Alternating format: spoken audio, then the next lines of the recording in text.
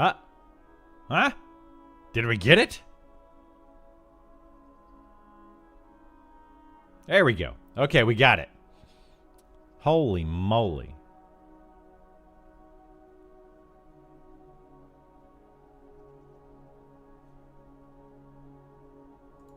Got it. It's working. Thank goodness.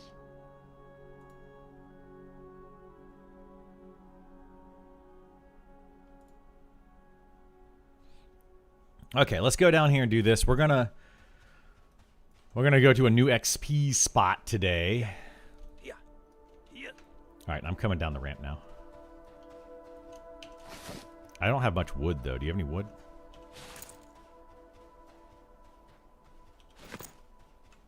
Not much down there, but we can get some. I've got 23 for now though.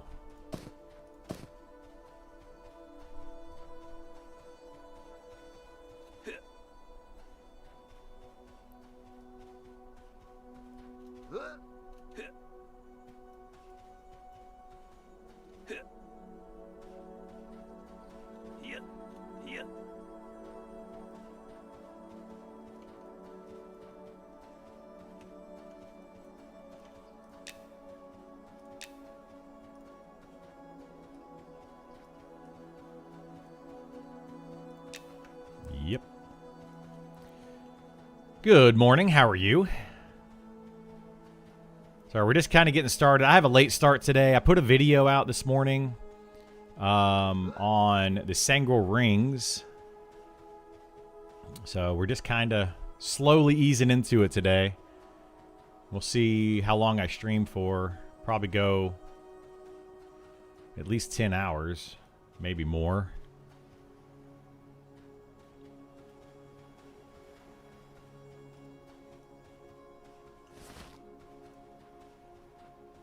All right, I'm here.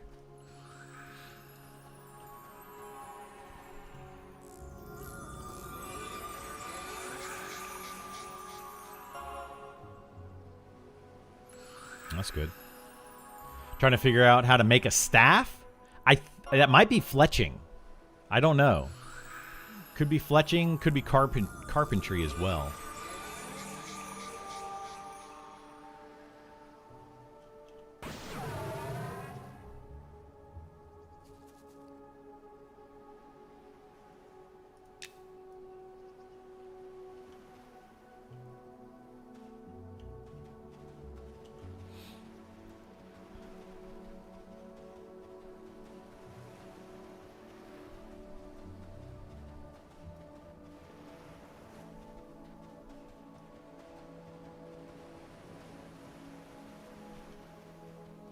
Is there more to carpentry than making boards? I don't know. Woodworking look like furniture? Yeah, I think woodworking's furniture. I think carpentry might be furniture. I don't know. We'll have to see what happens. What they do with it all. But yeah, carpentry you can also make crates. So like when you want to make crates, these right here, well, they're not in here. But if you get carpentry, you can make crates and you can put them on the ground and then you have access to those crates. You didn't grind overnight, but you seemed so hyped when you ended the stream last night. I know, right? I was in such a great mood. Dude. Yeah, I'm still annoyed by it. I'm still annoyed. Like yesterday, I was in such a bad mood by the end of the stream. Like everything is just not working out, and it's just very frustrating. And you know, I feel for everybody else that's playing this game that doesn't have a static group. Like, I have a static group, and I was getting frustrated. Like, that's not good.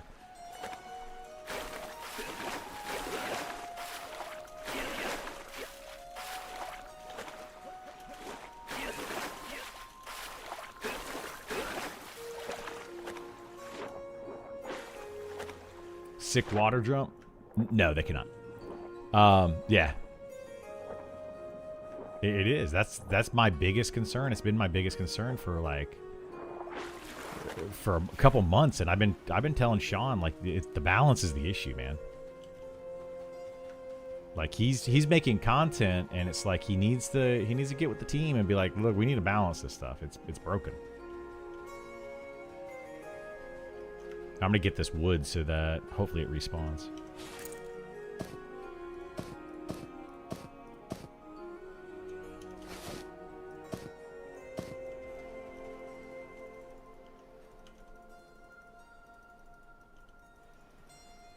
I can't get this wood. What the heck?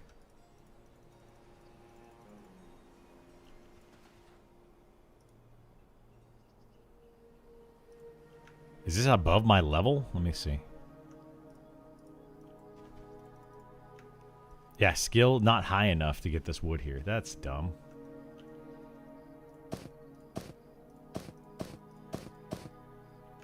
Well, I don't know.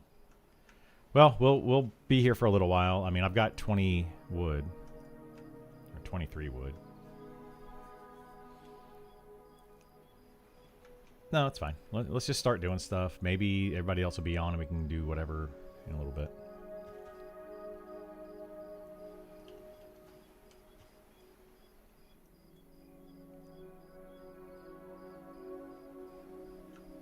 Yeah, have him charm an undead and bring it down here whenever he gets on. Sounds good to me. All right, I'll start pulling here in a second. I'm going to wait for these to path properly. Man, I can barely see. I got to... Hang on, let me... I'm going to turn up my gamma, because, like, I have a window right next to me right now, and it's making me, like, squint to be able to even see my screen. Balance is always priority number one. It should be priority number one, but it hasn't been, is the problem, Westmort. Like, the game is so unbalanced right now, and it's kind of bugging me, to be honest. It's kind of bugging me. Got you, bro. Let me get that window. I hope to play the game someday. I'll just be solo self-found bard, crafter, hopefully. I mean, you could do it right now, for sure. Bards are OP. Ink.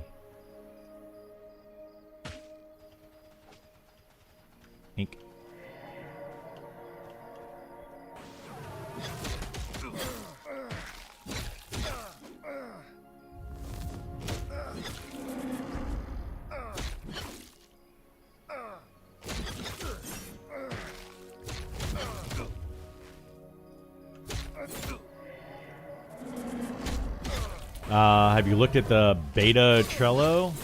I have, yeah. I looked at it a little bit. But, like, the issue is, like, you know, if balance is priority number one, why are things not getting balanced?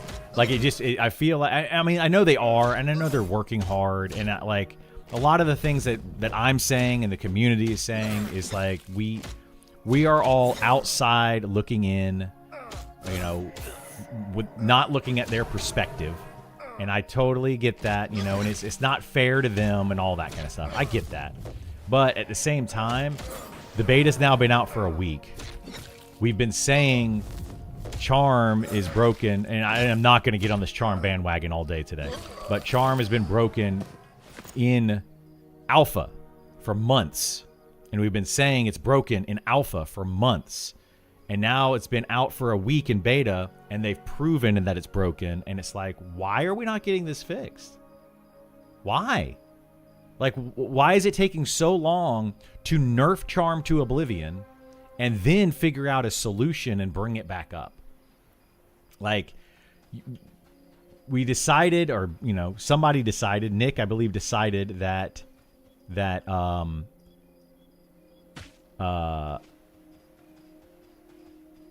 Commune with the Honorable didn't like it. So he's just like, I'm going to remove it from the game because he didn't like it and he wanted to see what would happen. Let's do that with Charm. Let's just remove it from the game temporarily and see what happens. Like, now's the time to do that. And I don't understand why we aren't. Enchanter would be insanely unfun. It would not be, though. It would not. That's the thing. People keep saying that it would make Enchanter unfun. You still have mez, you still have buffs, you still have other things that you can do. They're just not doing those right now because Charm is dominating the class. So, like, try something different. Play the class the way it's intended to be played and then see. Like, I totally get it, but we have to make some changes. We have to do some drastic changes. And I know, like, can't solo at all. Neither can I. Neither can a rogue. So what's your thing? Like, a lot of classes can't solo. The game's not meant to be a solo game. That's the thing that people keep focusing on. Like, I know I'm getting super excited about it again, but the thing is, like, people keep saying, oh, it can't solo. I can't solo. I got to solo. Blah, blah, blah, blah, blah. Okay. Get a group. I'm sorry, but get a group. I apologize that you have to socialize in an MMO with a social game. Like, are you kidding me? That is like the worst excuse that you could possibly have. Yeah, it's a group-centric game, so do that. Like, it just drives me up the wall. Going back to THJ as an example, it took them a lot of iteration to get charm balance. Yeah, I mean, EverQuest charm has been broken for a long time. They should nerf charm and bring the classes affected up in other ways. Charm being left in this state for as long as it has been having bad effect on the community. It has been, Operation. Like, that's exactly what I'm saying. It has a very negative effect on the community because it has people at each other constantly. It has people constantly bickering about charm and about breaking mobs and about soloing camps and all of that. It's just like everybody's at each other's throat right now. All because of a few outliers, really big outliers. And it's causing too much conflict.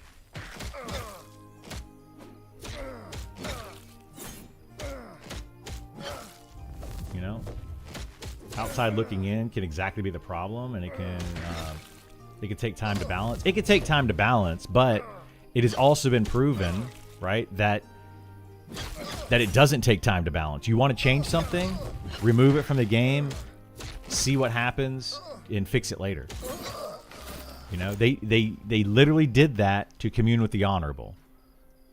Removed Commune with the Honorable from the game. Like, okay, so you're willing to do that to one class that really liked the skill and really upset a bunch of people, but you're not willing to do that with another class? It's weird. It's really weird to me. You know, like archers are another problem right now. They're way too strong. Archers are crazy. I don't see it, but I can pull it up.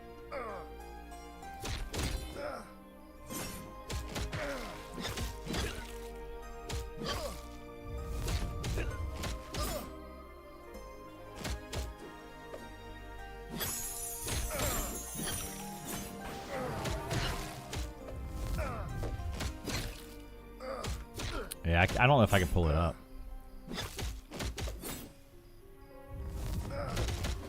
Oh, there it goes. I got it. I found it. Yeah, like this is another issue right here. Shaman, when they hit 32, Druid, when they hit 32, they get these pets. This pet is doing more damage than I am. Like, I want to compare that. This is another issue. Like, these are all balance issues. I want to show you guys this.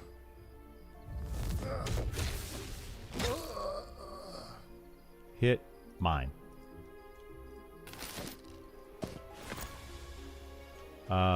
So we're gonna put pet over here and mine over here, and that's it. That's all it's gonna be here.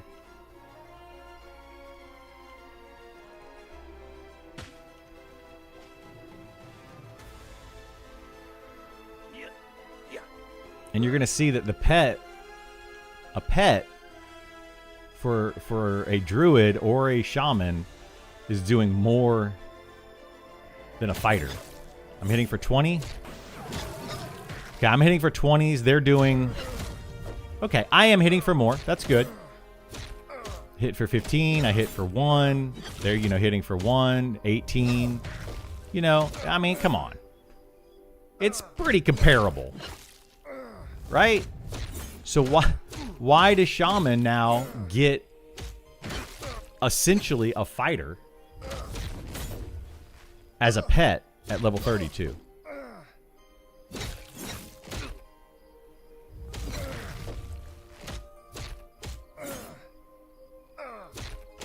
Yeah, it's crazy. Anyway, like, these are the things that I keep trying to bring up. I keep trying to talk about. And I get flamed for it. People get on my case about it. Oh, all you do is complain, complain, complain. It's like, well, you know, these are going to be issues. You know, maybe you don't see it today. Maybe you don't see it tomorrow.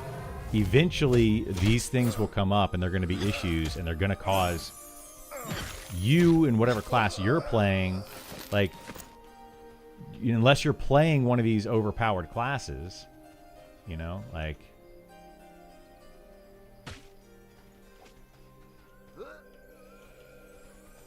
Oh, I got 2.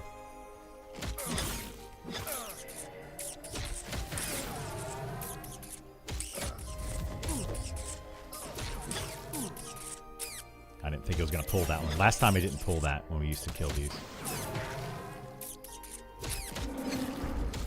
Anyway, those might be too strong, yes, and hello. Hey, what's going on, Joe? How are you? Yeah, sorry to jump right on, you know, in the beginning in the morning, jump straight into nerf this, nerf that. You know, they've nerfed my class too. You know, previously they nerfed my class. I didn't get mad about it. I heard someone say EA was confirmed for June 1st. Yes, EA has been confirmed for June 1st. But if they find any like big glaring issues, like things that were overlooked, then they will adjust accordingly. They may you know, postpone it if they have to. But right now it is planned for June 1st. Yes. Almost out of the hell level? Yeah, we're really close. It'll be nice.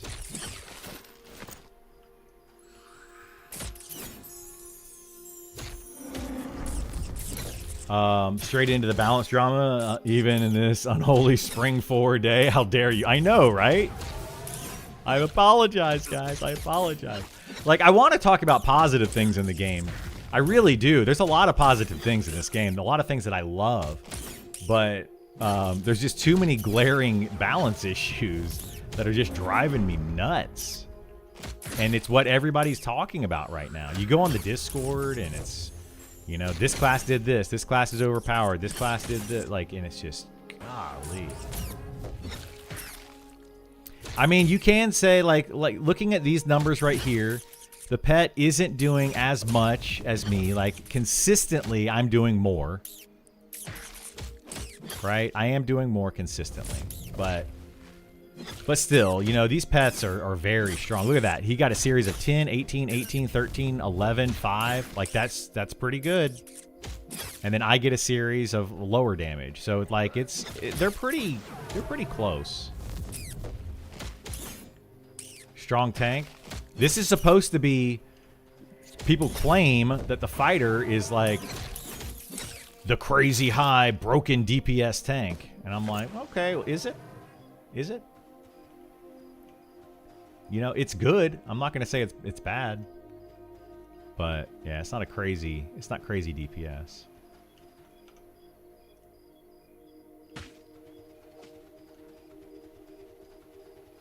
Shaman pet should be utility pet. And I agree. I agree. Too many pets in the game are too strong. Well, 2 pets in the game, 3 pets in the game are too strong. Same with charm balance, yeah. What is the first hell level? It is 20, yes. Drop cord. Level 20 is the first hell level, and it's kind of a hell level. Like 20... So it's going to feel like a hell level from 19, but from 20 to 21, you're not going to feel like a huge difference. It's not going to be like, oh my god. Your first real one is going to be 25, slows down drastically. 30 slows down, you know, a lot. You start feeling it at 25 and then 30, and definitely once you hit the 40 pluses.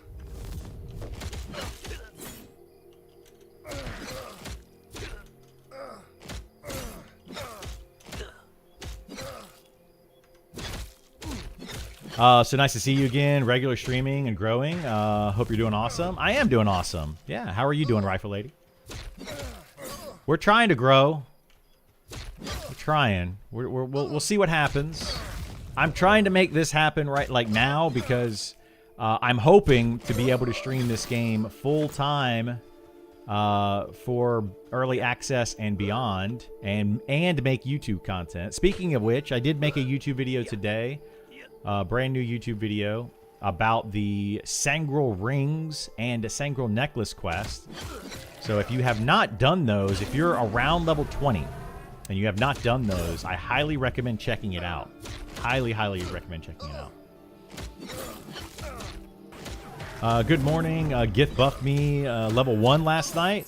Told him I saw him on TV, and Shaman buffs carried me to around level 5 on New Paladin. Awesome. I'm glad. Yeah. Our group is, you know, people might think, you know, based on me, you know, I'm kind of like the face of our group at the moment because I stream and stuff. But, you know, I get very overexcited. I'm very excitable. So some people like that, some people don't. But our group is actually very helpful. Gith is a very helpful guy. Like, he doesn't mind buffing people. He doesn't mind helping people out here and there. Super duper helpful. Like, you can usually get help out of our group. Don't go too far with it. Right? Don't be like, hey, can you come all the way to this zone, all the way across the other side of the world, and blah, blah, like, you know, don't do that. But if you see somebody, you know, like Gith in town, and you say, hey, can I get Spirit of the Wolf, or sorry, Speed of the Wild? Yeah, absolutely, you know. We try to be helpful. The FOMO of not having closed access has been killing me this past week. Ugh, it's a bummer. What's that? No, you're good. I'm trying to split these up. Did that? Oh, that didn't because it's so dark, I couldn't tell if that respawned or not. Yeah. Appreciate the help. Sick video. Nice. I'm gonna try to keep making more videos like that. So if you guys like those kind of videos, please let me know. Let me know in the comments. Let me know here on Twitch. Let me know somewhere that you want more content videos like that, going over where to get gear, where to find loot. I want to try to make smaller videos like those. Like just a short, you know, 1 to 5 minute video showing here's a really good place to camp and here's what you can get out of that camp. I'm hoping to do that. I can guarantee I won't get a beta key, which is fine. It's just means all I wanted to play the game. Use June 1st. Yeah, definitely great because as a new player, it's hard to figure out gear and quest. Yeah, it is. It is for sure. So hopefully I can keep doing those things for you all. That's my plan. Of course, I'm playing the game a lot right now. Making those videos takes some time. It doesn't seem like it, you know, they're not super edited, but that's just because I'm not very good at editing, like with editing software. I just don't know. I don't know how to do a lot of that stuff. I'm slowly learning. So, you know, bear with me a little bit and we'll keep making content. Hopefully I will get better and learn more and, you know, make it a slightly faster process.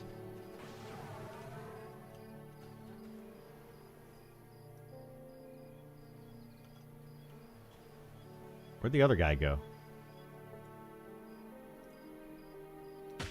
Oh, this is 2. Shoot. I can barely see these guys.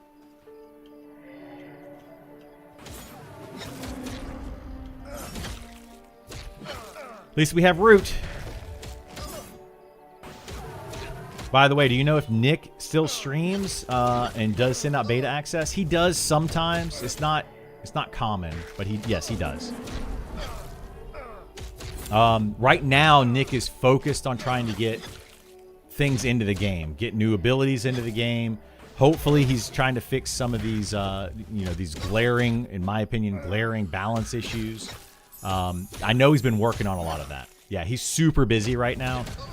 And when he streams, like to be perfectly honest, like and be frank about the whole thing, when he streams, sometimes he'll stream for like 10 or 12 hours and literally get nothing done. So, and I think a lot of people are calling him out on that. A lot of people in the community are calling him out on that. So it's, you know, it's a balance thing. He wants to stream. He would like to stream. But then when he does, it You know, it does cut into his work time because he's constantly answering questions, and you know, it's like they need two people, right? They need a PR person that is that's streaming and talking to people and that kind of thing, and then they need Nick working on balancing and, well, not necessarily balancing, but getting abilities into the game. And he's kind of doing both of those things, so it's tough. You're from the Save the World time? Oh yeah, Rifle Lady, you're from Save the World. Yeah, awesome. Yeah. Bro, I've been listening to you for a few days now and have some thoughts on the balance. Have played a Shaman to 60 in Velius EQ. Bring back their Druid back in 1999 EQ. Lots of rating, etc., and lots of thoughts. Charm is contentious. It is, yes. It's such a core part of the EQ kit, of the Enchanter kit and EQ, yeah. Later expansions, they somehow got Charm in check and other. Yeah, it is. It's a very contentious thing, and I don't like. I complain about Charm, and I complain about some of these other abilities. I don't want these abilities to go away. That's not my intent on the things that I'm saying. I just want it to be, you know, balanced between classes. Right now, if you are not a Charm class, if you're not a Beastmaster. So Charm, any Charm class, and then Beastmaster, Elementalist, which also can Charm, and what else is there? Like Wizards can snare kite really well, and like solo snare kite, and then archers can snare kite very well. Like certain classes right now are just so far above other classes. And the issue is, though, a lot of people are looking at it saying, well, just buff the other classes. And I'm like, yeah, that's fine. We can do that. That is a possibility. But if we buff all the other classes, the game is already, for a lot of people, too easy. You know, it seems really, really challenging at level 1 to 5. But once you get up into higher levels and you're in a full group of 6 players, you're just blasting through enemies. It's actually very easy. And if we increase all the other classes, it's going to end up making it much easier across the board. So we have to start nerfing some things. And I know that's going to feel bad, but they have to do it. I'd watch him every time, but did not see him much. Wait, who? Oh, Nick, yeah. Did not stream? Yeah, he's got a very inconsistent stream, I would say. Nick streams when Nick can stream. You know, I don't know if he's trying to have a schedule or what, but he streams when he can stream. I'll be streaming every day. I try to stream at 9 a.m. This morning I didn't for a couple of reasons. 1, daylight savings. 2, I tried to make that video on Twitch or on YouTube. Well, I did make that video on YouTube. So, you know, there's just things going on today. But we'll be back on tomorrow morning at 9 a.m. I'm going to be on during the weekday, 9 a.m. Like, unless I'm up at the hospital visiting my stepdad, who is actually getting better, shockingly enough.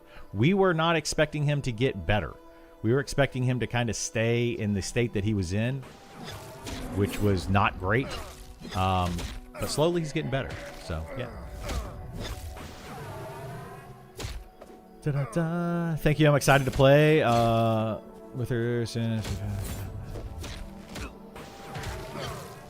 I don't see it as complaining. We're in beta testing. Yeah. Some people see it as complaining. They see me as just being very, like, negative towards the game. And I get that. And I'm not going to apologize for it, but I'm not going to not apologize. I'm going to say, you know, like, I get that, you know, my style of content is not necessarily for everyone. So. Make Charm a cooldown, like 6-minute cooldown. Let it last for 3 minutes, possibly break. So Bam Bam, like that's an idea that people have kind of been tossing around. I've seen a few people say something similar to that, right? And I like that idea. Make it similar to that of the Inquisitor. Make all Charm similar to that of the Inquisitor. And where it's like you use it, it's guaranteed to work on a longer cooldown with a, you know, semi-short duration Not a short duration, but a kind of shorter duration. And then, what was it that some of the people were saying? Hang on a second. Oh, that took me. Okay, so we're good. Sorry. And use it as a CC ability, not as a DPS ability. And I think that's a very good way to deal with it. Say, you know, hey, this is a CC skill. You accidentally bring 2 mobs to camp. You charm one for 60 seconds to kill the other one. And then you kill the charmed mob. And then you go get a couple more mobs. And it helps you to break a camp. It helps you with CC. Instead of using Mez, you know, or instead of using Root, you can actually charm a mob and have it help you fight to help break a camp. I love that idea.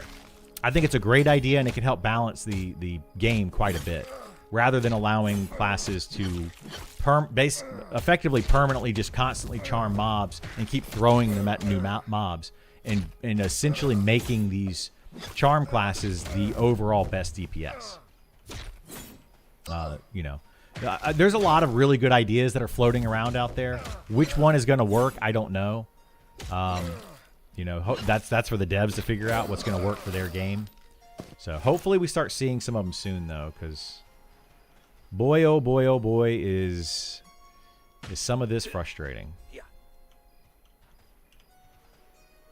Congrats on stepdad recovery. That's great. Yeah, it's been shocking. I went in to see him yesterday, and as soon as I walked in, I actually went up there with my mom. In previous days, my mom goes up there early in the mornings and kind of wakes him up and gets him, you know, ready to go. And yesterday, I was like, you know what? I'm going to go up there early. So we both went up there early together. We walked in together. He was already awake and alert, and he looked over at the door, and he's like, "Hey, good morning, guys." And we're like, "What the heck? Like, who is this guy?" He recognized us immediately. He acknowledged that we were there, you know, like everything. And previously, he had not done that. Previously, he would like lay in bed. He would have his eyes closed. You had to like wake him, like shake him to wake him up. And he would like kind of open his eyes or listen to your voice, and he couldn't recognize people. So that was on Tuesday this week. He barely recognized me. Like, it took him a minute to recognize me. And then once he did, he knew who I was and everything was okay. But, you know, it was slow to get him acclimated to what was happening. Now he's alert. Still losing some motor function, but we're getting there. We can work on motor function. If we can get his brain and him active and awake, we can get his motor function by just getting him up and moving him around. So, let's see. So thank you so much for all the well wishes and stuff on that end. What about these classes having less raid utility at the top end, like Necro, Enchanter? Enchanter has a ton of raid utility. Shaman also has a ton of raid utility. Or one-dimensional sort of consequences of being able to solo level faster. So yeah, I get all of that. That's another, you know, it's another argument, sure. You know, like when we talk about balance, or when I talk about balance, I'm not talking about, you know, DPS all being the same, tanks all being the same, healers all being the same. I'm also factoring in that utility. So like, if you can DPS really, really well, you should have less of the utility. But if you have a lot of utility, you should be less on your DPS. Same thing goes with tanking or healing or whatever. Like, all of those things are the same.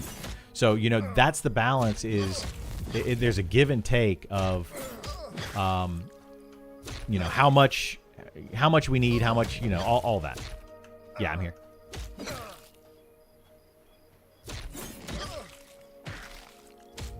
Okay.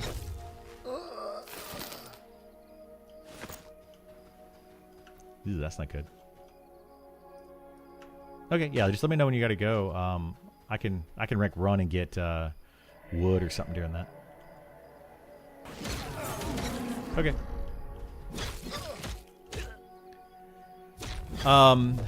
Let's see. Making the mob difficulty 4 times harder, level 15 plus. I think so, Westmore. I would agree with that. Sounds really good for your stepdad. Much luck. Thank you so much, Rifle Lady. I appreciate that. It would feel very good and add a burst of damage, semi-tank, and so on. For which one? Oh, the charm? Yeah. The charm, the way you're saying, with the cooldown? Yeah. Could charm also put a non-removable debuff on the enemy? This would allow for higher level charms to be more effective and imply the enemy not able to be function 100%. Yeah, that's another thing that some people are talking about, is just reducing the effectiveness of charm mobs.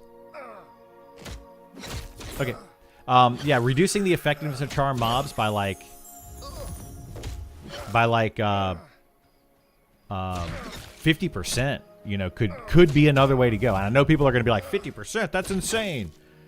You have to think about all the other reasons for using charm, you know, like it's not only damage. That's not the only thing that charm is for. It's also a CC ability. So 30, that's no joke, dude. Glad to hear your dad was doing better. Yeah, it's awesome. Spirit Wolf, who's Spirit Wolf? This is Gith.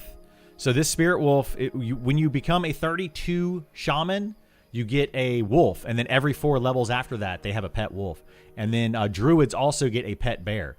That's what I'm showing up here, is the damage difference between a wolf over here on the left and my damage over here on the right. Another thing that needs balance, in my opinion. Look at these numbers. I'm doing 9, 9, 10, 9, 11, 15, 23. It's doing 16, 13, 18, 6, 2, 6, 4. They're pretty comparable, right? They're pretty comparable.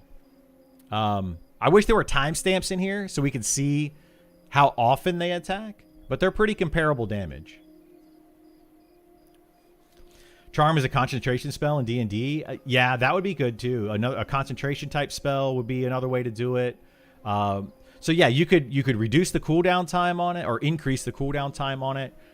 You could make it break easier. You could reduce the effectiveness of charm. You know, there's a lot of ways that we could look at charm, for sure. A lot of ways. Maybe reduce uptime when you use it. Very good. But it can't be used 100%. Yeah, that's another way. Increase the mana cost on it is another way. Yeah. That's a 7th fighter. That's exactly it, Bo Brown. Yeah. Like, excuse me. My goodness. I like the reduction of enemy output with charm from the RP perspective. Yeah. I mean, from the RP perspective, yeah, I think that's the better way to go, because you think about it. If you're trying to charm something, you don't charm it and then expect it to be 100% effective, right? If I'm charming something, very good. If I'm charming something, I expect whatever it is that I'm charming to try to fight the charm. And yeah. Okay. But yeah, I expect the thing that I'm charming to like try to combat it, right? And be like, I don't want to do what you're asking me to do. I'm trying to punch you in the face, but I don't want to. And like in D&D, for example, when you charm mobs, if I remember correctly, I haven't played D&D in a little while, but if I remember correctly, you know, having charmed mobs do certain things might be a concentration roll or something, or if they take damage or if you take damage, there's a concentration roll. You know, you can't make a charmed mob just do anything. So, yeah. I also expect the charm mob to have a very hard time to move away from... Yeah. That could be another way that they could do it. Right now, what a lot of people are doing with charm mobs is they're saying, like, I'm going to charm this mob, but I'm going to stick it way over here on the other side, like, of the camp. So, like, way back over this way. So when the charm breaks, they have tons of time to recharm the mob, stun it, mez it, whatever they need to do to control the situation, which is why the risk does not equal the reward currently. So, like, if a mob is way over here and I'm standing way over here, it reduces the risk. Well, why don't you make it to where the farther you are away from a mob, the harder it is to maintain that charm. You know, that's another thing. I don't know if they can actually do that. I don't know if they can program that or how hard that would be to do. But that's another option, right?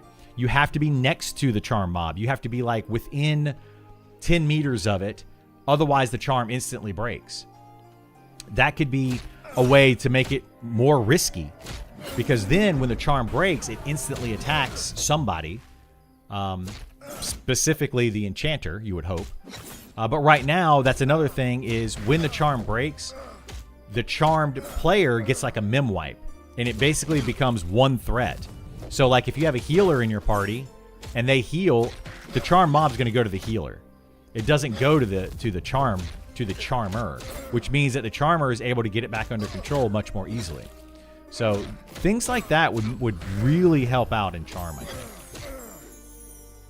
But yeah, there's just a lot of ways. I just hope that they're looking at them all.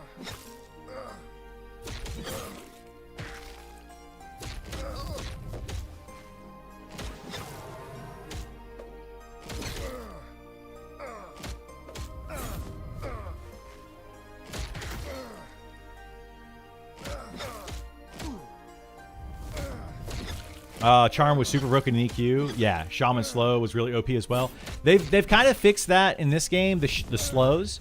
So like that's another thing about this game versus EverQuest, where they changed things that people thought in EverQuest were too strong, which they were. And the enchanter slows, or sorry, the shaman slows in EverQuest were like 70%. In this game, they're still really good. They're about 50% slow at the max level. However, they've added in secondary slow. So now you have rangers, bards, and spellblades. I know those three for sure. There might be some other ones that have a secondary slow ability, and they go up to 20%. So you end up getting the same 70% slow that they had in EverQuest, but you have to use two different classes. So I feel like that's another way that they've nerfed some of these other classes, nerfed some of the overpowered abilities that were in EverQuest that people used. And, you know, they're trying to balance those a little bit. So, you know, they are taking things from EverQuest, looking at it going, that wasn't balanced properly. Let's fix that. You know, and there's just other things that are now glaring issues that need to be fixed. So hopefully we continue to fix these, you know. I'm hoping throughout beta, we make these better and better and better. That would be fingers crossed. Like I say, control Criddle. I can't make Criddle perform as well as I could do on itself. Maintain. Yeah, exactly. Yeah, you got to maintain control of the charm. Is that the P99 Rampage? It is, yeah. It's the P99 Rampage people. We joined with them while we played Pantheon. So we did not play in P99. I've never played P9. Well, I played P99 like briefly. I didn't really play P99. I played EverQuest real 99. Like in 1999. That's when I played in. That's what I want this game to be. I don't want this game to be P99 either. But we're going to get more P99 than we are EverQuest 1999 because people play differently now than they did back then. Have faith in devs, honestly. The acknowledgement is half the battle. It is, yes. I have faith in the devs. I really do. A lot of people think that I don't because of the things that I say. I absolutely have faith in the devs. They're doing a great job. You know, I've talked to a lot of them directly. They come in the stream sometimes. We're able to actually have communication with them. That is one thing I love about this dev team is the communication. It's huge. Huge. Swanee, actually, I just noticed today when I was looking at some of my video from the other day, Swanee actually made a clip on one of my Twitch streams about automation. Like, about using automation. Like using, whatchamacallit? Macros and stuff. I don't know what he clipped it for, but it was when I was in the middle of talking about it.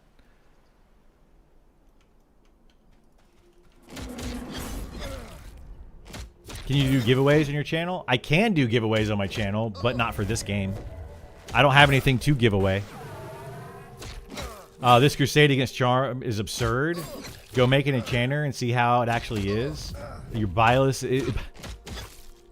You act like I haven't played Enchanter. You're not a game developer and don't have the mechanical knowledge to make decisions. You're acting like I haven't played a charm class. I have played a level 60 charm class in this game. I have played an Enchanter, I played a Necromancer, and I played a Bard. So you're asking me to go play something and do something that I have done. I've also played a Druid, a level 60 Druid.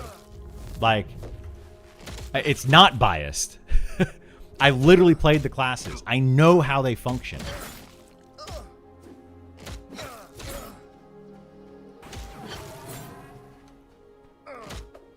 I don't think gutting charm is the answer. It may not be the answer. And that's the thing. People take what I say completely out of proportion, right? There are a lot of ways that you can resolve the issue. I don't know what the best way is. I really don't. But something has to be done.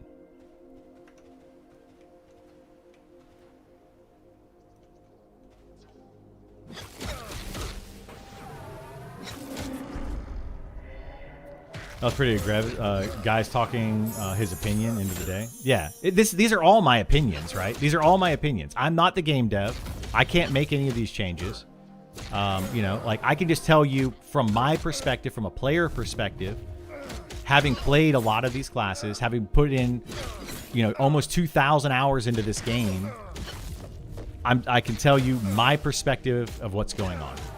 Some people will agree with me. Some people will disagree with me, and that's fine. That's totally understandable. It's different now. Charm breaks so much more. It does. It does break often. But we've been using Charm in my group a lot. And it's clearly still better. Clearly.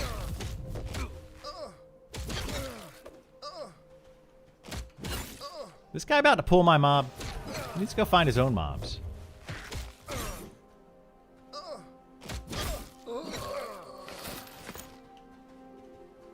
Oh my god.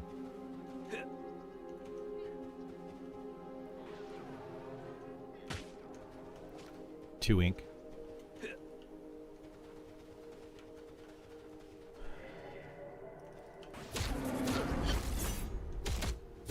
Do you know if they are balancing for PvP, seeing that they have a PvP server? They're doing some balancing for PvP, yes. I can't tell you a whole lot about that because I don't play PvP. I don't like PvP in this game, in this style of game, because it's not really balanced that well. They are doing some balancing, but it is still going to be very imbalanced. And that's the way that this game is meant to be. So if you play on a PvP server, I say play it at your own risk. It's very much going to be a struggle for a lot of people, and it's going to take a special type of person to want to play on the PvP server in this game. That's one thing that I won't really talk a whole lot about because I don't play PvP. I can't really say, like, I'll talk about Charm all day and how it affects PvE because I put in a lot of time into it. I put in a lot of effort into testing this stuff out and looking at it myself. PvP, all I can tell you is my personal preference on it. I don't do it, but you know, it's good luck if you do. All I can say, good luck if you do, because PvP it takes a special type of person to play PvP in this game. But see, I can be objective. I talk about Charm, I talk about OP abilities a lot. I can be objective and say, I'm not going to argue about PvP. I'm just going to say it's not for me. You guys can argue about PvP and what it needs and what it doesn't need all day long. That does not affect any of my gameplay. Good luck.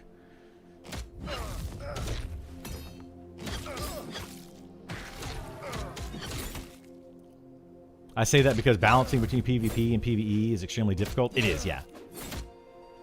So one thing that they do have in PvP that they don't use in PvE is diminishing returns on things like stun and maybe even mez. So like if you try to stun the same player multiple times in a row, eventually they will become immune to the stun, or the stun will have a shorter duration or something. So like that's one way that they do balance PvP over PvE.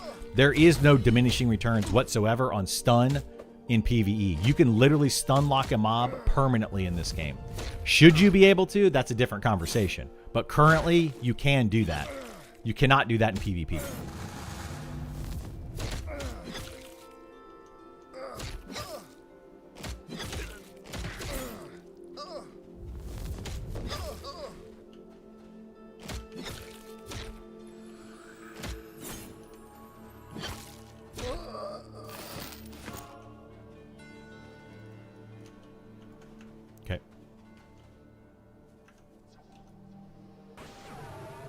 Does the level 30 gear look better on the character than lower level? Yeah, some of the gear looks really cool. As you get higher level, you get some really cool looking stuff. Yeah.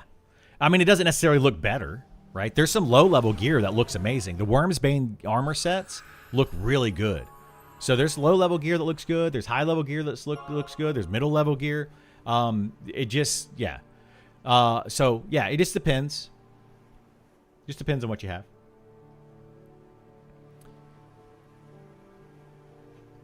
Is arching gank the PvP meta? I mean, yeah, ganking is definitely a meta. Special is the right term. Yeah, special is the very right term for PvP players in this game. You guys are special. You're very special. I don't know why. Okay.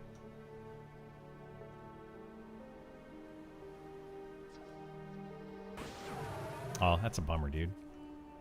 Sorry, my friend's talking about his cat. His cat, like, hurt himself. It's like a 14-year-old cat. Yikes. I doubt PvPers will go to the arena, but I'm sure they will enjoy fighting someone at 1/2 health. Yes, exactly, Westmort. That's why I don't like it. PvPers are probably. Again, I don't PvP, but they're probably going to gank you while you're fighting another mob. They're going to gank you while you're AFK. They're going to, 5v1 you. They're going to do all sorts of stuff like that. It's just going to be bad. Can we talk about damage cap? I got a plus 20 strength from level 12, from level 12 to level, but my numbers don't go higher. I asked in Discord, people say that my top damage more often now is more strength. It just doesn't feel good. Yeah. There is a damage cap. I don't know what it is. Like I haven't looked at the numbers closely enough to figure it out, but there is a damage cap on low levels and it increases as you get higher level. I'm told by level 20 or level 40, the damage cap goes away, or at least is loosened up quite a bit. So you start to actually do more damage, but I don't really know how that works, to be honest. Do you have a specific video where you can discuss the issues of charm? I do not have a specific video where I discuss the issues of charm. They just constantly are brought up in chat here.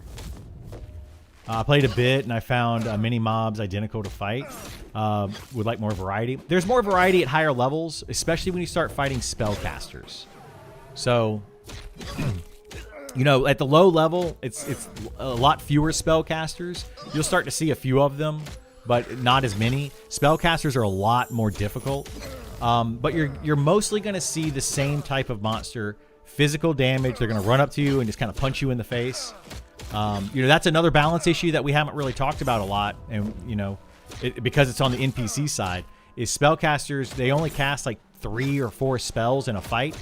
They don't have a whole lot of mana. So they're really not that difficult right now, but they need to be more difficult. So we'll have to see what they do with that. But yeah. Hang on, let me break these down. Okay.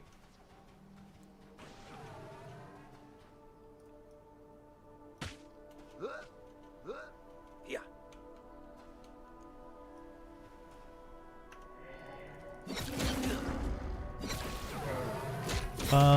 Let's see. I think game's decent for what I've seen so far. They should go back within the first month or two. I'm worried mentioning it'd be like in a year.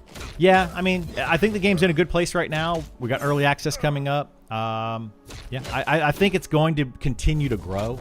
The game is going to get bigger, and then the community, I think, is going to continue to get bigger as people see the game. So I'm hoping that they continue to grow into 1.0, but we'll have to see. I don't know. Some people might get tired of it. I think it's completely valid concern. The sweaty types are probably going to consume everything far faster than it can be created. Yeah, and I'm a sweaty player. That's why I've done a lot of this stuff. People come at me like the guy did earlier, and it's a very valid thing to say play the class. A lot of people assume that I just play one class because they only see me ever play a fighter or whatever. But I'm a very sweaty player. I have put in a lot of time into this game. So when I talk about something, I'm not talking about it from a perspective of, playing one thing and not looking at anything else. I try to look at everything. And so, yeah, I'm very, very sweaty, and I'm going to consume a lot of the content much faster than most people. There are people that are playing sweatier than me, though, for sure, during this beta anyway. It's gonna be a close one on early access. I'll be playing this game quite a bit in early access, but yeah, during the beta, I'm kind of taking it a little bit slower. Is the Wormbane armor loot level locked? It is not level locked. No. In other words, can I still grind for missing armor pieces regardless of level? You can. Yes, Nova. You can. People are already complaining about that. So be careful if you try to go get really high level and then go back to Wormsbane and get that gear. People are probably going to frown on it, but that is currently okay. It's able to be done. Where are you getting most of your gear? Quests, drops. So yeah, there's quests, there's drops, and it crafted. I have a mixture of all three of those things. How's the fighter class? Fighter class is good. Some would say that it has too much DPS. Others would say that it does not. So it depends on your perspective. But the fighter class overall is very good. It's a good tank. It does pretty good DPS for what it is. It probably needs balancing, tuning, and stuff as well, just like every other class does. They're against anything that aids anyone from automating. They are, yes. Automation is a big place of contention. I even have a line that I draw in the sand. But I feel like a lot of people in the community and the devs all have a line that they draw in the sand with automation. Where is that line? And it's in a different location. With the devs, that line is literally anything that pushes a button for you, that does anything in the game for you that you did not do yourself. Coming over here and clicking these buttons, they want you to be clicking these either with a mouse or hitting 1, 2, 3, 4 on your keyboard or whatever, making a macro, which is what I do, and then I spam the 0 key. So yeah, any of that stuff they don't want you doing. Where that line is though for you and for the devs are probably different. Personally, I feel like we need a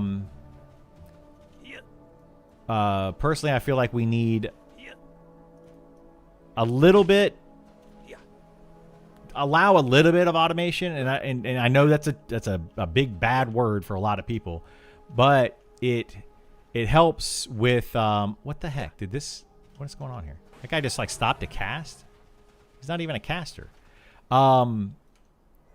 It helps with what's the word that I'm looking for?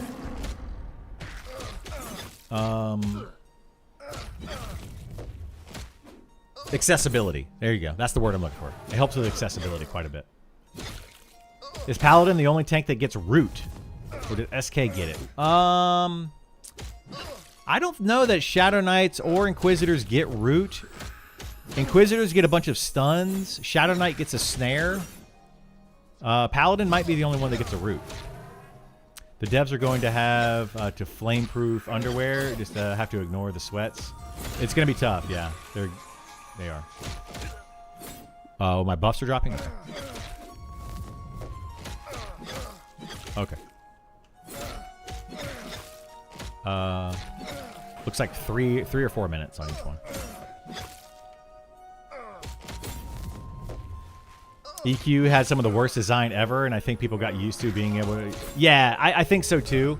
EQ was, it's an older game, and the way that EQ was designed See, look at this right here, guys. This is what I'm talking about. This guy, this Beastmaster, is soloing. He just soloed 2 mobs in the amount of time that I'm duoing 1 mob.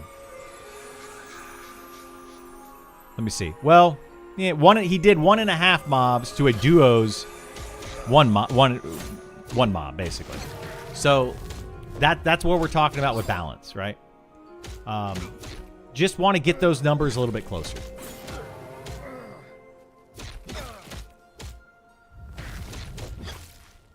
So strength doesn't increase your max damage. It does. Strength increases your damage overall. Let you hit your top damage more often, but it feels bad because you don't see the big numbers. Yeah, so strength will increase your overall damage. It has a chance to increase your hits. But you still, like you can look right here, I still might hit for 1 damage every now and then. It's not going to be often now that I'm higher level. My strength starts to actually affect me. But I can still hit for 1. I could also hit for max damage. So you want it. There's the 1 right there. Boom. 1. So the way this game works isn't like strength increases all of your damage, period. It doesn't do that. Strength increases the chance that you're going to hit for higher damage, and it increases your maximum damage. So it increases the variety of your damage. Think about it in Dungeons and Dragons terms. When you roll a dice and you hit a mob, and then you have to hit with a d6, right? Your damage is a d6. So you roll the d6. You can swing for 1 damage. You can swing for 6 damage. Strength in this game, or in D&D, your strength modifier adds to that damage. In this game, it's kind of like saying that when you add strength, it goes from a d6 to a d8. So now you have a chance of hitting for more damage. Hopefully that makes sense. Same thing with armor class in this game. The more you increase your armor class, the higher chance you have of reducing the amount of damage. The mob can still hit you for full damage, but you have a greater chance to reduce that damage. I think they said they only needed about 1,500 subs to make the game viable. Yes, yeah, they don't need a lot of subs to make the game viable. I'm just here to pad your viewer count while I play the game since I'm not invaded. Nice. Thank you so much for padding my viewer count. I appreciate all the lurkers. I appreciate people that, you know, converse, all that kind of stuff. Thank you all for being here. It really helps me out tremendously. You guys have no idea. You people, guys, gals, and other, all have no idea how much it really helps. So thank you so much for being here. Have you tried any of the other tanks? Yes, I've played all of the tanks to some extent. In different varying capacities. I've tried all the different tanks. They're all very good. They're all, you know, strong in certain ways and weak in other ways. I prefer the fighter. It's my play style. It's just what I prefer. So I'll be a fighter in the end. Also, the fighter arguably is going to be the best in-game tank in the game because it has the most physical damage mitigation over the other tanks. Now, how much will that matter at in-game? We don't really know, but theoretically, it should be the best overall in-game tank. Inquisitors get mez. They do get mez, yeah. 1 button, 1 spell. Well, they have it to where you can do 1 button up to 5 spells, up to 5 abilities in this game. Like, that is something that they've built in through their macro system, so... You need to be there 4 to 6 hours killing stuff to get enough kindly faction. For which one? This game is a slow game. You're going to have to be tanking stuff for a while. I watched your tank video, and Paladin getting root would be a good addition. Pretty good utility for a tank. Yeah, it would be a great utility. Thanks for the info. I plan on going to Wormsbane at level and staying until I complete your armor set. You're definitely going to out-level Wormsbane before you get a full Wormsbane armor set. If you get a full Wormsbane armor set before you out-level the dungeon, I would be shocked. I would be absolutely shocked. But it could happen if you get really lucky. Maybe a little, say, DPS class is supposed to be Supposed to best a tank, healer, damage, if I were to say. DPS should always be better than a healer and should always be better than a tank in every situation. Should be. Now, are they? Not necessarily, but they should be. You good for more?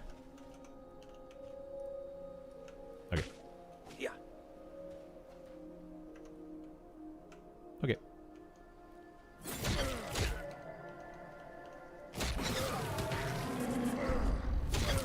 Have a great day, all. I have to start preparing dinner. Dinner?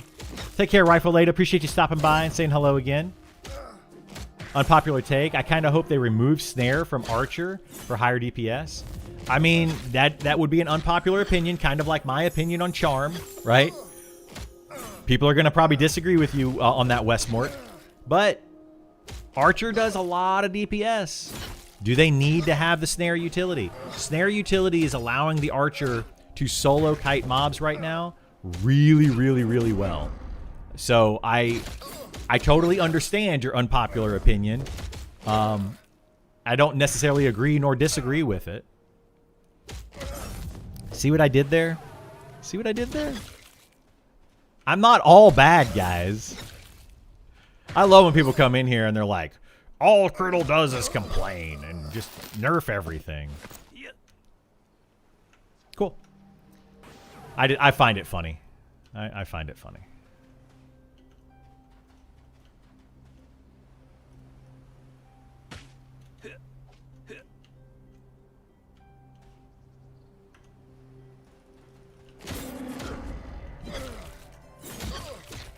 "100% a complainer." Yeah. Keep the pressure on him? Yeah, keep the pressure. It increases your damage per second, not your damage numbers. That would be a more accurate statement. Yes, Bam Bam. It'll increase your DPS, but not necessarily your one swing. Yes. Can you help me understand the thought behind Shaman plus Warrior doing less damage than a Beastmaster? Do you believe healer plus tank should do more than a DPS? Well, yes. Because, look at it this way. A Beastmaster is supposed to be, it is a hybrid in this situation. It is a combination of Shaman and Warrior, or Fighter. It is literally a combination of these two classes. So, if a Beastmaster should not be doing better than the combination of their parent classes. Does that make sense? The way that I said that? So, like, if it is a combination, and it basically is supposed to be a lesser version of a fighter and a lesser version of a shaman combined together into one class, then how is it doing better than the combined of the parent classes? That's where the argument, I guess, comes from. It's able to continually do. Right now, the Beastmaster pet is too strong because it's basically a dire charm of a monster. So it kind of has that charm issue with it, where it's getting an enemy, charming it permanently, and then getting the benefit of having a charmed pet permanently. So I hope that makes sense. It's a combination of shaman and monk, you think? Sure, you could say it that way too. It could be a combination of shaman and monk. I think it was more shaman and monk in EverQuest, but yes, combination of shaman monk, and it's able to do better than a shaman monk duo. So if it's able to defeat monsters, if it's able to be better than an actual shaman and monk duo, you're splitting. You're not splitting the XP as a Beastmaster by itself. You are splitting the XP as a shaman monk duo. So should a shaman monk duo not be better than a Beastmaster by itself? You would think yes, but it's not currently. Currently, it's better. It's a lot better. A Beastmaster is literally better than having two of those classes together. And that shouldn't be the case. That's where the balance needs to come in. Did they fix shields for tanks? No. Dual wield is still the best for holding aggro, for doing damage. They haven't really adjusted shields yet. That's another thing they need to do is adjust shield. I think that's lower on the list than some of these other priorities. But yes. If Gith goes full offense, pet, and full dot line, does he out DPS you for contests as a fighter? If he were to go full damage, probably not. I mean, maybe. I don't know. I can't say yes or no to that, but maybe you could. Okay. He says that he would be able to out DPS me as a fighter. Okay. So yeah, he says this is from Gith, the shaman in my party. If he were to go full DPS mode, he thinks he can out DPS me as a fighter. Yes. Which, you know, arguably, I say is okay. I don't think that the fighter should be crazy good DPS. They're supposed to be a tank. They're supposed to be holding aggro and tanking.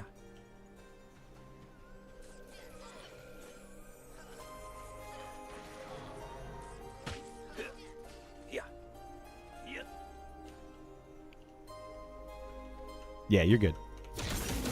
So, yeah. I mean, I can make it to where they can hear you if you want.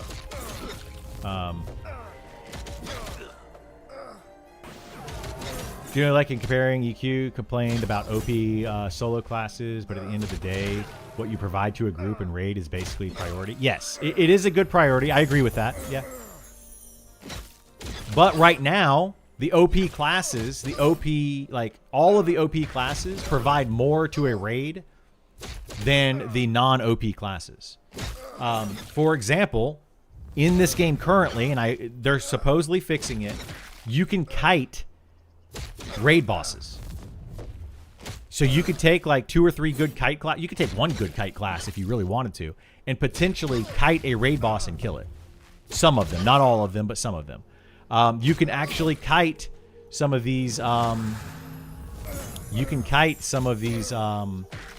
Named mobs and kill them. So solo classes right now are just so stinking good, where they make the group focus classes basically worthless. This guy, like, I don't understand why this guy is over here killing our stuff. Yeah.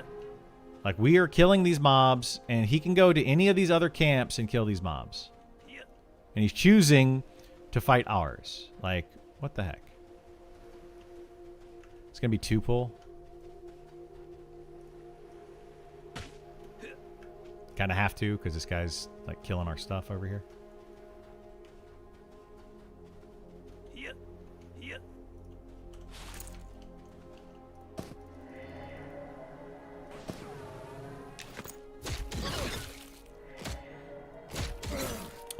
Let's see. EQ Shaman Pet was a joke. It was weak dot at best with no taunt. Yeah, it was. And it should be in this game too, I think. Doing things like Charm required a large mana drain. Yeah, there's a lot of things we can do with Charm. Do you think we have enough classes? I think we have too many classes. That would be, you know, my opinion is we have too many classes. With that type of thinking, hybrids would all be terrible. Have the beast do less damage than a fighter and have it less... no, but it wouldn't. With that thinking that I just said about the Beastmaster, is it should be with you. Let's flip that then. Let's flip it. Instead of you trying to say that my thinking is wrong, why do you think that a Beastmaster should be as strong or stronger, in this case, stronger than the combination of 2 actual classes in a group together? Because apparently my thinking is wrong. So if I'm wrong, then how are you correct that 1 class should be stronger than 2 classes put together? Like literally 2 classes in a group. Why should 1 class be stronger than that? I don't understand the argument. Once they have what feels like enough content, they're likely to do balance. No, they need to do balance now. They're still adding in content. Content people and balance people are two different groups of people. Runoff, Ali, and Nick are basically, and Zillith are basically adding in abilities, doing a lot of the balancing of the abilities. And then you have people like Sean and a bunch of other people that are doing the actual content in the game. There might be some overlap, sure, but they're different people. He can burst like Elementalist as a shaman. Yeah, he can burst like an Elementalist. Yeah, they're pretty strong burst damage.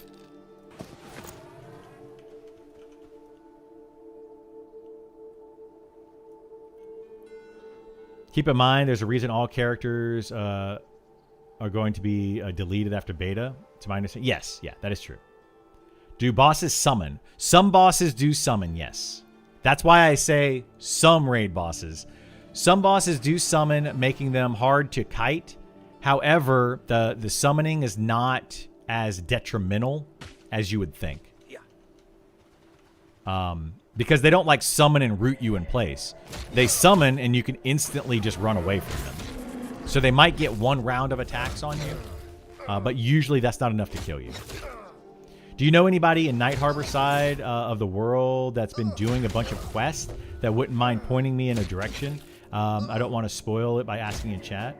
I mean, I know of a few quests on the Night Harbor side. I have 2 of them on my YouTube channel. Both of them are around level 15. You can start doing them, and they're both very, very, very good items. So I recommend doing both of those quests. I'm going to close these. We're done looking at the damage between a fighter and a pet, right? Because I think we've moved on from that. I'm going to close these windows. I think it's more of a flaw in the raid bosses than the class itself. Like, you could prevent that by simply making them non-CCable and make sure they move twice as fast. They are non-CCable. They do move a lot faster. But you can still kite them. There's ways that you can still kite them. I'm not going to go into the detail of how that functions, but there are definitely ways you can still kite them. Lots of mobs in the game. Also, another thing that people are doing, and I'm going to tell you how to do it, they're using NPCs to kill mobs for them and then only having to kill the mob at like 10% health. So you get a named mob, you pull it to the guards. The named mob is stronger than the guards, but the guards get it down to like 10% health. And then you only have to do 10% of the damage to it to get full credit. But it kills, the NPC will kill the guards, but it will be left at 10% health. That's another thing that people are doing that's very cheesy and needs to be fixed. Because they're not actually doing, they're not playing the game the way it's intended to be played. They're literally utilizing guards. So they need to either make guards super duper strong so that they definitely will kill the named NPC and get the kill shot on it so that the players can't get the loot and the XP off of it. Or they need to make it where guards don't attack NPCs, which, you know, would probably feel kind of bad. There's ways that they can do that, but right now people are using that. Guard damage should trigger a no loot XP. Yes, that's another way they could do it. If a guard damages a mob, it should just trigger that mob just drops 0 loot and 0 XP to the player. That's another way they could do it for sure. Yeah, that's just another thing that they need to be looking at. And I think they are looking at, like, a lot of the things that I'm saying, they are looking at. They're very contentious points, but they're being looked at.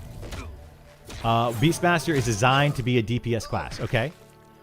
Now, if your argument was, should they kill faster than a tank healer, I would say yes as well. Okay. As those are two supposed to be lower damage, but I would also say that Beastmaster should have a lot more downtime. Okay, so yes, that's what I'm trying to say. The Beastmaster currently has relatively the same downtime as a shaman monk duo, but can also DPS faster than a monk shaman duo. The monk shaman duo could probably DPS faster but then would end up with more downtime. So the balance is still off. That's what I'm trying to get at. I totally understand where you're coming at from that. The point is that the Beastmaster, compared to a Monk Shaman duo, will have equal downtime but greater kill speed. Or they can have,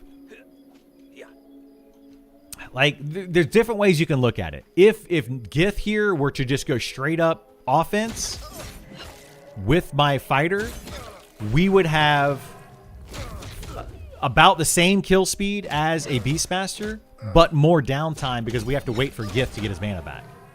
Whereas the Beastmaster is able to have equal downtime to what we're currently doing, the way we're currently fighting, where Gith is mostly just healing me.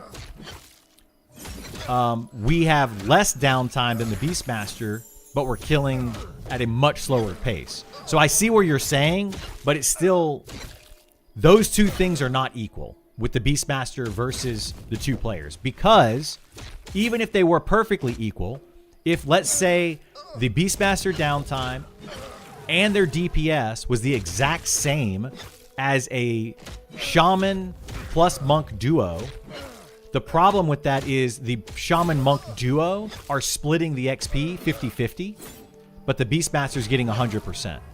So therefore, their DPS should come down, or, well, and or their downtime should go up.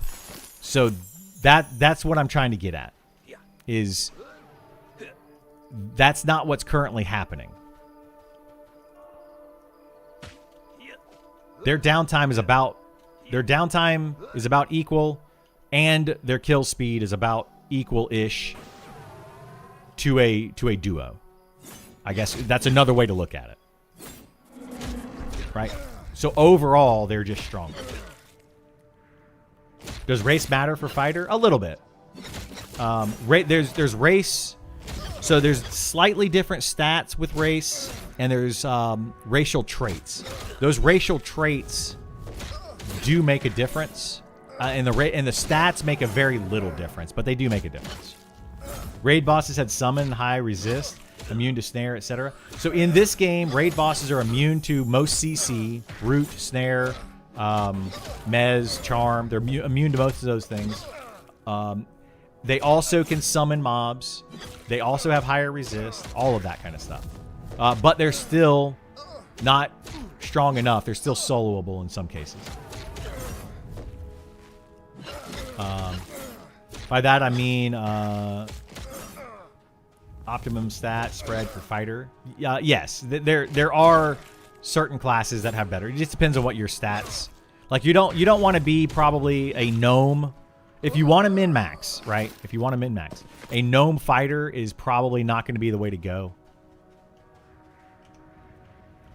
This might be a 2-pull again. I think it is. Hard to see because of this stupid thing. No, it's just one. Nope, it's 2. There it is.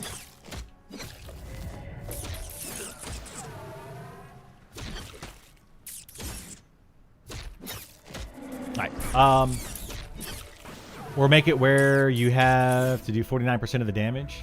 Well, that's another thing. Like, yeah, there's a lot of ways that they could fix the guards potentially, but right now guards are just kind of, they're helping players XP faster in some cases, or get gear. I assume they want people to farm guards because they seem really weak right now. I don't know if they want them to farm guards necessarily, but there are factions in this game. Factions are definitely a thing. And you might want to farm certain guards to raise or lower your faction with other guards or whatever, to do certain quests and things. That will be a thing probably later on down the way. Yeah. Is Monk solo okay? No, not really. Okay. Yeah, monks cannot really solo very well, no. Classic tactic with the guards? Yeah. I mean, it is a classic tactic. They just need to fix it. Do you think a Paladin and Shadow Knight duo would be cheeks? Probably not very good. Just a guess. I would imagine that it wouldn't be very good. Oh, we lost your pet. Uh-oh.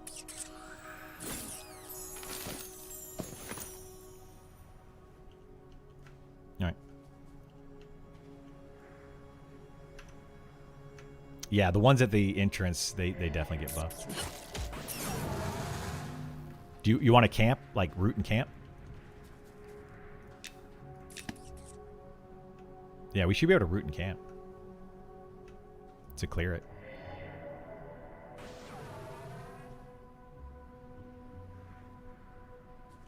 Here, I'll camp and clear my aggro.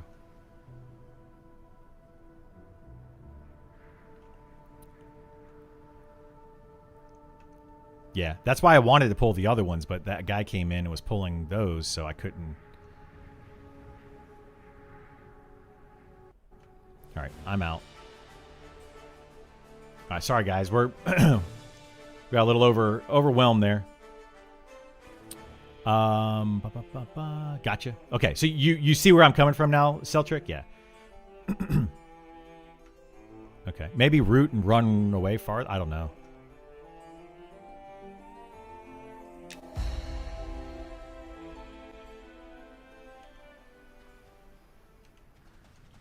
Are you running to the zone line? You. Okay.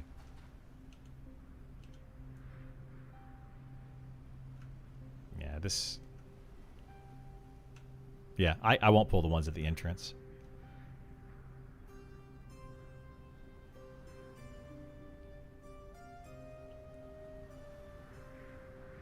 You should be able to run to the...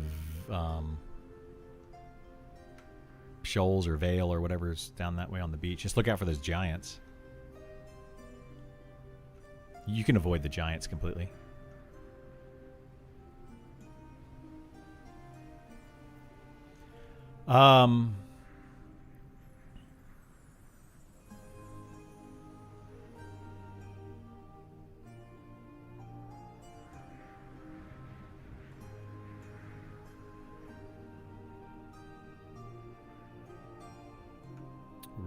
Root should break. There it goes.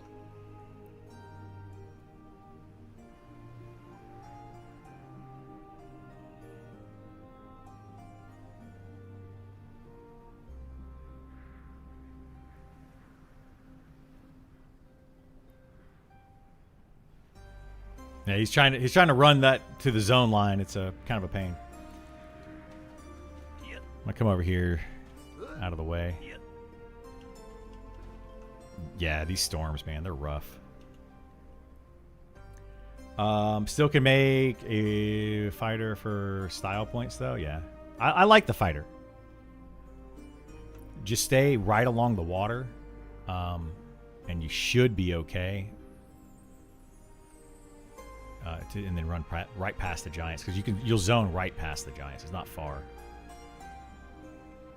I mean, they're gonna be near the water.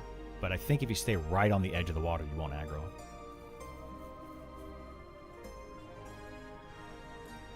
Still can make a fighter. Let's see. I'm stuck with Laundry Day quest. Ugh, gross. Druid Pally sounds pretty good. Yeah, Druid Pally's good. I mean, yeah, I would say a Druid Paladin combo is pretty strong. Druid is... I don't know. Druid's weird. It can be one of the stronger classes. It's also kind of one of the weaker healers. It is the weakest healer, I would say. Arguably, it's the weakest healer. Yeah, it's nuts. Check out the Spellblade class. Yeah, you like that one? I like the Spellblade. I think the Spellblade is a really, really good class. It needs some tweaking. It was way too strong. Like, it was way OP DPS-wise and tanking-wise. They have brought it down quite a bit. I don't know. I can't really say if it's too strong DPS anymore. I would say that it's probably still a little too good DPS late game when you get high dex and very fast attack speed and you're just proccing all the time. Yeah, well, it's because the other guy killed the druid that was there. So, or it killed the. It was like a shaman or something. It was something else. Maybe a cleric, and then he killed that, and now it was druid that respawned in its place. What classes would you qualify as S tier? I mean, that's kind of tough to do in this game, but anything that has charm, I know people are gonna be like, "Oh, he's talking about charm again. Get the pitchforks." Anything that has charm right now is considered S tier. Literally all of them. The elementalist would be the weakest charm class currently, but they still are very, very good. And when they can charm, they're better. But charm's probably gonna get nerfed. Outside of that, you're like archer is probably an S tier. It's an S tier DPS class. You can solo with it, and it's really good DPS. But outside of those and the Beastmaster is also a bit S tier, kind of broken S tier levels that also needs to be nerfed. Outside of those, though, I would say, take away charm, take away the broken abilities. It's hard to say because they're going to do different things. You'd have to break it up into DPS category, and then so like in this game though, you have different categories. You have DPS, you have tank, and you have healer. Then you also have utility, and a lot of people don't understand the utility side of things. So I might say that there's an S tier class, I would say that a ranger is kind of an S tier class right now. Because it's got decent DPS, it can off-tank, and it also has some of the best utility in the game. Like crazy good utility. So, you could argue that the Ranger is an S-tier class at the moment. But people would be like, but it's garbage DPS compared to some other classes. It is lower DPS. But that utility is huge. It's much bigger than people... People keep forgetting about utility in this game. They're so hyper-focused on tank, damage, and heals because most MMOs have gone that direction over the last 27 years outside of EverQuest. Everybody else just is the holy trinity. And if it doesn't do one of those three things, they think the class is just garbage. And that's why we're at this situation now where everybody... that is arguing about the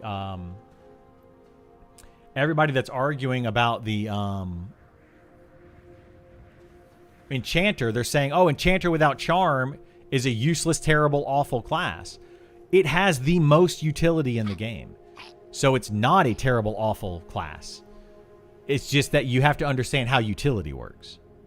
So it's a whole thing. It's a whole thing. I think the way they changed Meditate has really changed that mechanic. Which mechanic is that? Meditate definitely changed a lot of things, yeah.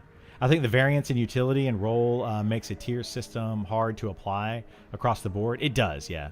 Chanter, I'd say, is S tier right now. Enchanter is definitely S tier right now, yes. It'll always be S tier. Even if they completely remove Charm from the game, Enchanter is still an S tier class. Why is this guy over here fighting where we were? The heck's wrong with this guy?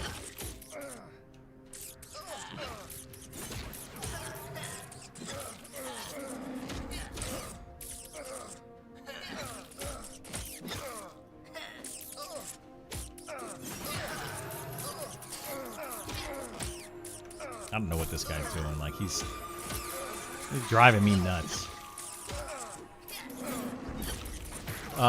This stream is great. Always love the wisdom tossed out here. Yeah.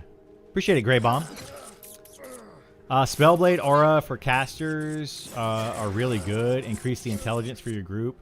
And spell speed. Yeah. Well, or spell damage. Yeah. So it is. Yeah, it's very good. The Spellblade Aura is very good. I would agree. They need to give Charm a percentage damage reduction. Yeah, that's a whole thing. I'm not going to get on Charm again right now. Here's a question. What do you think it would take for Pantheon to actually become a game worth playing eventually? All it would take is all the things that they keep saying that they want to do for this spring update and actually doing them. That would be what...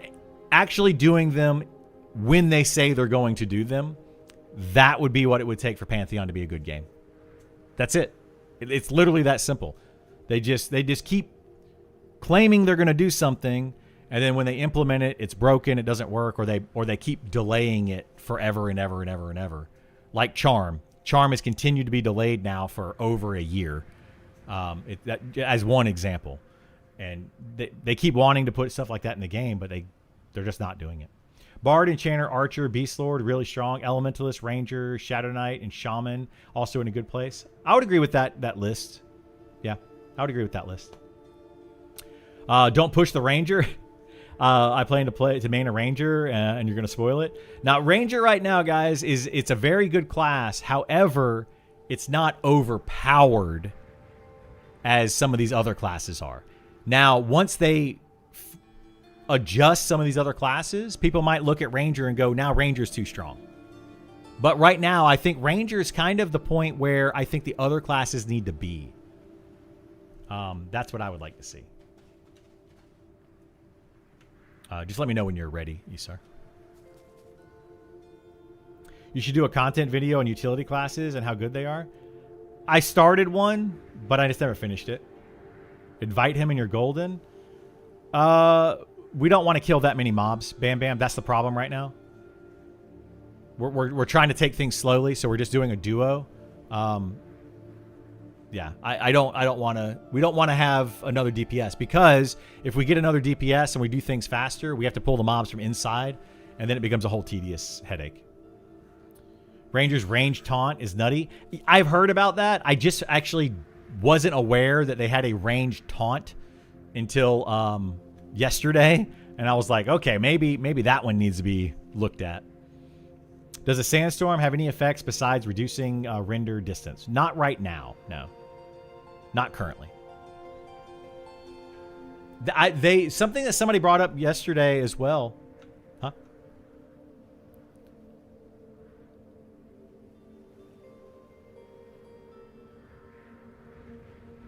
Yeah, that's what they're saying, I think, is OP, is that range taunt. I just found out about that yesterday, so.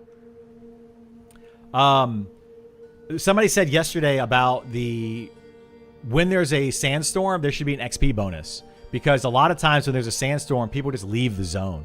They're just like, nope, I'm out, and they go somewhere else. So I think there should be a sandstorm XP bonus. Like a Zim modifier, right? I think it's kind of the same thing. It makes it much more dangerous to be in the area. Can basically kite forever with DPS just following. Yeah. That I think is where the Ranger right now is OP, which is what I found out about yesterday with the taunt. The Ranger taunt, the Ranger range taunt allows like one Ranger and 5 archers to basically do anything. Literally anything in the game, as long as it doesn't summon you. Pretty much it. They can kill anything at that point. There are Dust Devil mobs that spawn, maybe for something. There could be, yeah. There are things that happen during some sandstorms. We're not allowed to talk about them. So let's just put it that way. It's kind of like look up at the sky and the moon phases. These moon phases actually mean something in the game.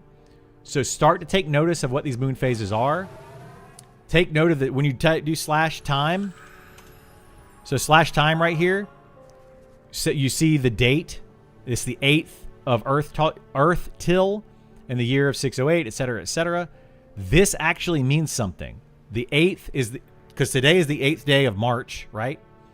Well, depending on where you are in the world, but today is the 8th day of March, so it is the 8th day in the game. That date tells you the moon sign up here. That moon, what moon phase you're in, dictates certain things that happen within the game. Same thing with the sandstorms. Certain things can happen within the game based on sandstorms, depending on the zone, the location, what you're doing, etc. Can Ranger solo okay? Yes, Ranger can solo okay. Absolutely. Yeah, they're pretty good soloers. They're not as good as an Archer right now, but that's just because Archer DPS is astronomically better than a lot of other classes. So yeah. What are some good duos you'd recommend? I mean, it depends on what you want to do. Any shaman or a shaman with any type of melee is generally a pretty good duo. It's kind of the meta, like a shaman monk, a shaman spellblade, a shaman fighter. Those are all really good duos. Are rangers decent DPS? They're good DPS, yes. I think that a ranger is about where a fighter is DPS wise. They're almost equal, maybe a little bit higher than a fighter. They are a DPS class. However, they are a DPS utility class. They have a lot of utility, which brings their DPS down some. So they shouldn't be doing the same DPS as an archer, a rogue, a wizard, which are the top 3 DPS classes. If you want to push out the highest numbers, those are the 3 classes that you should play. Although the rogue and wizard right now are just not good, they need to be buffed while the other classes need to come down some. Hopefully tinkering with goggles. They might do something with that, yeah. We'll see. A ranger and 5 archers would be cool to see, though. People are doing it in the game, yeah. Who do I need to blow to get a beta key? Well, there you go. That's your beta key information. I'm used to swapping equipped weapons all the time on a bard from EQ for maxing out twisting. I don't see auto gather swapping. Yeah, that's not a thing in this. They're not going to be adding in any way to swap your weapons. Well, they might. Never say never. But there's no way to currently swap those. Yeah, I'm full on the thing right now. I'm good. You're a patient person answering these questions. I try, Oasis. I try. But thank you for saying that. I appreciate it.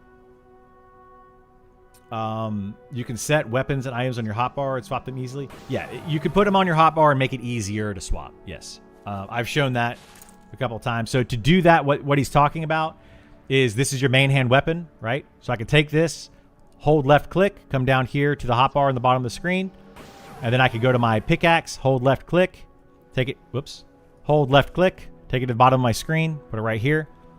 Now I can swap pickaxe to main hand and then back. So that is the fastest way you can currently do it. And that's what I would recommend. Now I can't get rid of this. Well, there we go.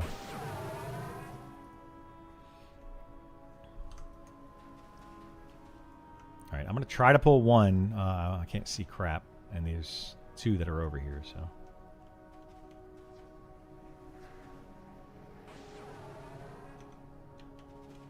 All right, I see the pather. So give me a second. I'll pull the pather.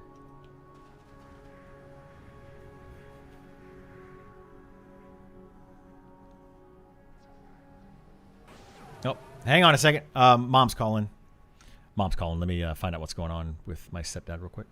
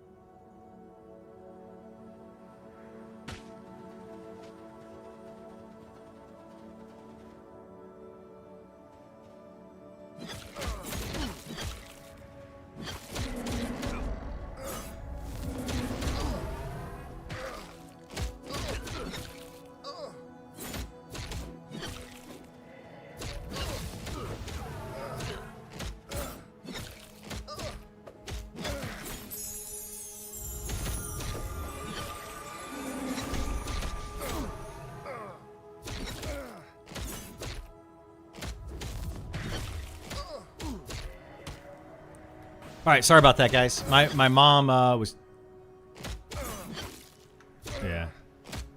My mom was calling about, yeah, and I'm okay with a longer route, honestly, but just give me a reason why, you know. I was just curious why. Sorry. Mom was calling to give me an update on my stepdad. Again, not doing great today, so he was doing great yesterday. That's why I didn't go up there this morning. I was like, okay, he was doing good, and now he's kind of going back. He's gone backwards. So not great. Anyway, sorry about that, guys. Sorry to hear that. It is what it is. I mean, that's why I came down here on Tuesday, or whatever day it was that I drove down here. Stressful, man. It's stressful.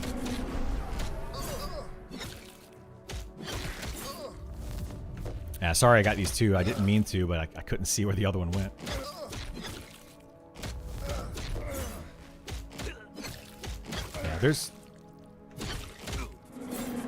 Yeah, there's plenty of mobs we should be able to pull as long as the other guy's not pulling them.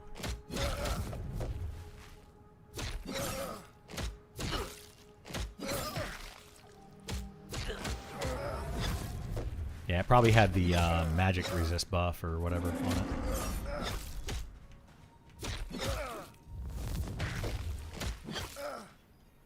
Oh, yay. That was the shortest duration sandstorm ever.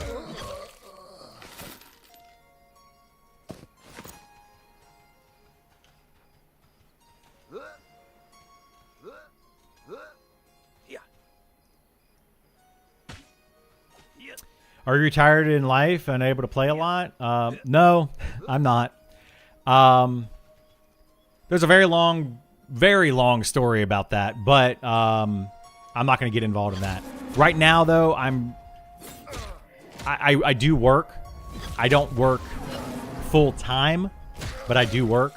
And I'm trying to do full-time content creation, specifically for Monsters and Memories now. I was doing variety streaming for, like, I've been streaming for like 9 years now. And I'm trying to transition into full-time content creation for Monsters and Memories, doing YouTube content and Twitch content, and hopefully allow that to allow me to not even have to do my part-time work that I currently do. But if it doesn't pick up, then yeah, I'm going to have to go probably back into full-time work if it doesn't, if this doesn't take off. So that's why I really appreciate you all being here, because my part-time work plus my content creation together gets me by barely, but it gets me by. And if I can get this to take off well enough, I can even get rid of the part-time work and just go full-time into content creation, which is what I would like to do, but it doesn't pay well. Like, I encourage anyone that wants to do this and like wants to do full-time content creation, either Twitch streaming or YouTube content or whatever you want to do. I encourage it, and I want everyone to be able to do it if they want to do it. It takes a lot of work, and it doesn't pay well most of the time, but you know, it's nice to do if you can do it. Good luck going full-time, Monster Memory. That'd be great. Yeah, I would love to do it. That's literally my goal right now.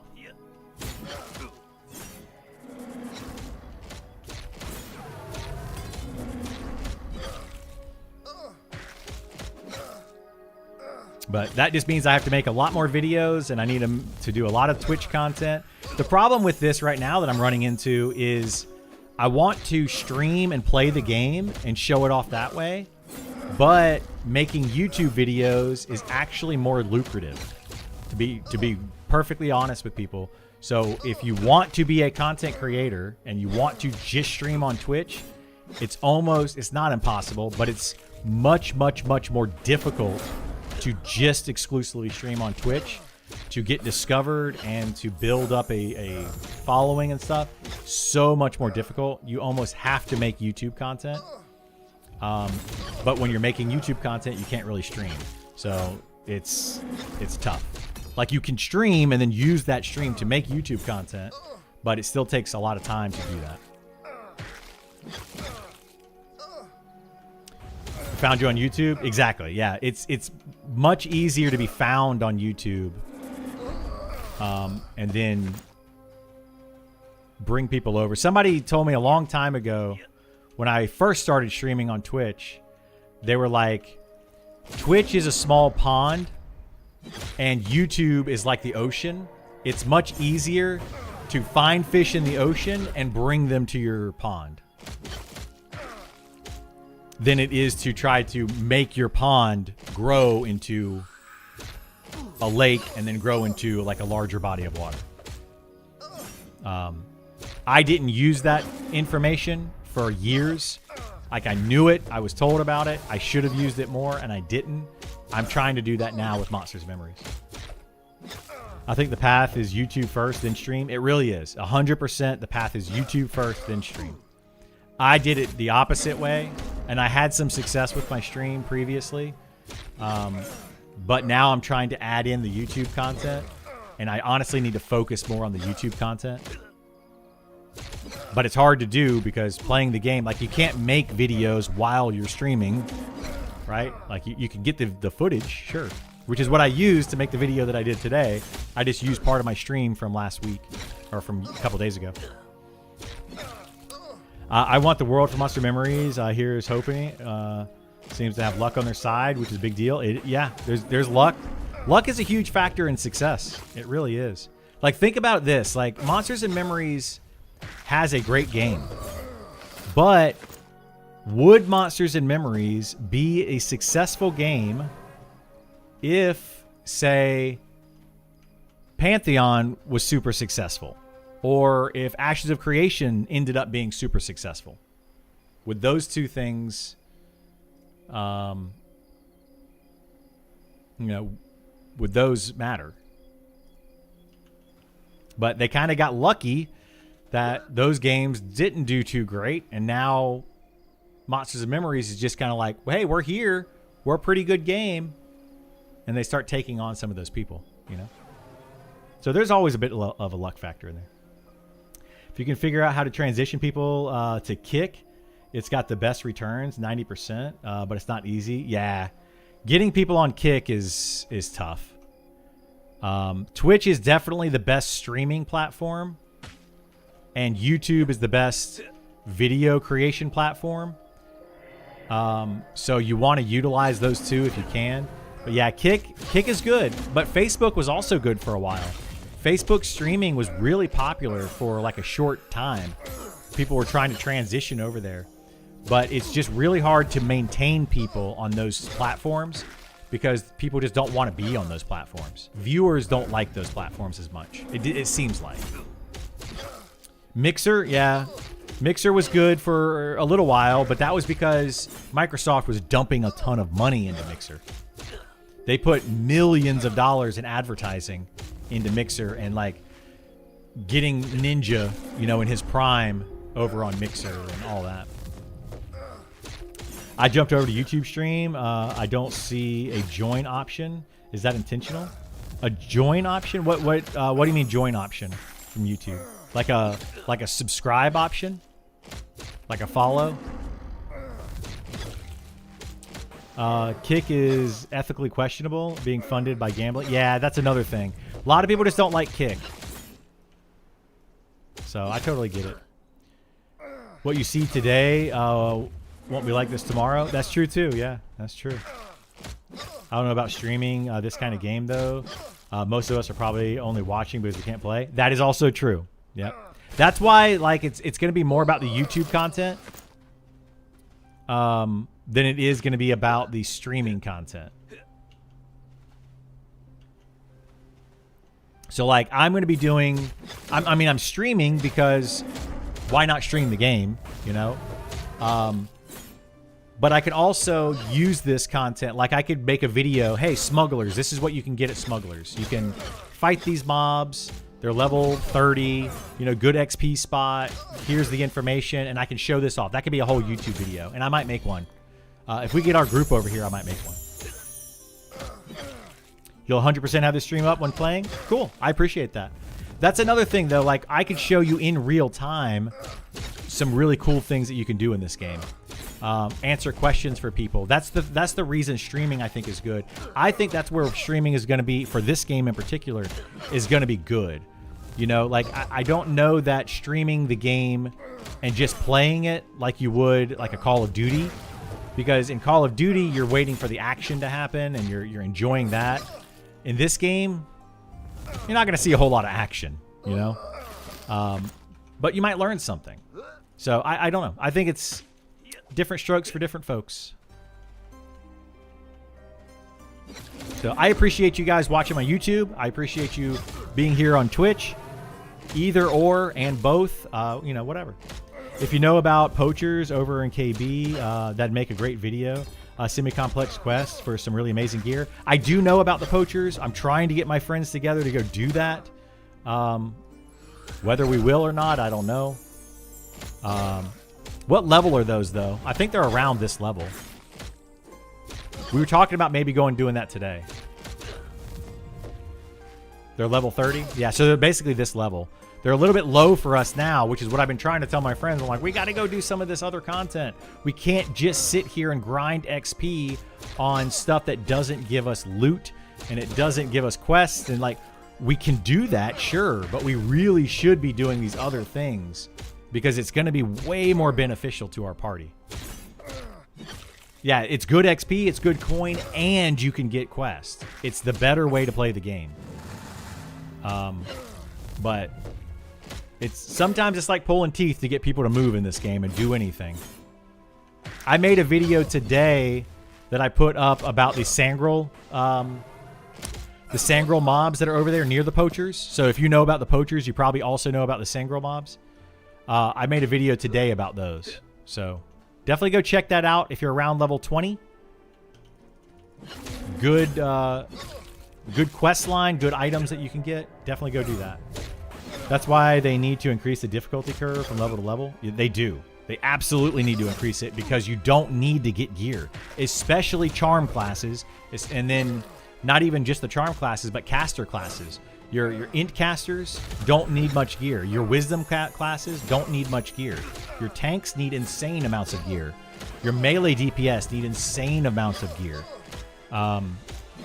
Really to make them good, you know? The reason that Beastmasters don't need as much gear is because they have pets. But a rogue needs gear. Ranger doesn't need as much gear because they can do ranged attacks. Archer doesn't need as much gear because they can do ranged attacks.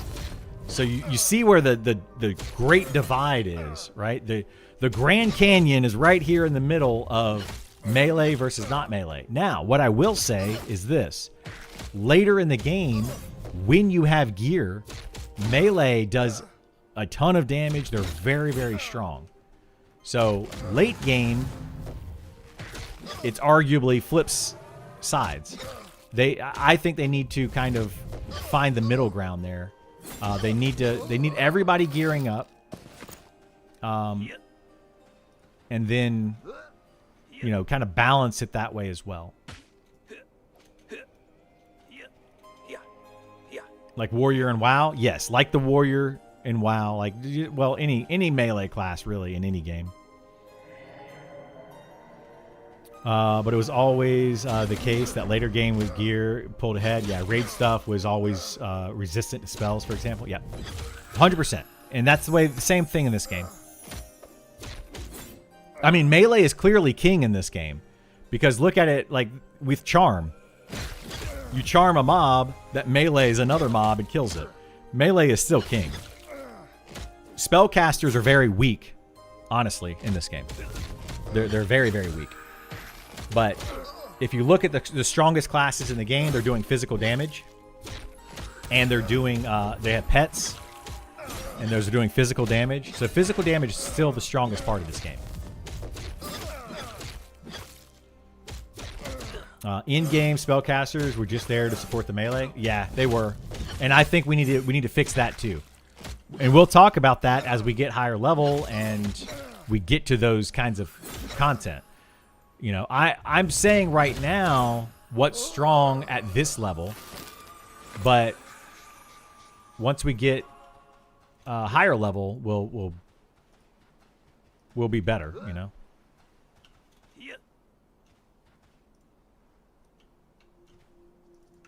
It goes fast with 2 people. You start adding more people, it's going to be a lot slower. But hopefully we can kill faster, so we'll see how it goes.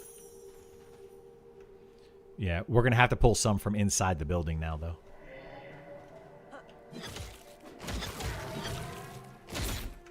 I mean, I could pull some from over on the other side over here, but we'll see. Wizards were the only ones that really, yeah, Wizards with their nukes were good, and they are good in this game too. Wizards burning down raid bosses is nice. They do a lot of damage because they can just unload their entire mana bar and do a ton of damage. That's the thing where, like, when I say that Wizards are not good in groups, it's because they can't maintain the DPS because they run out of mana. But a level 60 Wizard in a raid is insanely good because they can dump all of their mana on one fight or one boss and do substantial amounts of damage. So, and that's kind of how it should be. Wizards should be good that way. They just need things to make them a little bit better in a group setting because they just don't have the DPS long term. They don't have that sustain that melee DPS have.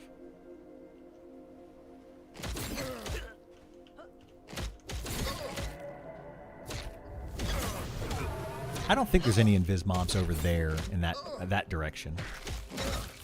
There definitely are the other way. Do you want to start pulling, Gam? Okay, I'll stop pulling then. I'll let you do it.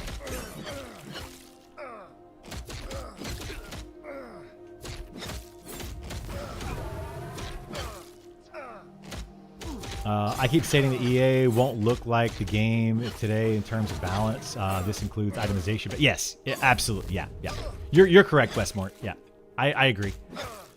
The game is definitely going to it's going to fluctuate over time. That's what we're in beta for, right? We're in beta to have these discussions and hopefully get things in a fairly balanced state.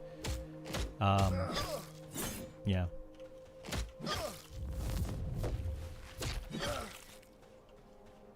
Somebody in my stream was saying that we should definitely go over and do the poachers. So that might be a really good one. That's about the same level as these. But that would be really good money, XP, and gear all at the same time. We can stay here too. There's a named inside of here. Oh, stay here for the, yeah.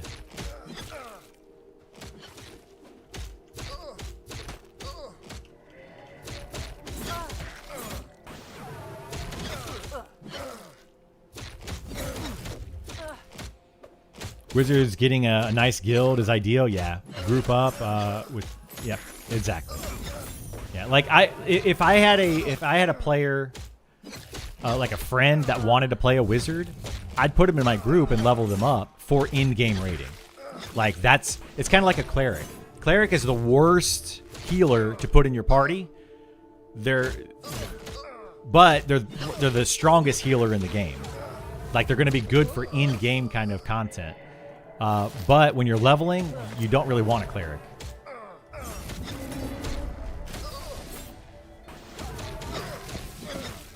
So, like, you got to sacrifice it, though. Like, I'm willing to sacrifice some XP to level up a cleric so that we have a cleric at higher level, you know, for the res and for the in-game content.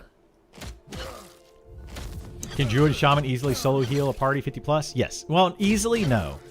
Not easily. But yes, they can do it just fine. A cleric can't easily heal them either. It takes a lot of focus to and a lot of mana to heal in this game, especially at later levels. Like you can't do a whole lot else. I can't. There we go. You can't do a whole lot else other than healing. Or like debuffs or things. You have to do those. But a druid, like on the alpha, my group had a 60 druid was our healer. We didn't have any other healers in the party.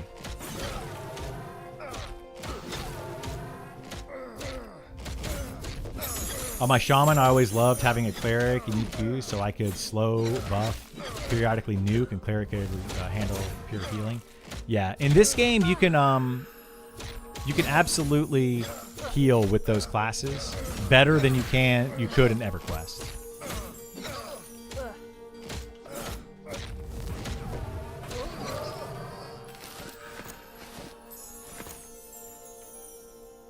Yeah, Shaman and Druid were not great healers in EverQuest at all.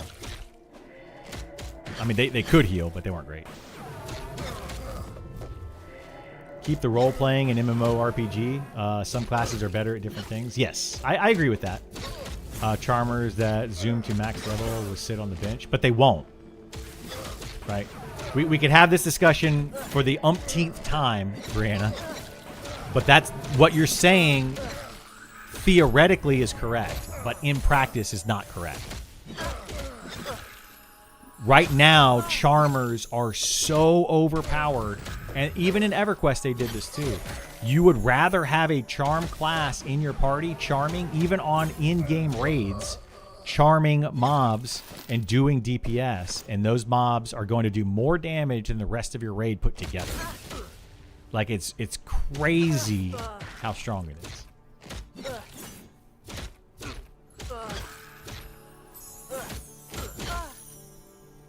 So, like, when we talk about balance and we talk about classes doing different things, I agree with that wholeheartedly. Like, I keep having to repeat it because people come in and they only hear a portion of the conversation. They only hear, like, charm is too strong, but they don't hear everything else that I've said regarding it.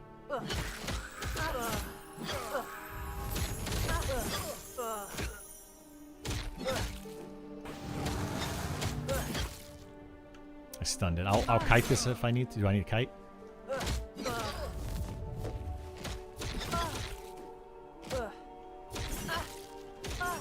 Oh, well, I can kite it.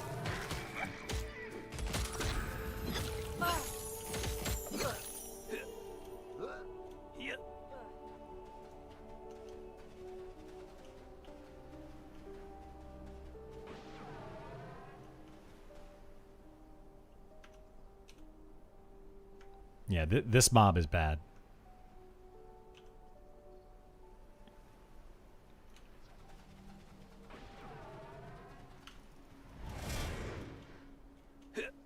Yeah.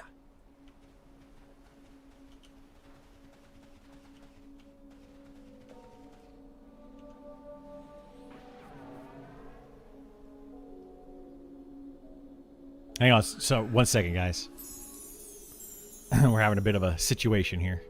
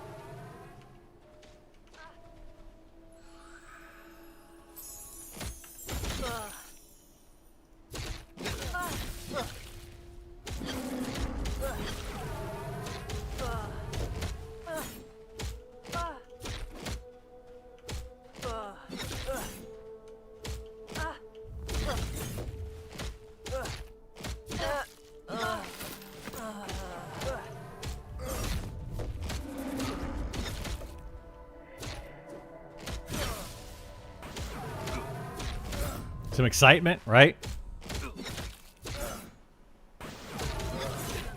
Yeah, see, we added a bard, so we got to pull more mobs. This is why I didn't want to add a third person previously. This is a friend of ours, so we're building up our group to go do something else later. But if we would have added the other person previously, we would have had to pull more mobs, and then this is the situation we'd end up in. There's caster mobs.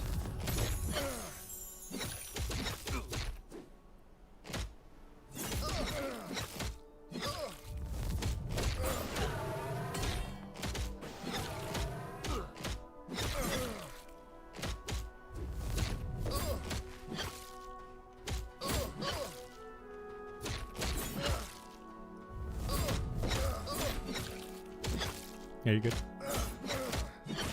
Cam, did you have any wood on you still?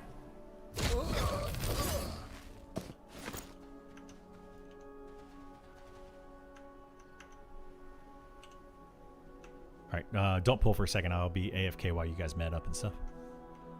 Be right back, guys. I'm going to use the restroom while we're medding up and grab a quick snack. I'll be right back.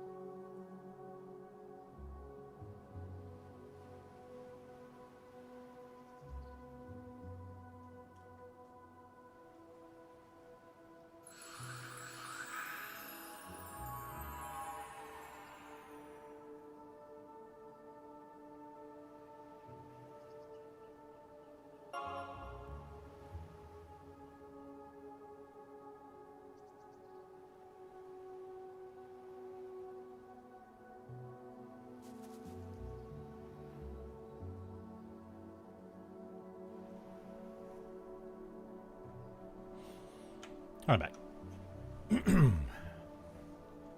Got me some watermelon for a snack. Delicious.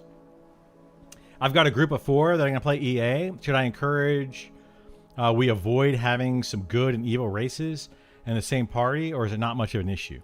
Well, at the start of EA, it won't be much of an issue at all.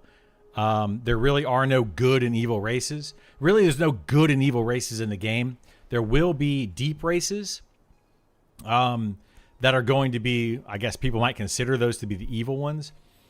Those aren't coming in, though, until Module 1, which is going to be at least 3 months after Early Access starts. So at the start of Early Access, you don't have to worry about any of the races not getting long or anything like that. Now, once they add in the deep races, the trolls, they're going to have some like faction-based stuff going on between them, to where you may not be able to go anywhere within Night Harbor if you're one of the deep races. You're going to be kind of specific to certain areas.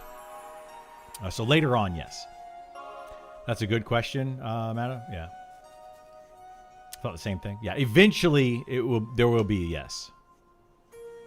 Let's be real, nobody likes gnomes. I played a gnome enchanter in EverQuest. I like gnomes.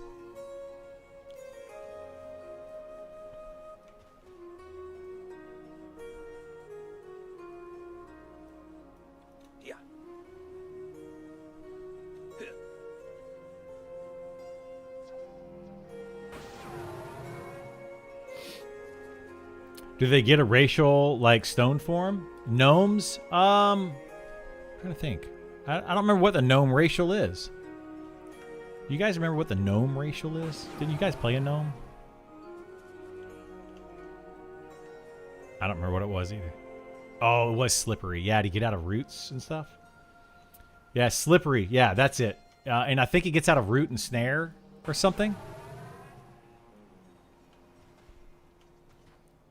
Which can be very good for certain situations.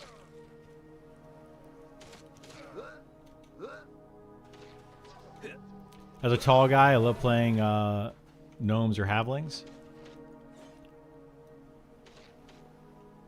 Have they given any details on what their vision for spell crafting skill is? They have not really, no.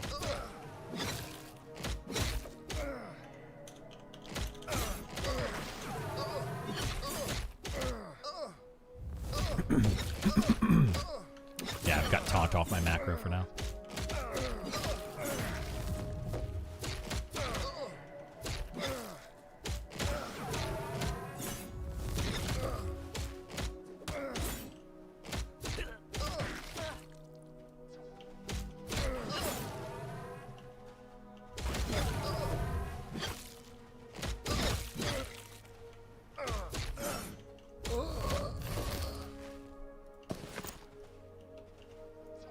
Speaking of the expedition system, I can.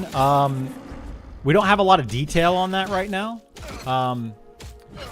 But how it's going to function is you're going to have to gather up a party of some sort, go to like an expedition. You may have to do something like everything that I'm saying is kind of speculation based on what the devs have said. So take that as it is. But we're going to have to do something like maybe build a boat or you know, come up with something, some way to go on an expedition on a boat to go to an island. You then are going to have to get on that boat with your party or large party. There's going to be raid content in them, but you don't have to raid over there. And you're going to go to the island, and that island is going to have content on it. That's going to have group content. It's going to have like harvestable nodes that are unique to that island. It's going to have raid content, so bigger bosses that you're going to have to fight. And then you're going to do all that on the island and then find your way eventually to a larger like dungeon within the island. And that dungeon in the island is going to be more like your raid content down there. You're going to have to fight your way in, kill some big bad boss, get all the loot, get back on the boat, and then take it back to shore. You're not going to be able to go to the island and get all your stuff and then be like, okay, we're done here. Let's just teleport, you know, gate out and go back to town. So all the items are going to be what they call no teleport flagged. So they're going to require you to get back on your boat and possibly fight back. They might even have it where when you're on the boat, random things might jump out of the water and attack you, and you know, so you're gonna actually have to fight your way to the island. We're not 100% sure how that's all gonna work, but that's the idea behind it. Like an extraction game, kind of like an extraction, kind of, sorta, yeah. Like turning, you know, yeah, like you're gonna get on a boat, go to the island, do stuff, and extract it out, and then get back to town. And it's supposedly gonna have really good loot, really good trade skill stuff. Like you're gonna be able to harvest very unique items off of the islands to be able to craft certain unique stuff. So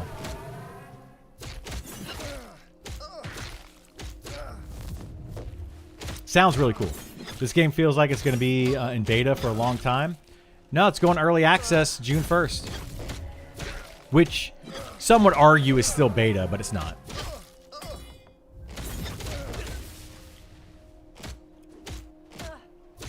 Sorry, I got a little bit of food stuck in my teeth when I just had my snack. Do people think expeditions are going to be a few hour type thing, or you tie your character up? It depends on what you do in the expedition.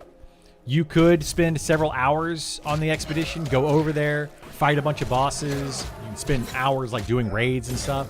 But you could also just go over there and harvest a bunch of materials, fill up your bags, and then leave as a solo player. So there will be things to do for solo, small group, and raids. But we don't know how much of each of those things.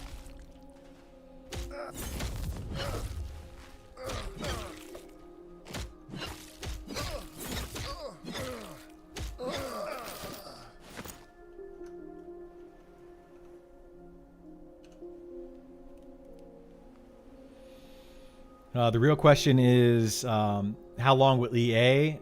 Might just be a year or more. Yeah, right now, EA, I think, is planned for at least a year because we know that we're going to get module 1, 2, and 3. Those are going to be minimum 3 months apart. Probably more on each one of those. So you're looking at 3 months apart. That's 9 months, probably closer to 4 months apart. So you're looking at a year of just those 3 modules. And then once those 3 modules are out, maybe going into early access or going into 1.0, but I don't know. They haven't said anything about when 1.0 will actually officially be. They have said how much content they want for 1.0, which is about 5 times more content than they're going to have for early access. So let's think of maybe if each module gives 20% of the game, which it won't, then each module, it'll take at least 5 modules. Well, 4 modules on top of early access at the minimum. But it's going to be more than that, most likely. I think it's going to be minimum a year, upwards of 2 years for early access. But that's 100% guess, speculation, We have no clue. I don't even think the devs know, honestly. I think they have an idea. They would like it to be a year, like it to be 2 years, but yeah.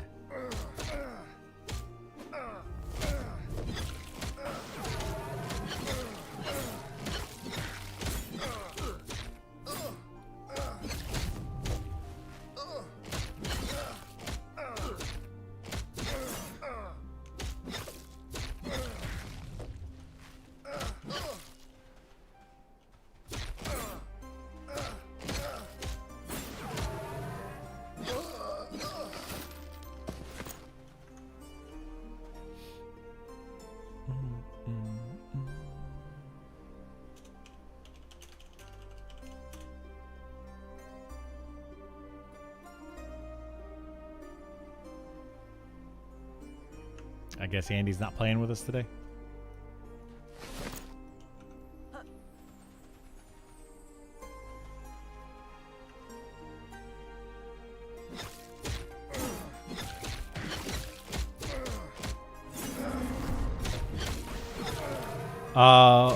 Already up to level 30? Yeah, 31 and a half.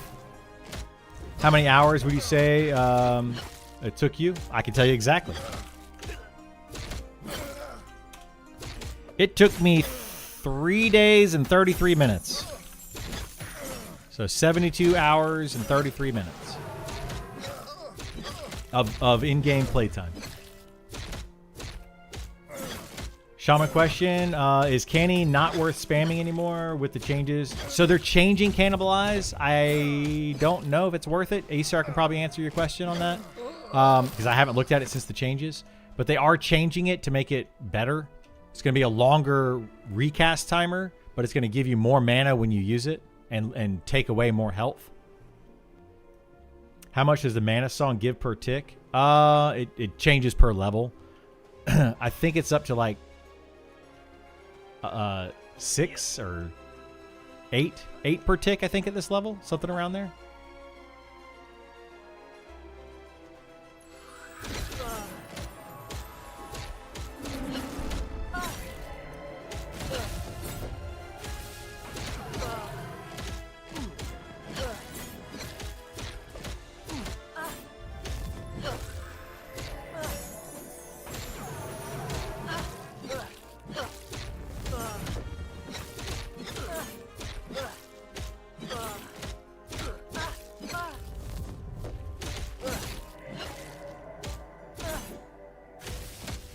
6-7.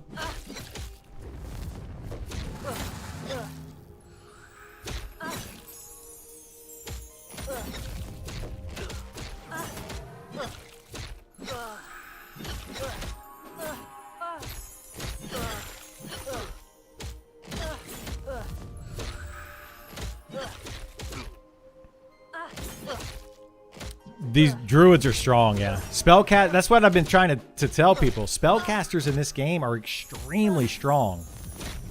You don't want to go up against them, but if you do go up against them, you want to have ways to deal with them. That's why the Inquisitor is such a good tank. A lot of people keep saying the Inquisitor is like a bad tank. It's because they don't understand the class. That's why. We don't have to pull that druid. We can pull... So the mobs at that far rock over there, and then the mobs over this direction. There is a druid that wanders over there, but those two at that far rock over there are not druids. Have you explored much in Telekir? Yeah, I've been inside Telekir a ton. I ran in on my bard to look around, but it's daunting. Don't want to get lost and die. You can easily get lost and die in there. There's also C and Viz mobs. You gotta be very careful. You've read that it's better than Paladin. That's subjective. Like, Paladin has things that it does. Inquisitor has things that it does. They're both good.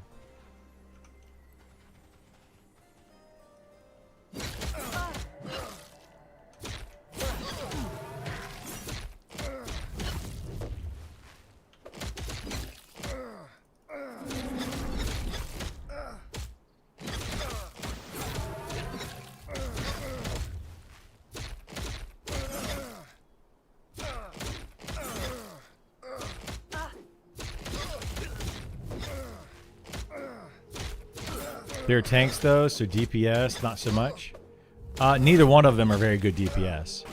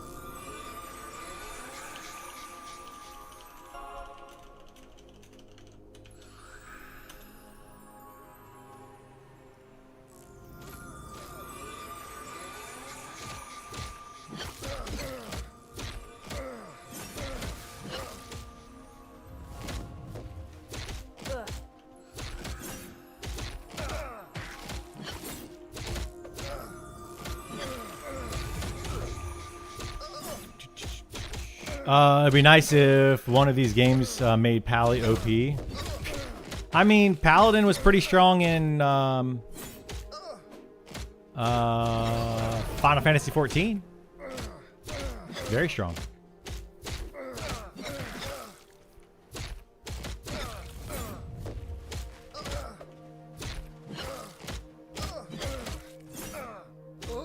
Pally's second best healer. I mean, you could argue that, sure. Hey, what's going on, Vor? How you doing, bud? Paladin versus Undead is very good. It's getting there. They're adding in, like, crit for Paladins versus Undead. But, like, it's really not much better versus Undead. It's not like it has, you know, tons of nukes and stuff. It does because it's got some cleric abilities, but they're like lower levels, so it's not really that great.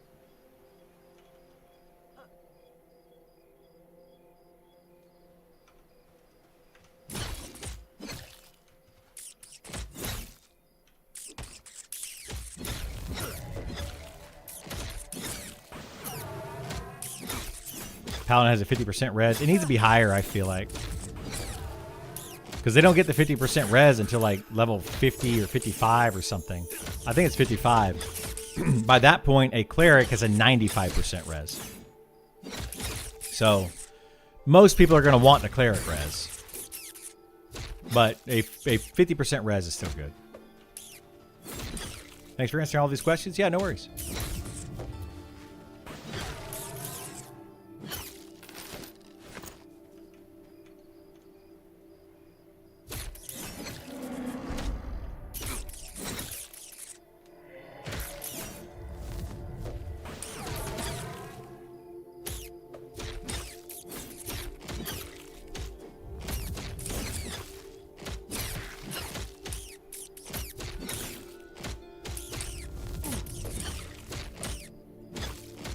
In PvP, or wait, in your group, you prefer a bard or enchanter? You know, it doesn't matter. They're both good. Doesn't really matter. Where does it show the con of the mob? So you have to hit C on your keyboard or type /con. That's how you con a mob, and it shows in chat. So like you go to main here, and I hit C. Oh, now it's gone. So if I hit C, it's this blue bar right here. That's the con of the mob. So the color of that text tells you the con.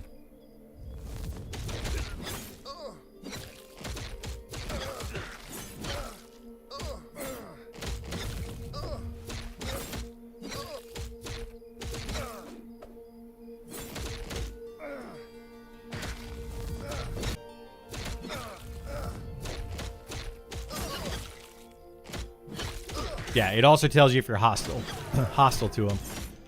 So it'll say like they're ready to attack or ready to strike or whatever.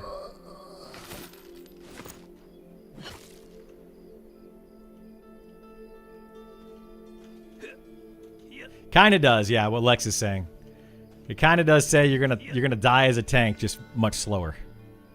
Well, I mean, paladins though, they'll be able to live. Shadow Knights will be able to live. Inquisitors probably can live because they can stun a bunch, so they could live. Fighter, not so much. Fighter is literally the worst solo tank.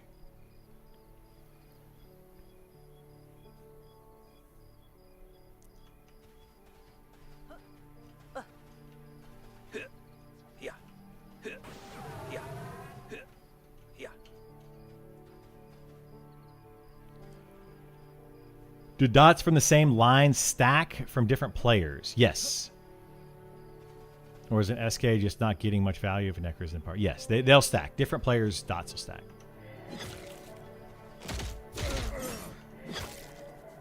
I mean, the same players' dots will stack in the same line sometimes. Like, you can stack a lower level dot and a higher level dot from the same line. Not, I don't think all the time, but in some cases you can.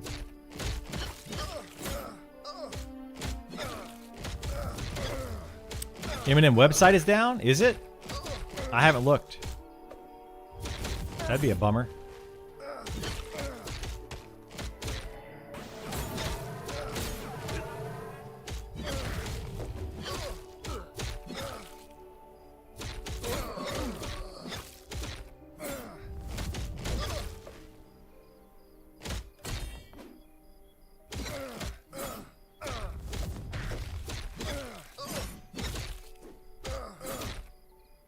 I may have to go out to dinner either tonight or tomorrow night or something. I don't know.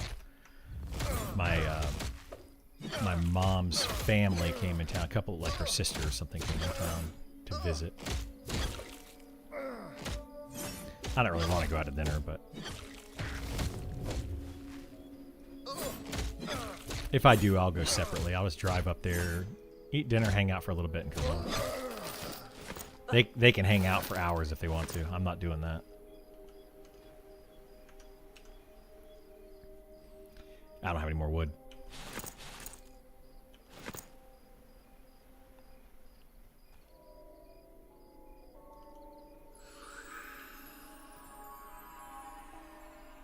I couldn't harvest it. It's too high level for me. Don't know if you have mentioned it, but go take a bath in the bathhouse for plus 10 charisma. Yes, you can do that. You could also go to some ponds in the game and get that same buff. So if you go in the bathhouse, swim around for a second, it's like a 20-minute buff, 30-minute buff, something like that, and you get a buff. But if you go like to Telekir, the secret entrance to Telekir, the back entrance, the pond, if the entrance is right in front of you, to the left of that,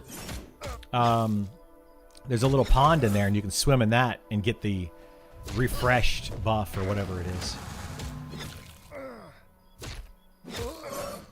Yes, charmed enemies can buff their charmed. It's another way that charm is really strong. All these people that say charm is not strong, do not believe them. It's too strong. They just don't want their class to be nerfed, which I totally get.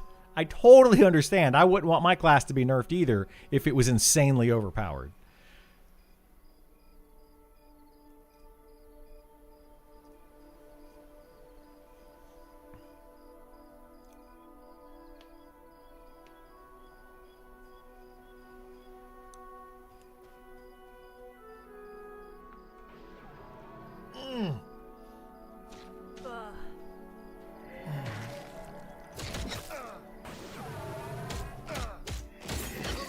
It's many class. Well, yeah, it's a lot of classes. It's charm. Charm itself is overpowered. There's no way around it, guys. I don't care how you want to swing it. It's overpowered. Clearly, it does way too much.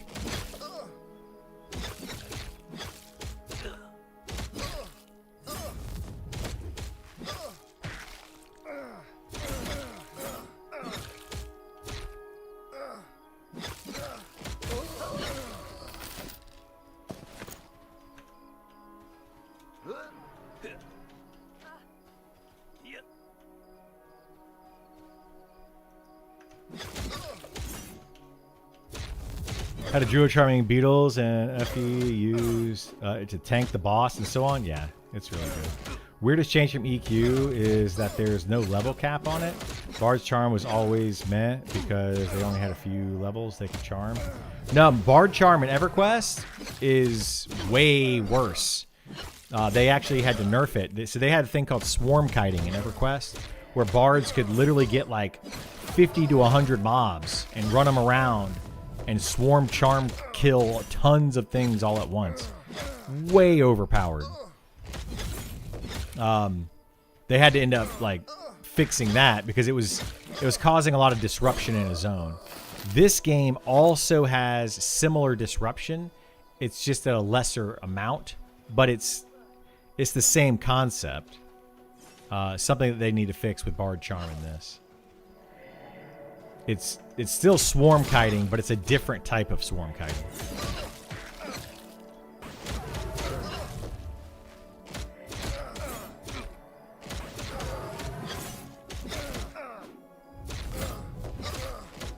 Yeah, but it was the swarm kiting thing, right? That's what they were doing, or so, I don't know.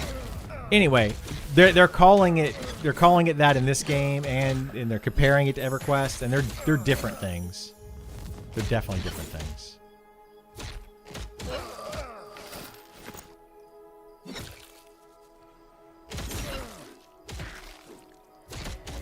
I remember Bard swarm kiting all the giants for Plat and EQ1. Yeah, it was bonkers.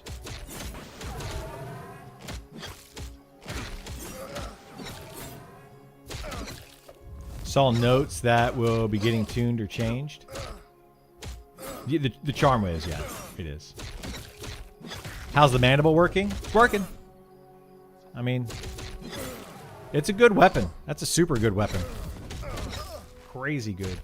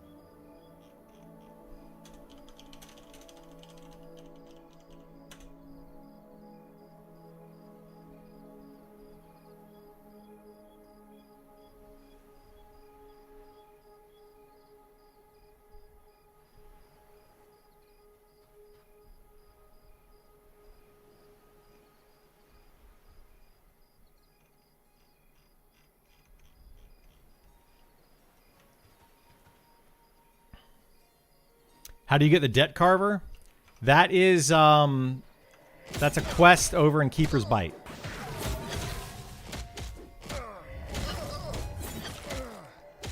Around level, you got to be around level 30, I think.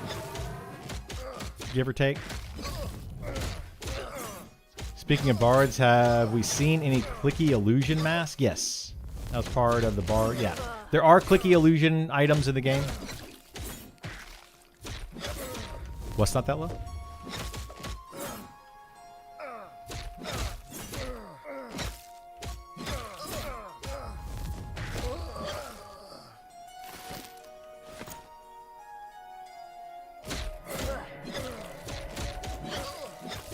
Are you going to do content about important quests to do? Yeah, I've done a few of those. I have 2 already on my YouTube channel. What songs does your bard play in a trio like this? Well, he's charming, but he's also doing healing and mana regen, and then charming. That's mostly what he's doing. And then he'll also do this one right here, which is the haste. Attack speed haste.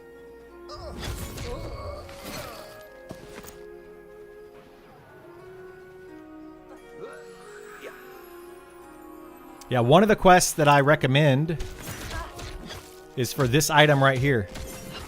The measure stick. Everyone should do this. It's an all item, and it's a right-clicky effect to give you sense magic. So everyone should do this quest. Level 15, not hard to do. You might need some friends to do the last part of it, but yeah, definitely worth doing. And it's really good stats for int and whiz casters for being level 15.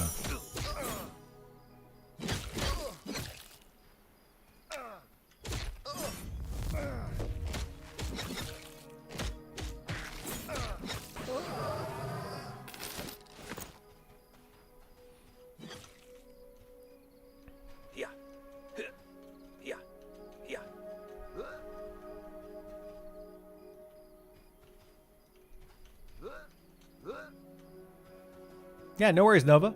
It's what I'm here for. Doing what I can.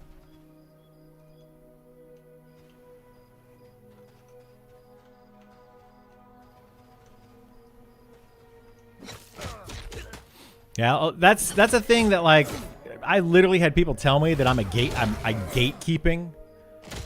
And I'm like, I tell everybody all the information that I have. You ask me a question, I'm going to give you the information. I don't see how I'm gatekeeping. There are things that I'm just not allowed to talk about. Because we did them in like the alpha server, so I can't talk about them, so I can't give you the information. It's not that I don't want to, it's that I literally have been asked not to. So, like, I'll give you guys the information. Planning to play a troll? Something? Troll power. Yes. Troll anything. What can trolls be? I'm pretty sure they can be like fighters, Shadow Knight, Shaman. It's on the website. You better pick your class there. You can see what they have.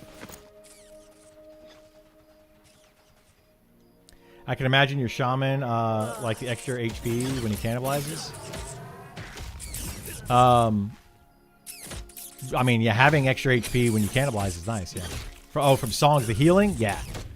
Yeah, the health regen is really nice for the shaman. He can cannibalize and then not have to heal himself. Very nice. I was playing on either fighter or wizard, but I haven't gotten the game yet. There you go. I recommend fighter over wizard right now. However, they're very different classes, so, you know. Wizard it'll get changed and hopefully buffed.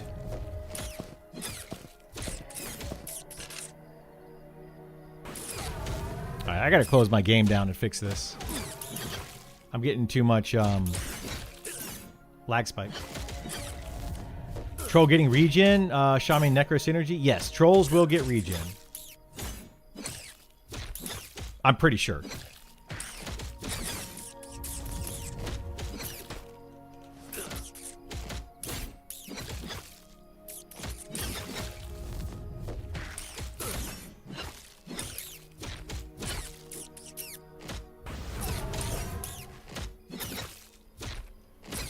All right, we're gonna try to do a real fast restart. World's fastest restart. You ready? Boink, boink.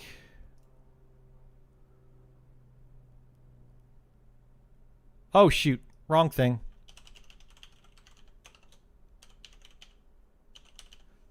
Give me a second. I got to log back in on the game. Hang on one second, guys. I got to find my password. Give me a second. I gotta pull it up. I thought I was going to be a fast relog, but I forgot that I changed my password. Well, I didn't change my password, but I changed something else.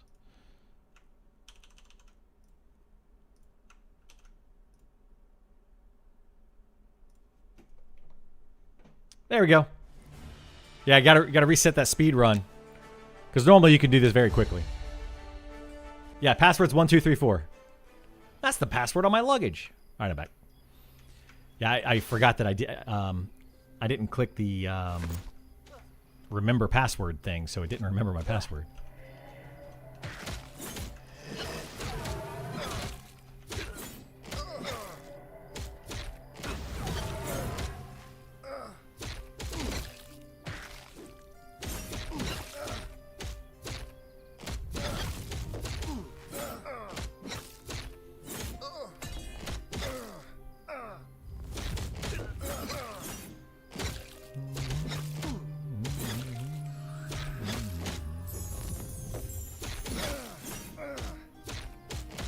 Yeah, I sent Andy a message as well. He said he's going to do something for a little bit. Did he say when he's going to come over?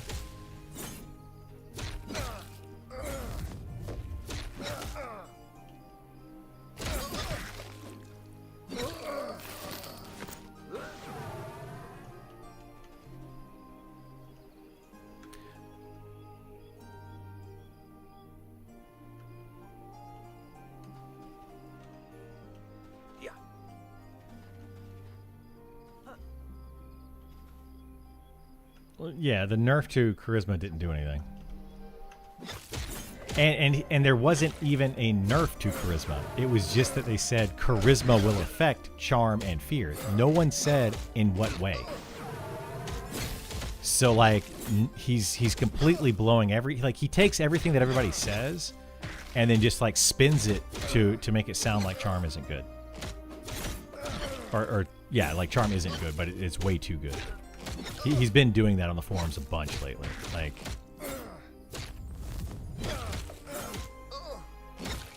I mean, it does. It breaks often, but it's clearly charm is still strong, so.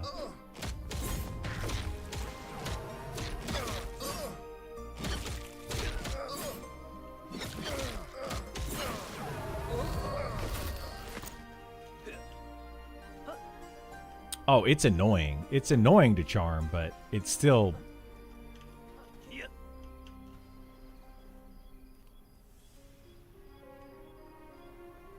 That's why I think they need to make charm weaker. Like, because then right now, if you're playing a charm class, a lot of people will require you to use charm.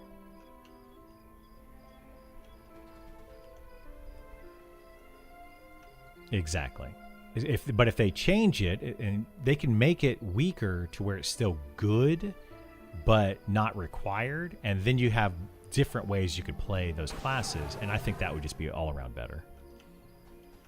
Like, I think a bard in a group should just be singing songs and, you know, can use charm here and there, you know, CC or whatever.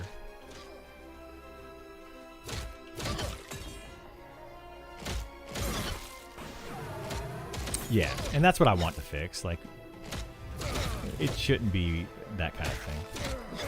Honestly, they could take it away from bards and just buff bards' other abilities, and I think it would be okay.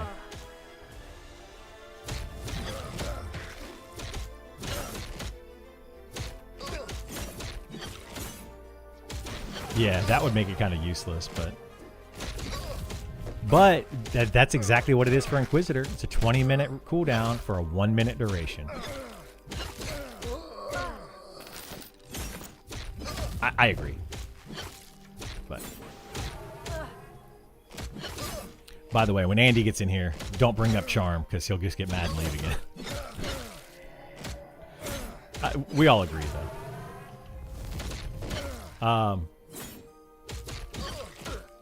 EQ Magician had a lot of utility via summonable items. Do they plan more stuff for Elementalists? I saw they removed summon players.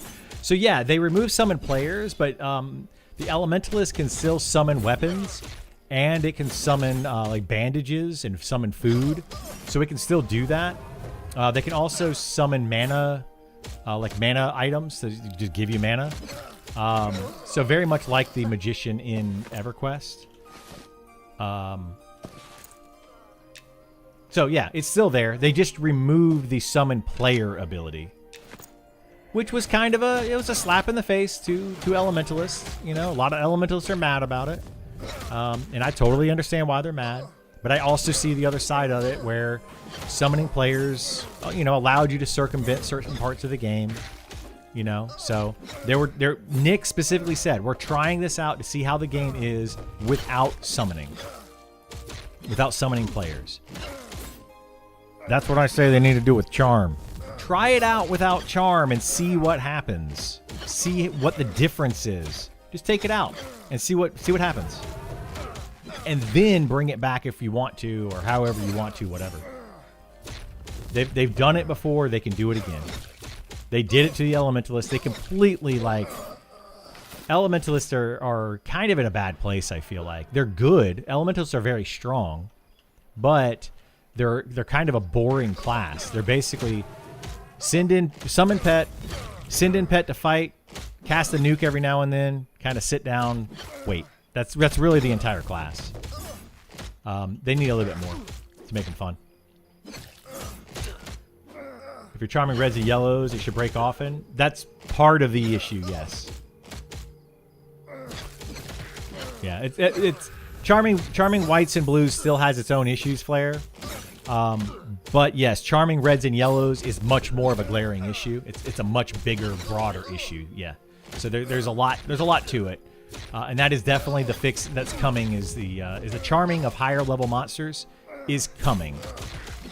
So we just have to wait to see what happens. Bard should get 1 + 1 = 3. Yes, 1 + 1 = 3. Absolutely. Are wizards respectable DPS given how mana hungry they are? They are not.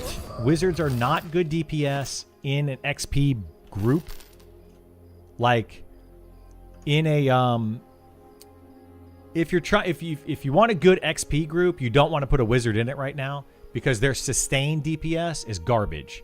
Now their burst DPS is very, very, very strong and very good, and it's in a great place. So they just need to add more to their sustain somehow. So that's why, like, I don't think they need to increase wizard damage per nuke. They need to probably increase their ability to regain mana, which they already have 3 ways that they regain mana, and it didn't really fix the class. So I don't really know what else they can do in that front, but I feel like that's what they need to do more of, is somehow figure out the mana regen stuff a little bit more. Maybe allow them, when they crit, they refund mana, or it gives them a free cast or something. That's another option. But yeah, wizards right now in an XP group are not great. They're actually really bad. But in a raid setting and killing a boss, like a named boss, they're amazing.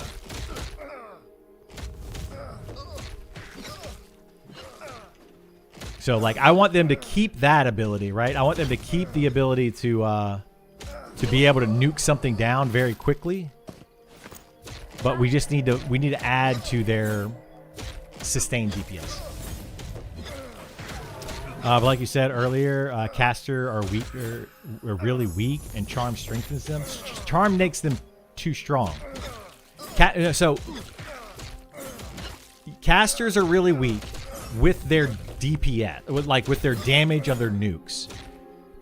Charming monsters doesn't fix the caster because it allows them to charm monsters that are way too strong to attack a monster. So it basically is saying, oh, casters are down here, melee is here. So let's instead of saying casters are down here and melee here, with charm it puts casters up here. Right? No, we don't need to do that. We need to say casters are here, melee is here. We either need to bring melee down or bring casters up to here. That's the problem. Like, we gotta, and I'm not talking about charm specifically. I'm talking about just the caster in general getting resisted, the amount of damage they do, the mana cost, all of those kinds of things. So, like, that's how we need to fix casters, not by just being like, oh, here's charm that's extremely overpowered. That won't do it. That breaks it on the other end, right? So that's what we got to do. Our wizard respectable DPS. I got that one. Would you? What would your ideal full group be right now?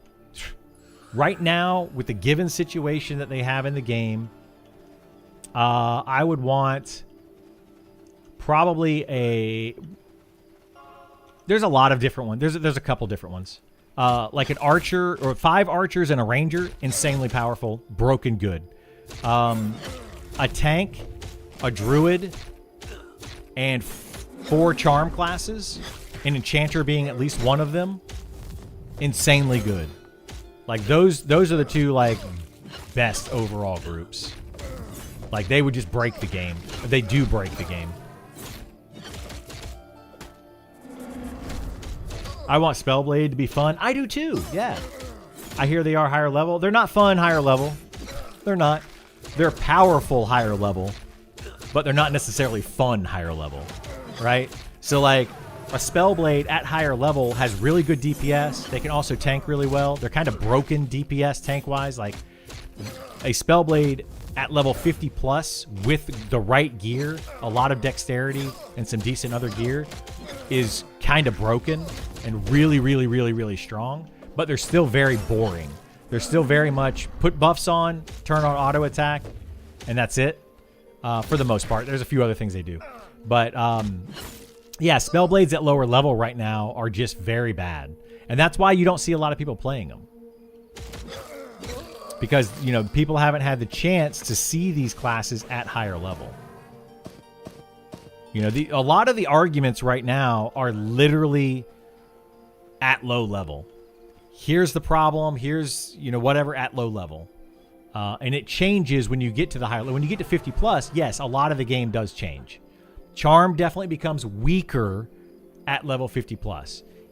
But it's still very good at 50 plus.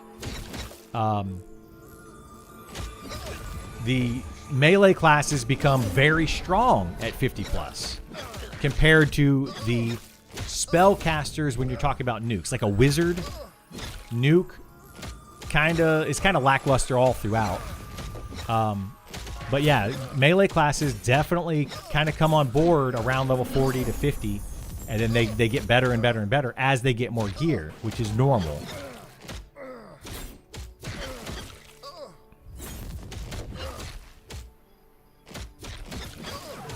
It breaks a whole lot more. What breaks a whole lot more after? You're talking about charm?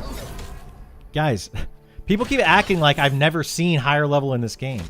I have played a level 50 enchanter, level 50 necromancer, level 50 elementalist, sorry, level 60 enchanter, elementalist, druid. I've played all of these classes at higher level. At level 60 in a lot of cases. I know exactly how it works at higher level. Don't tell me, oh, well, you're only level 30, so you don't know what it means to be level 40 and blah. I know exactly how it works. Okay? Yes, Charm starts to lose some of its power in the later levels. It's still very, very strong. Wizard solo quad kiting feels great. Wizard solo quad kiting is very good right now.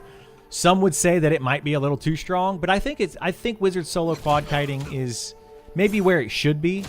After doing a little bit more research, I would have said when they first added it, it was probably too strong. And in some ways it is too strong, because if you give a wizard their seal of magic thing that they have, and then they can AoE quad kite, if they kill 4 mobs at the same time with that up, they get a bunch of mana back. So like it's really, really, really strong in that sense. But it's almost like they should have that, you know? When I was testing it on a level 60 wizard, so somebody doesn't say, well, it falls off at level 40. Level 60 wizard, okay? I had access to one. I played it. I tried it. I tested it. It's very strong. On a level 60 wizard, though, like, looking at it, it seems really strong. I don't necessarily... I wouldn't say it's overpowered. It might need to be tweaked a little bit. But, yeah, I think that's where wizards need to go. If you want to play a wizard right now, don't join a group. You really just want a solo quad kite. That's the best way to play them. Sounds like Charm is a Band-Aid for a bigger balance problem. It is a Band-Aid. Well, it's not a Band-Aid. It's just broken. Charm's broken. I don't care who you say. Anybody can argue with me all they want. I'm gonna throw my ego out there a little bit more, or brag a little bit. I don't know what you're gonna call it. Whatever you want to call it. I guarantee you I've played this game more than you. Guarantee it. And I played it higher level than you. So when people come in and they tell me, well, wait till this level, wait till this, wait till this, I probably already seen it. So I'm not trying to say I know more than you, but I've seen the higher level stuff. Like, I've done it. I've been there. And for people that come in, it's frustrating because it's like, I know more than you do. And I'm not trying to say I know more than anybody. I'm just trying to say, like, maybe there's some things that are not being looked at. There's a lot of these things that are much bigger issues, right? There's things that have been overlooked. I didn't think that the Spellblade was as strong as it was for a long time. I was like, man, Spellblade must really suck. Then I was talking to a level 60 Spellblade in alpha, and I watched him play his character, and I watched him do things in the game, and I'm like, holy jeez, Spellblade is crazy good. So, like, I didn't even realize it because I didn't have the information. So I looked into the information. I gathered the information to then find out, wow, Spellblade is insanely powerful. Late game. Still very weak early game, but late game is very, very strong.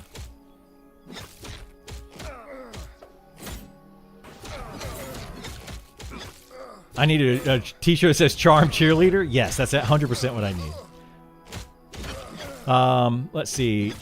Tank healer, 4 enchanters. Yeah, basically. Tank healer and 4 charmers is really... But 4 enchanters, yeah, would be a really good group. Absolutely. I see we are playing Sand the Game. We were in Keeper's Bite, though, the other day. I want to go back to Keeper's Bite, and maybe we will. I don't know. We might out-level it at this point. So we might end up having to do other things, but we'll see what happens. Any plans on a new class review tier list going in EA? Yes, I will be doing something like that as we get closer to early access, Joe. The Joe Show. But I want to wait until they do some of these tweaks. We're getting so many changes with this beta. Class changes are happening so quickly. I want to wait and do a tier list later on. So probably look for that maybe in May. Sometime in May. Hopefully that won't be too late for some of you. Wizard needs a dot line. That's something somebody brought up that meta that a dot line would be good. Like maybe when the wizard nukes with their fire spell, it has a chance of adding a dot, so it continues to do residual damage. Something like that could be cool for a wizard. I don't know.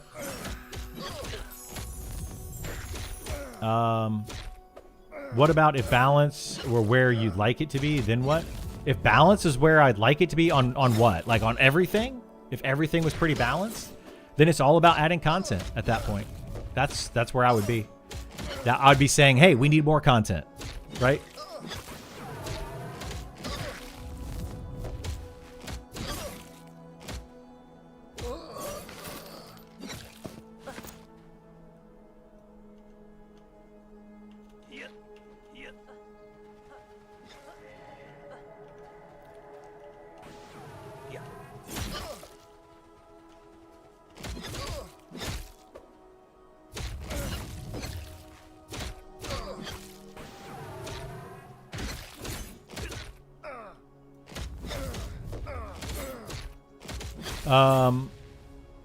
How are Necros at higher level? Can they solo well? Yes. Yeah, Necros can solo very, very well.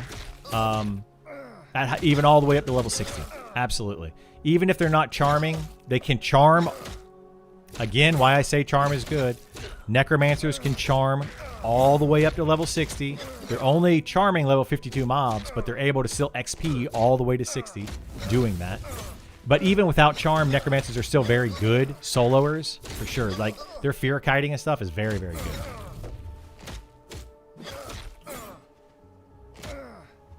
good. You say Spellblade can tank? Well, they're not supposed to be tanks. I'll read the rest of your question in just a second. They're not meant to be tanks. Is that in short duration, they burn mana? Yes.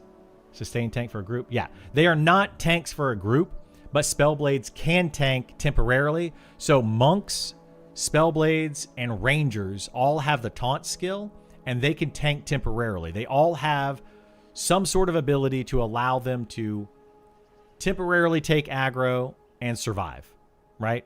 The Spellblade was broken for a while. I think some of it's been fixed. I think it still needs a little bit more tweaking. But the Spellblade basically puts up a buff, like a mana shield of sorts, and doesn't take damage. Instead, it has like that shield, and it spends mana to basically gain a shield, effectively, right? But once you're out of mana, you can no longer do it. So it kind of, yeah, it's a temporary thing.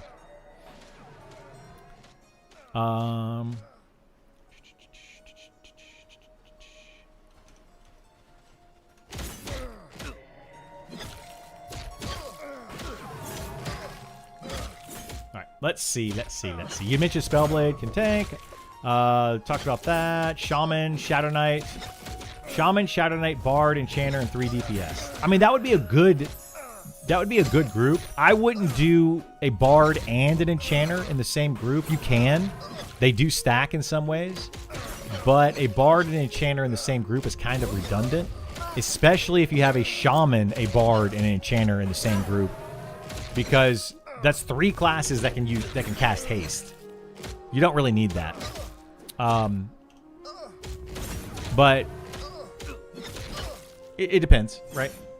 Minus charm. If you take charm out of the game, I would say you would want to do something like, you want a tank, you want a healer, whichever one you want to do, and then my preference would be 3 melee DPS and an enchanter. That would be my overall preference of a group.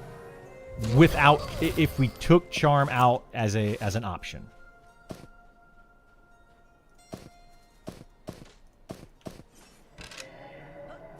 All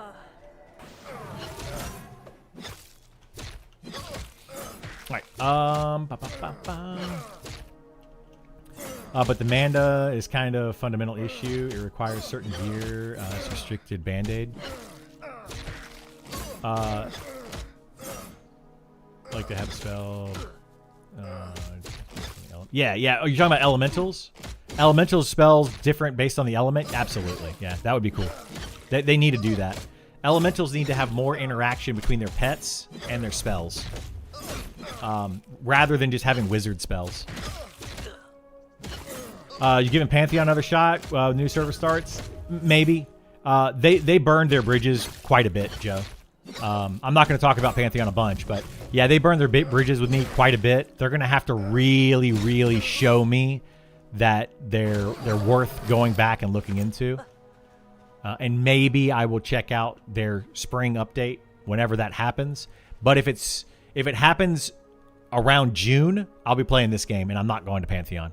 Pantheon is gonna be kind of in a situation where if they don't get that spring update out in time for people to try it before June, they're going to be hurting a lot. There will be people that go and play it, sure. But they're going to be hurting a lot because this game goes in early access in June. And I think a lot of people will be playing it. I hear I'm in the same boat. I like your Pantheon content, is why I asked. Yeah, we'll see.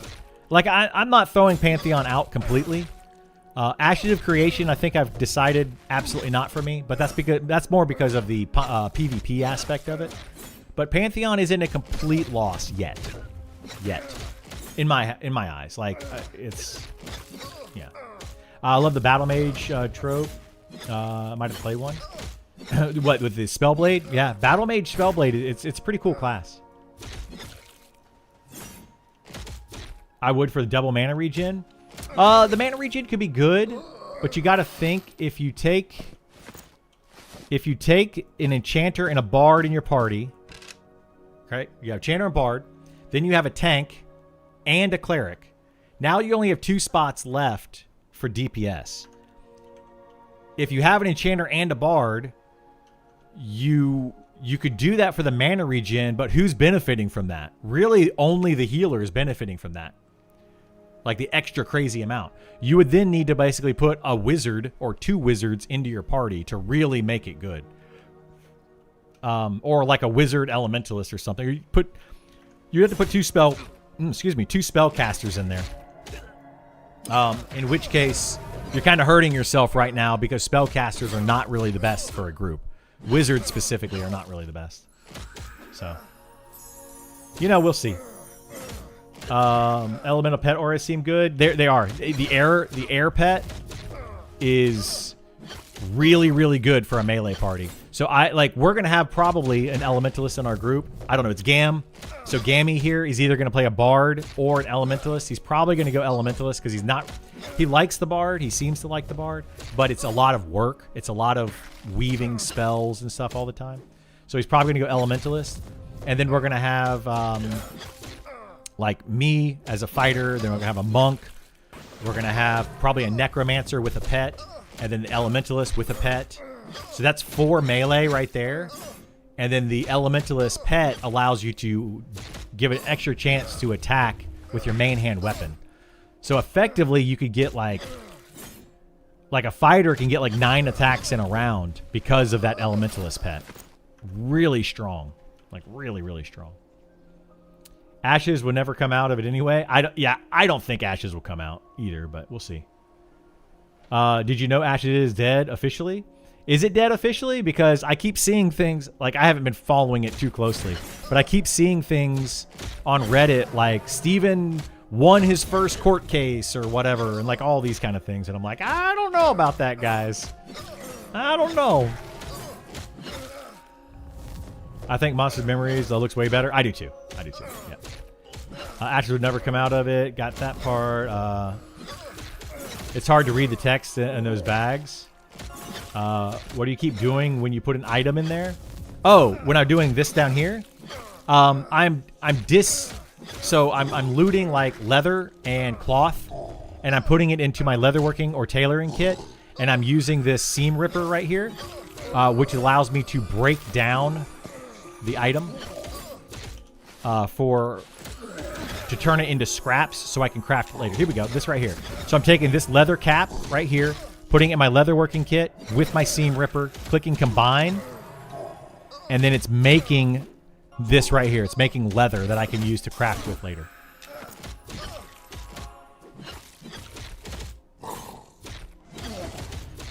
I'm more disappointed with Pantheon than anything else. Me too. Yeah, I'm very disappointed with Pantheon. But I'm not going to talk about Pantheon a bunch. Like, Joe, you were around when I played Pantheon a bunch. I loved Pantheon. You were one of the people I think that came in and you saw my love for Pantheon. And then all of a sudden, everything falls apart in that game. So, Hello? Oh. I did not get a text. I can put you on mute. Hang on 1 second, guys. I'll be right back.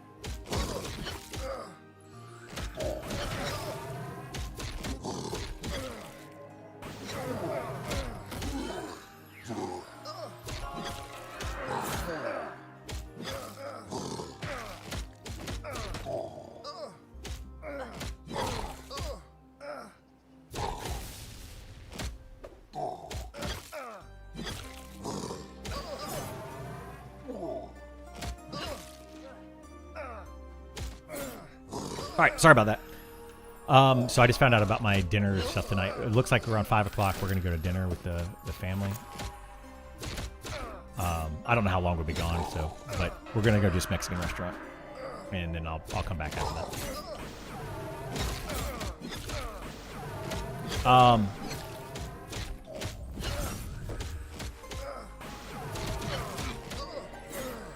Yeah, with a full group, we could definitely kill stuff inside. Let me try to read some more. Ashes is gone. Studio closed. Did it really? I thought though, like something that I read about Ashes, and I mean, I'm not going to go into a bunch of big Ashes debate, but I heard that like Steven was trying to have a legal battle to keep all of the Ashes secrets or whatever, intellectual data or whatever it was. So I thought he was trying to keep it going. Hey, Criddle, is melee weaving possible in this game for range auto attack classes like the Archer Ranger? It's not really, no. You're going to either choose ranged or you're going to choose melee.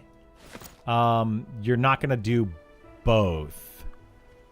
You can, but it's not going to be the best way to play.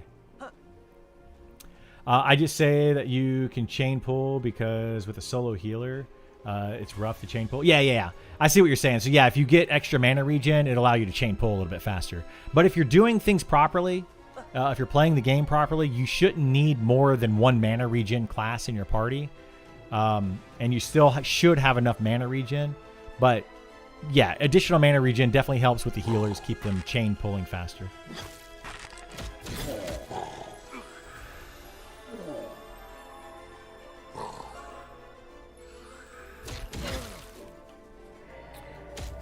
I think that composition sound. Oh wait, I gotta say something. One more thing.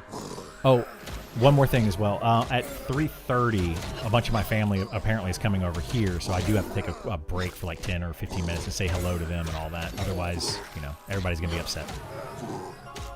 You know how family gets if you don't say hi to them. So that's in like an hour.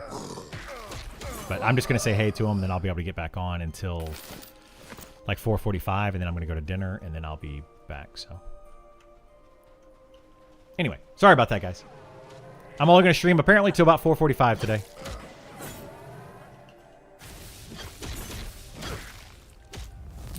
So the extra attack can trigger a triple attack. It seems like it can, Bam Bam, yeah. Like, the extra attack from the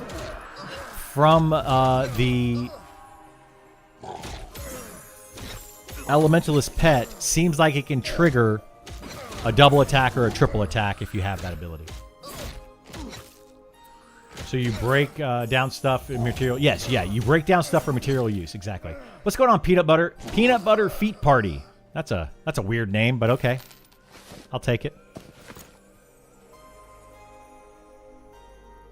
Steven didn't win anything. He was granted a restraining order from one of the other guys. Is that what happened? Okay. I didn't read a lot into it, guys. Like, I don't care enough about Ashes of Creation to really delve into it. So you all probably know way more than I do about that.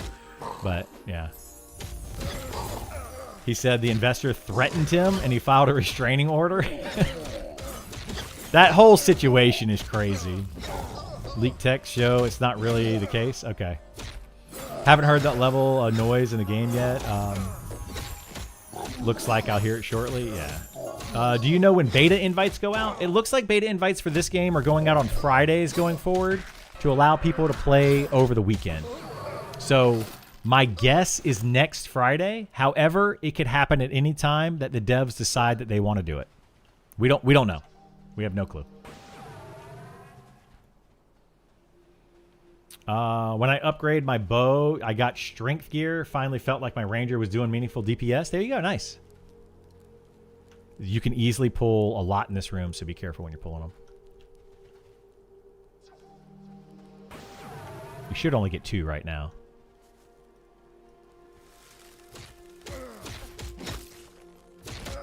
It's that that fire that's right in the middle, that big like bonfire.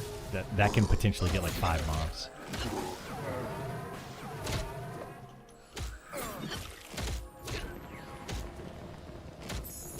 Ashes might continue via overseas development. I mean, we'll see what happens with that game. I just don't want to play Ashes because it's PvP focused. You know, people say that it's not PvP focused. I mean, ultimately it is PvP focused. Can you avoid PvP? Yes, to some extent, but it's still more of a PvP focused game. Like a lot of the content is based around PvP. So not really my thing. They were out of money. I can't see any investor taking it on with all the lawsuits. Yeah, it's going to be tough for sure. And taking Charm out of the picture, you really would rather have an enchanter over a bard? Yes. Yes. Even taking Charm out of the picture, I would still want to have an enchanter in my party over a bard. Absolutely. A bard is still good. Don't get me wrong. A bard is still very good. But enchanter is literally that much better in utility, which is part of my argument why Charm doesn't need to be as strong as it is, because the enchanter utility is so insanely good. How's the grinding going? Better than yesterday? Yeah, better than last night for sure. We're actually moving and doing stuff, which is nice.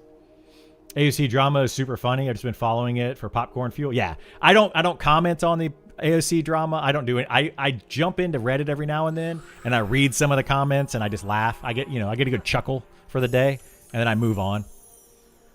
It makes me feel good about Monsters and Memories, because like the amount of drama that's in Monsters and Memories, there is some, but it's so minuscule compared to like Ashes of Creation or Pantheon. Like it's tiny when compared to those.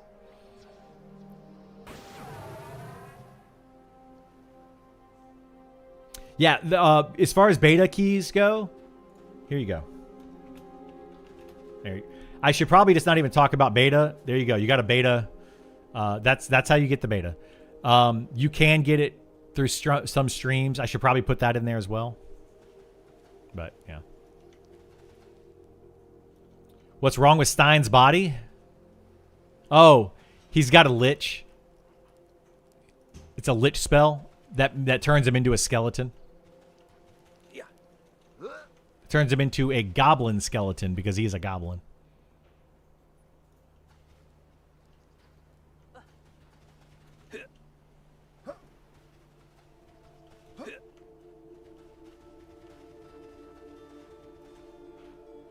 I'll grab it. I'll taunt it if need be.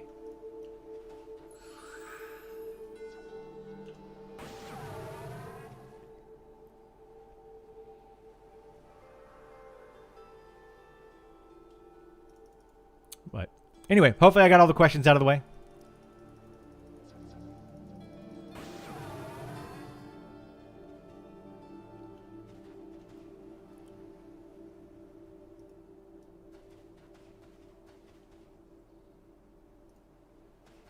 Yeah, I'll get some. We got 2, Cultist and Smuggler. I'm on Smuggler.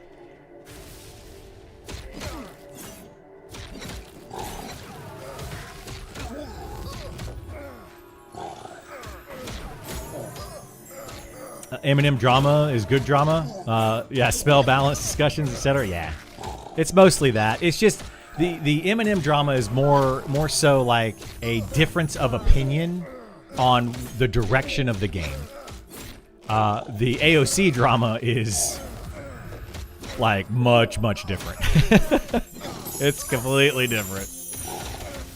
I think everybody that has drama for Monsters and Memories is because they want the game to be successful, and we have differences of opinions on what will make Monsters and Memories successful, right? Like, I have a different opinion than what you have and the devs have, and we all have different opinion. I think we all ultimately, though, want the game to be really good, and that's where we're at. At least that's where I'm at with it. I like it when you bash Pantheon still. I really like that game, too, and they messed it up. Yeah, I mean, I don't like to bash anything, but holy moly, man. Pantheon. Those guys. Whew.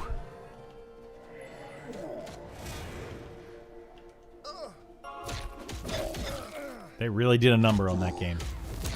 Plus, I think they keep lying about this giant spring update to people. I don't think they're lying about it. I think they're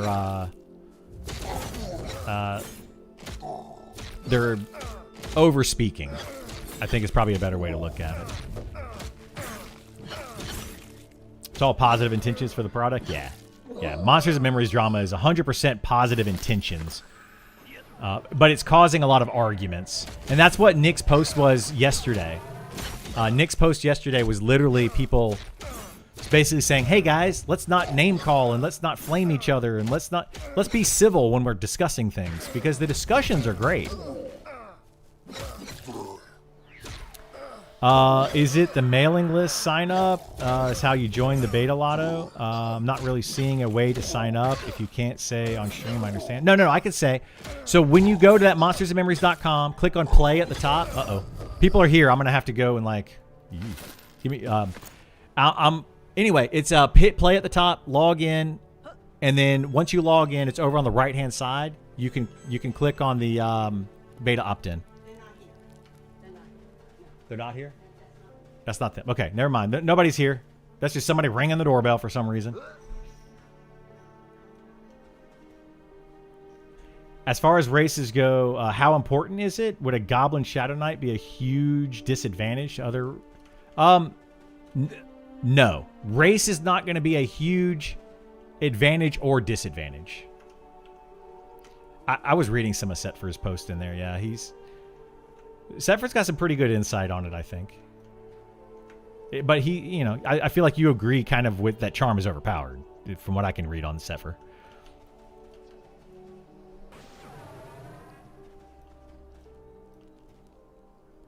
Yeah, and it's still not even that high of a risk reward, right? Like, that high of a risk for the reward. But it is the highest.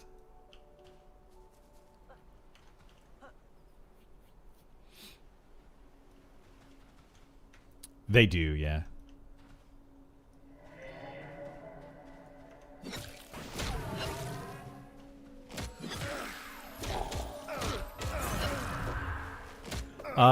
Absolutely love the dwarf models. I like the dwarf too. It's growing on me. I'm normally not like a short class or short race because I tank. So as a tank, I want to be on a taller, something that's easy to see. But you know, the dwarf has a very good tank ability. So that's why I chose tank, or chose warrior, or that's why I chose dwarf for my fighter, is for their stone skin ability that they have.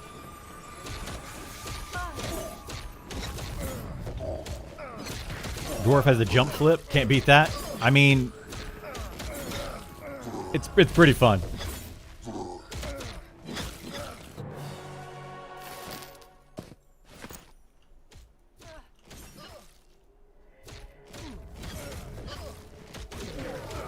What doesn't make sense is when you jump backwards on a dwarf, though. They completely defy all physics.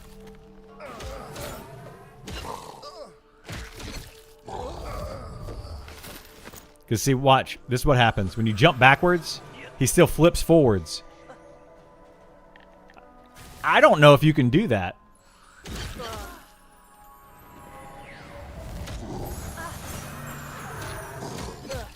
I didn't play EQ much, but I did play DAOC 15 years.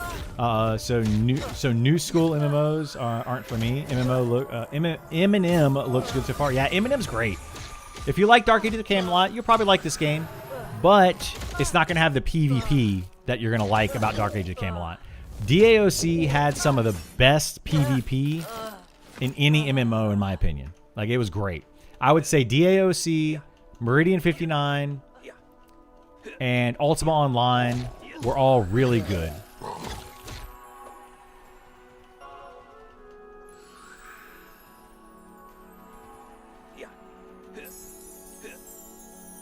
It was OG for Realm vs. Realm? Yeah, it was. It was really good for that, too. Like, really good.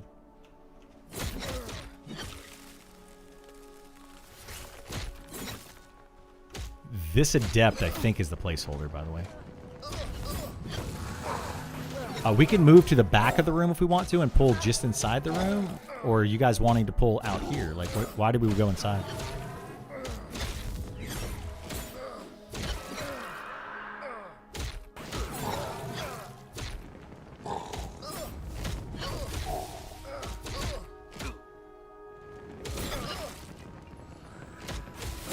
So we can pull out here, which is safer.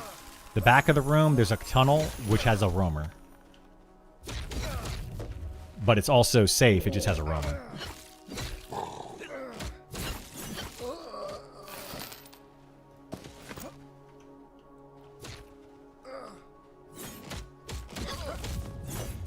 Sepher, what's your leather working at now?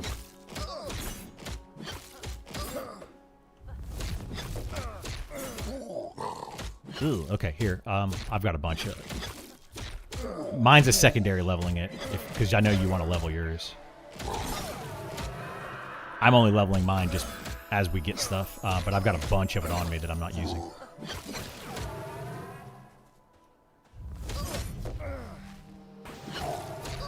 Okay, that's still higher than mine, but here, let me give you some.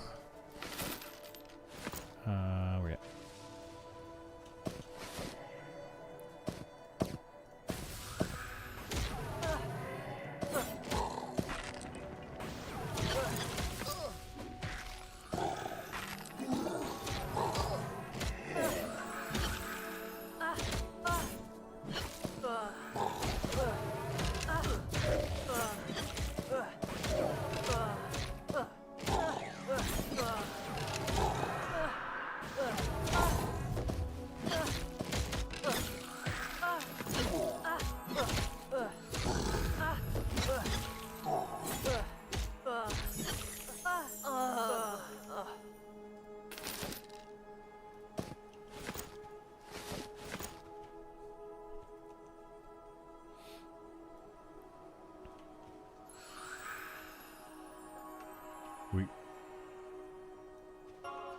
Yeah, I was going to say, we probably, with the speed we're killing, we'd probably be better staying out here and pulling from the room out here, so we have all these other mobs outside. We can go deeper in, but we'd have to go, like, up the ramp, and there's higher level mobs up there. I don't remember what level they are, though. There's definitely a named right inside. That's the Adept. Yeah, in that first room we just cleared, that's where the named is.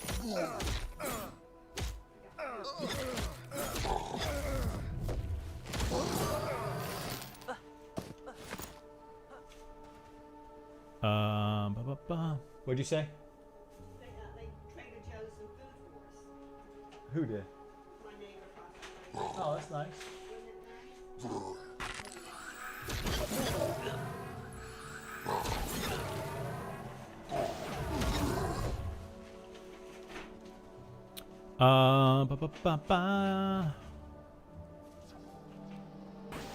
M&M PvP will get better over time.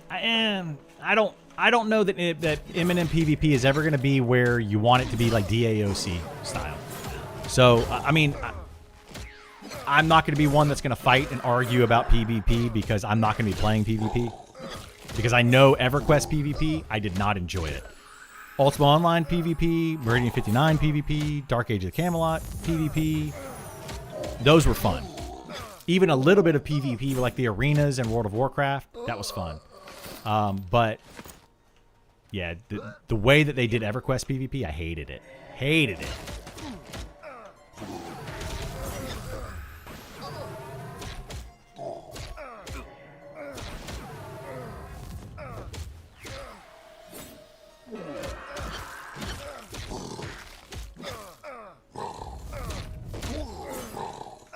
Yeah, I think the game's too easy right now, and that's why people are doing the yellows and reds. They definitely need to increase the difficulty some. And the TTK.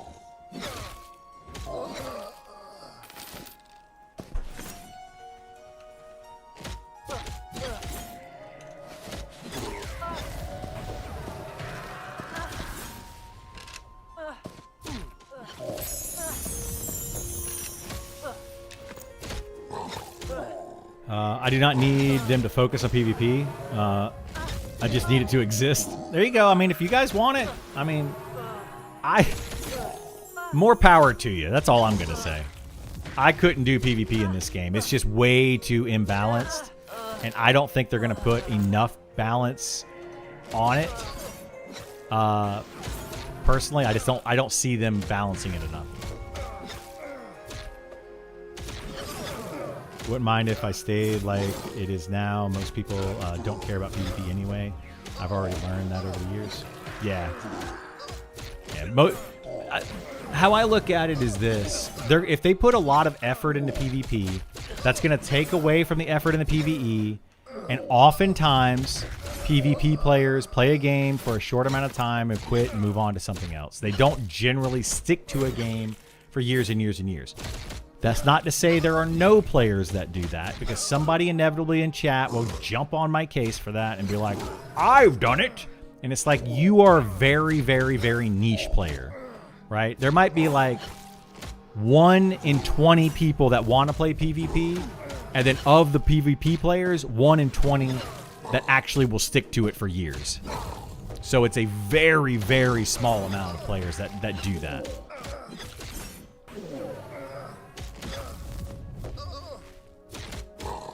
Yeah, the me argument kind of needs to stop in games like this. Like, you can't be like, I like my class to be like this, and I like this. I mean, I have a lot of those preferences too. I like a lot of different things, but we do have to think about the health of the entire game. You've done it, Milos? I don't believe you. I don't think you've ever played a PvP game. I don't think you're good enough, bro.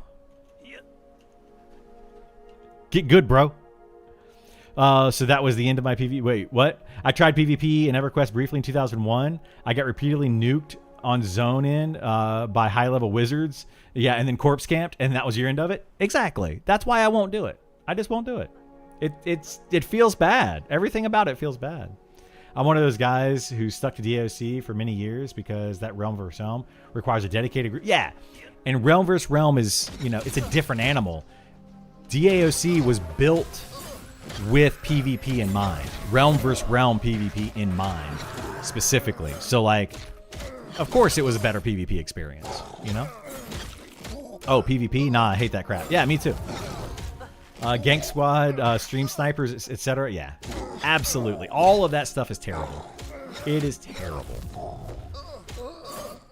But if people want to play PvP in this game, like I say, you're a special breed, more power to you, good luck.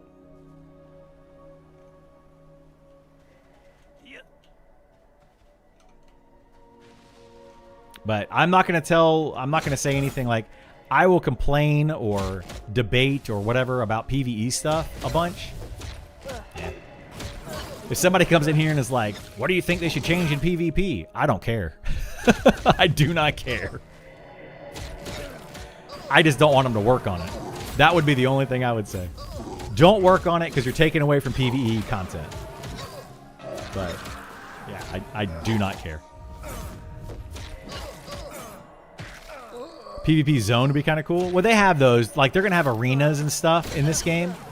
They already have arenas in this game. They also have dueling. So if you like to PvP but you don't want to be on a PvP server, you could still do that in this game as long as you find other players that want to do that with you. So, and that's fine. Absolutely, go do that.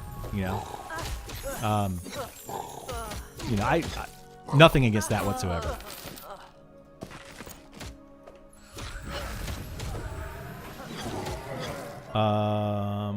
Shoot, I remember Freeport Dark Elves would camp the noobs from even walking out of the gates. Yeah, it was so bad, man. It was so bad. I like PvP in Ark. PvP in Arcage was also fun. When you said Ark, I was like, Arcage? Arcage PvP I actually enjoyed. I enjoyed that too.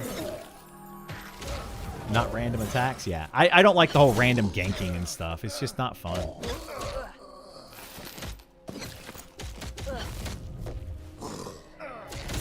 Played the free-for-all PvP server, Mordred, till it died. I was still on when they merged it with only 75 players left.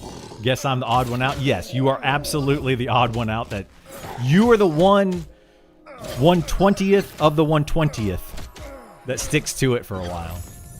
You are a very special breed, and I feel for you. I hope that you enjoy the PvP if you play it in this game. I hope it's for you. I hope it works out. And, you know, I really do, but holy moly, man. How do you feel about the community-driven gambling? Community-driven gambling. What are they doing with that? What, I must have missed that.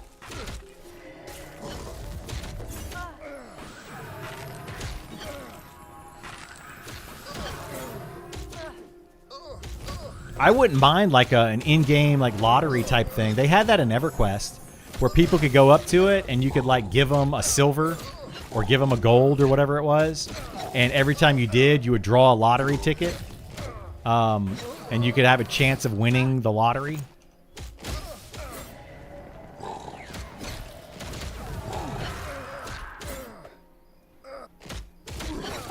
I believe the Adept is the name, yeah. It should be the one that... Yeah, you don't... He's level 60. That's way hard.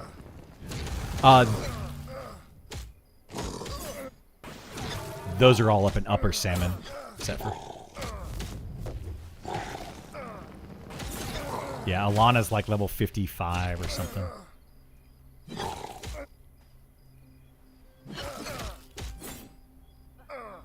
Yeah, for healers only. Yeah. No, it's all 3 healers. It's druids, shaman, and clerics.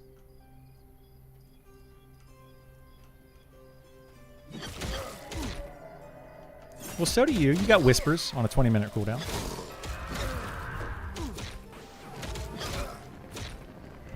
It's way better on other people for sure. Although in this group you shouldn't need to. I mean, Stein should have a lot of mana in this group because he's going to get the Bard song plus his own.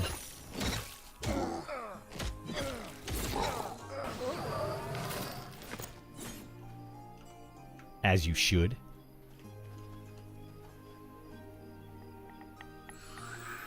Thanks, brother. Yeah, I'm looking forward to playing it regardless of PvP aspect. Yeah.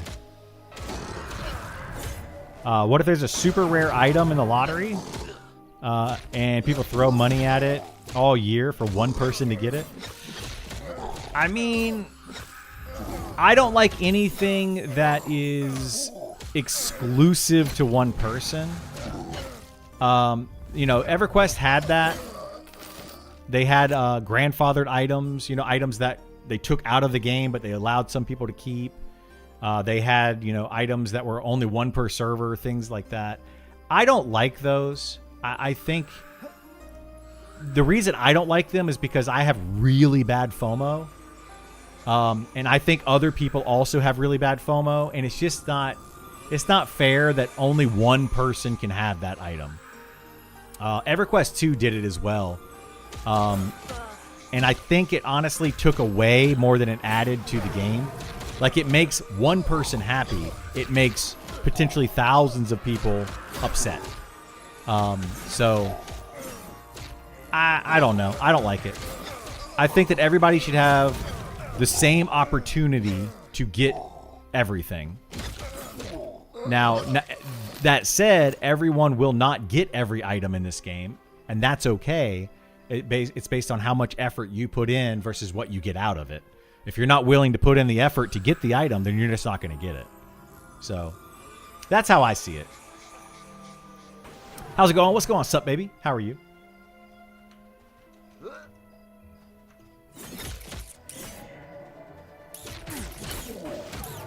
It would be fun with an in-game card game, like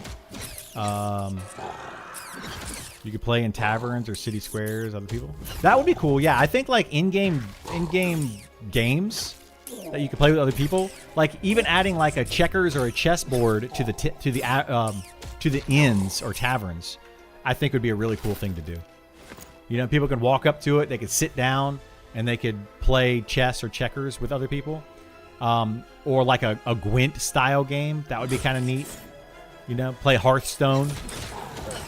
You know, that's something that would have been really cool in World of Warcraft if they ever do it. I don't know.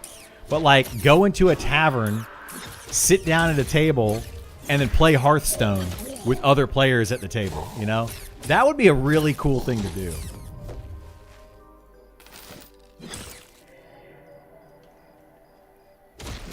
Haven't really watched it yet, but appreciate the ring video. Yeah, no worries. Hopefully it helps people out, get some gear out there. They originally intended to have games in WoW ends. Did they originally have intended that? I don't know why they didn't.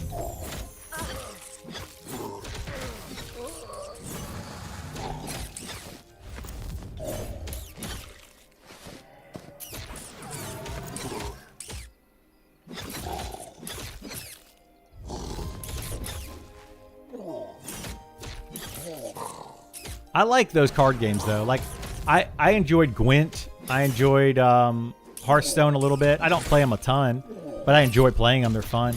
I also enjoyed just like tabletop card games like Magic the Gathering, Pokemon, Lorcana, Vitesse. You know, I played a bunch of those, and I really enjoy those. They're fun. It suits an MMO, really. Wish there were, like, poker. Oh, yeah. That could be another one. I think that this game would really benefit from having poker. Because you got to think of the age range. And I think that the age range for this game, the average is probably in their 30s. Which means that there's probably a lot of people that are I was going to say level 40 plus, that are aged 40 plus. And they would probably really be into playing poker in this game. I think it could absolutely be a thing. And it would be a lot of fun. But you could only play in Booty Bay. That would be cool if you could only play in Booty Bay. Yeah, I could see that. The level ding sound needs to be improved. I saw that on the Discord recently. People were like, the leveling sound should get louder and louder and louder as you get higher level. To the point where, like, at level 60, it's like, boing! That could be something funny. Magic the Gathering was the original loot box. I mean, I can see that. How old is Magic the Gathering, though?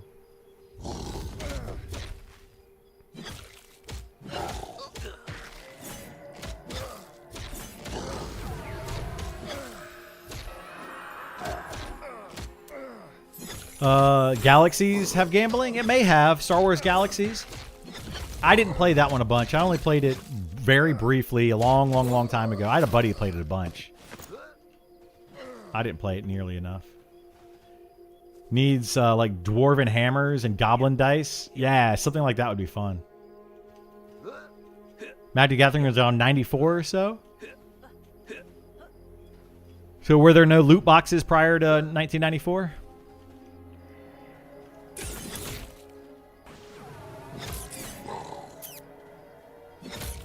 '52, and Magic started 30 years ago? Wow. EQ original? Me too. I played EverQuest in March of 1999. I was on the Prexis server. Anybody? We have any Prexis people in here? We did the other day. We had a couple Praxis people.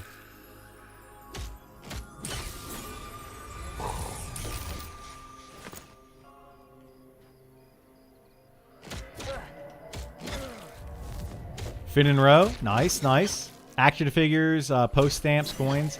Those were more collectibles. Those weren't loot boxes. You knew exactly what you were buying. You were also on Fin and row. Nice. We got 2 Fin and row. Uh-oh. Were y'all in competitive guilds? We either just made friends or we just made enemies. We just saw it happen right here.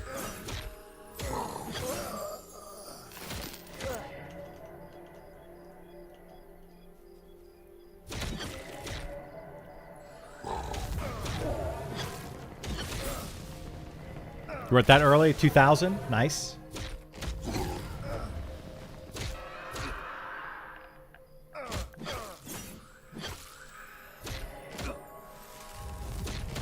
I love seeing all these people come back.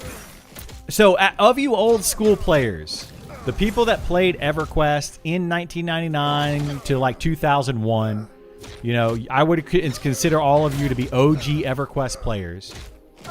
How many games, video games, have you played since then? Like, have you been a gamer all the way through? Or did you stop playing video games for a long time and you're now picking it back up with Monsters and Memories because you're like, I loved playing EverQuest?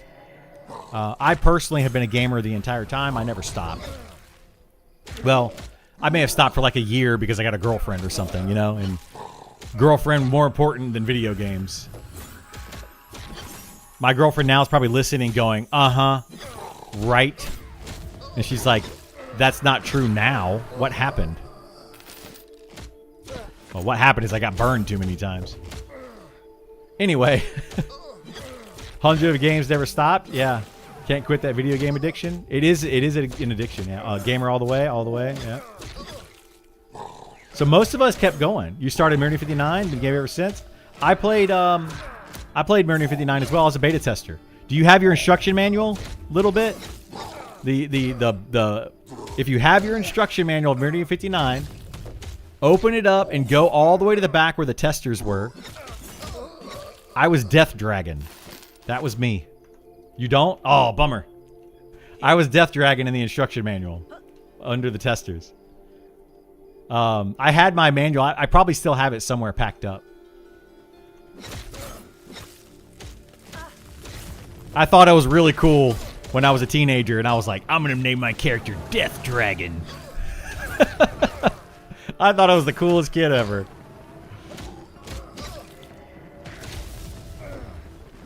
Never played EQ. Played a game, RuneScape. Yeah, RuneScape was cool. I didn't get into RuneScape because I played too much EQ and EverQuest 2 and World of Warcraft. And what else did I play during that time of RuneScape? I missed a ton of games during the EQ run. I've since been going back and playing some. I did too. EverQuest and EverQuest 2 made me miss out on so many games that I just completely skipped because I played those games so much. Stopped playing, picked up paintball for a while, did some TLP, then real life. Watching the bank account go up was more engaging than modern games. I don't disagree with you, Bob. Don't disagree. It's like, I could either play video games for 8 hours a day or I can work for 8 hours a day and make a bunch of money. Which one should I do? I chose poorly on that front. I got it. Yeah, I just didn't target it. It's my fault.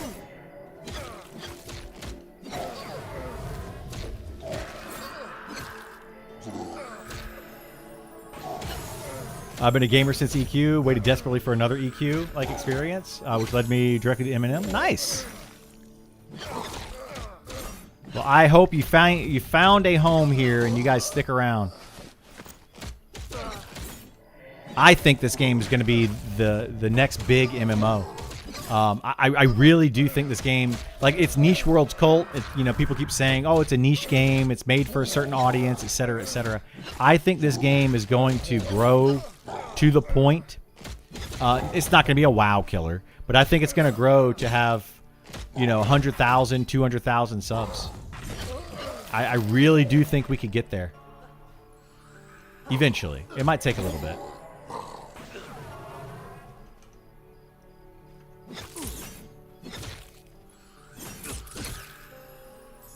You love EQ2? Really underrated? I like the rating in EQ2. It was fun. The cringe names. Yeah, back in Mario 59, my brother named my character. We played Necron. Nice.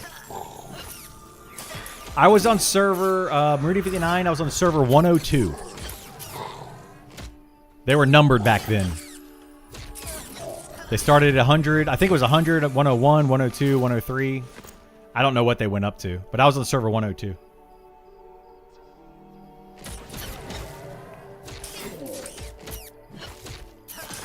And then for Ultima Online, I played on Catskills. So if anybody was on Catskills, they didn't have 100 servers. They started at 100, and they went up from there. I think they only got to like 110 or something at any given point. But the maximum number of players on Meridian 59 on a server, I don't think I ever saw more than 100 people online at one time. Like, there were very small communities. EQ2 used to lock down Obelisk. Run it for 8 hours. Oh yeah, yep. I did a lot of raiding and stuff in EQ2. We were on Fadark. Well, we were on what server were we on before Fadark?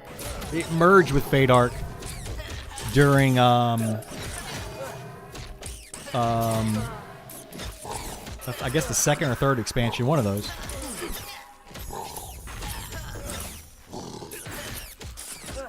Open test briefly on Eminem. So impressed with how huge the starting city is.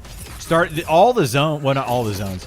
There are several massive zones in this game, like absolutely massive zones.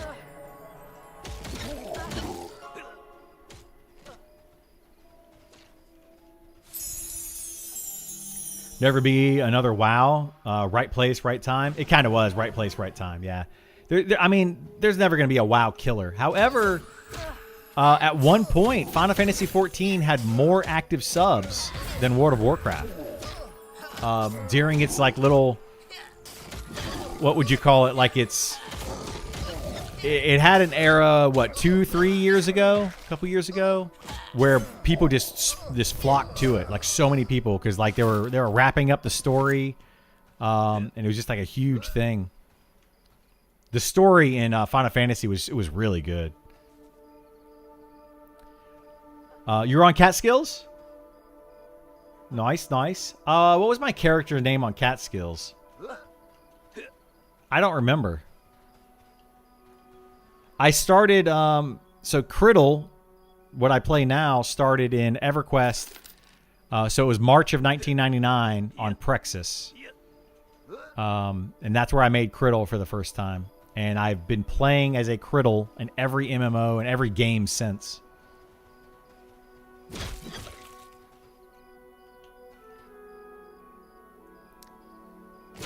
Final Fantasy Pop Balloon Shadowlands expansion? Yeah. Yeah, for a little while. I want to see another Guk-style dungeon. That would be awesome. I think we're going to get that with the castle. I think this castle that we're getting up here, wherever it is, you can't see it from here. I think that thing is going to be, I think that thing is going to be really cool to go into. Your thoughts on in-game map? I know the devs don't want to add one, but there are already numerous wiki maps. Yeah, I've talked about it quite a bit. But my thoughts on in-game map are, I like that the game doesn't have a map, because when a game does have a map, we'll use World of Warcraft for example, I tend to hit M and have the map open more than half my gameplay. And it's just the map is there in front of my face while I'm running everywhere.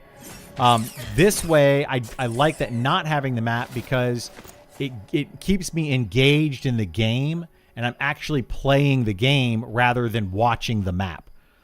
That said, They are looking at putting maps in this game. So right now, like you're saying that there's maps on the wiki, and some of those are really well done, by the way. If you haven't looked at the maps that have been made by the community, they're insanely well done. Some of them are. But they're looking at putting maps in this game using cartography, where you'll be able to like open up your inventory. Here, we'll do it this way. Open up your inventory and say you have like a document here in your inventory. Right click it. And instead of opening up this right here, it'll open up like a hand-drawn map of the area that you're in. So it might say like Fallen Pass right up at the top, and then it'll have like a hand-drawn map of Fallen Pass. And then adding in a cartography skill to that. There won't be any type of GPS attached to it, though. I don't see them ever putting a GPS map in the game. But probably some sort of in-game hand-drawn maps like that will eventually happen. Floating castle, well, the floating castle's different. I'm talking about the green castle when I'm talking about Guck. The green castle is going to be, I think, more like Guck.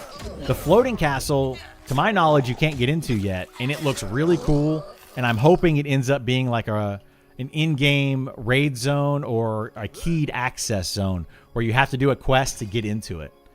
And then you have to, like, you know, go to the pyramid underneath it, or the little pyramid spire thing underneath it, you know, and like click on something or say a magic word and it teleports you up into it. I'm hoping that's what we get out of that, but I don't know. Is there an active quest for the head of the General Bloody Nose? Yes, there is. If you would like further information on that, I can give it to you, but some people don't want spoilers, so. But yes, Bloody Nose General does have a quest that works with it. Remember, my best friend and I bought the game, and we took shifts mining and selling ingots. And Ultima Online? That made so much money. Finally bought a small house, placed it, and had it all taken by Reds, who eventually recruited us, PK, and gave us our house back. Nice.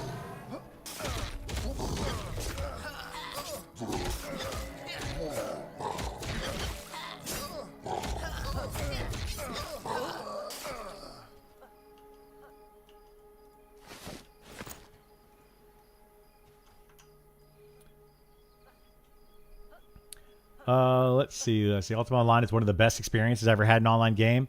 It was fun, even with the PvP.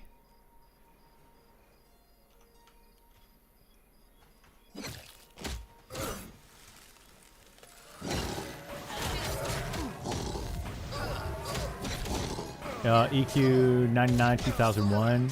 You couldn't alt tab. Yeah, it's preventing cheating. Yeah, they figured out ways to get past all of that, though. It wasn't 99, but it was like probably 2000, 2001 when I was playing EverQuest. I had a second PC set up with Linux on it, and I was having that PC read my main PC and giving me a map on that PC of all. It was giving me a map. It showed the location of monsters, location of other players. Did all sorts of stuff. It was way, way powerful. And it was very much cheating. I disagree with that now, and I don't do it, and I don't like it, and I don't condone it. But back then, you know, I was young, and anything to get ahead. I think it'd be neat if they had some time gating things where you had to have shadows line up and then use some item to make a shadow staircase. Well, there are time-gated things. The lighting system would be good. There are things like that in the game. If you want me to spoil some of them, I can. Or I cannot. But there are things that are related to the moon phases. And those moon phases, they go the entire month. Real-life month. So, they usually last for 3 days each. But you might have a specific moon phase that is only available for 3 days out of an entire real-life month. So, it happens. There are some definitely time-gated things in this game. Spoil me rotten. Where do I take it? There's a quest. So Rogue, there's a quest. You need to do the. You need to side with the Ashira to turn in that head. So have you done the Ashira quest? What you need to do is go kill a lot of goblins, take their ears, and get your faction up with the Ashira in Night Harbor. Is where you got to do that. I have a YouTube video on that particular quest. Check that out. I don't remember the name of the quest, but it's on my YouTube under the Monsters and Memories category. Do that quest. The Bloody Nose Goblin General or whatever is the second part of that quest. You need a ring? Yes, you do need the ring to do it. The Bloody Nose General is the upgrade to that ring. So you get a second ring. Or you turn in that ring and you get a newer buffed ring.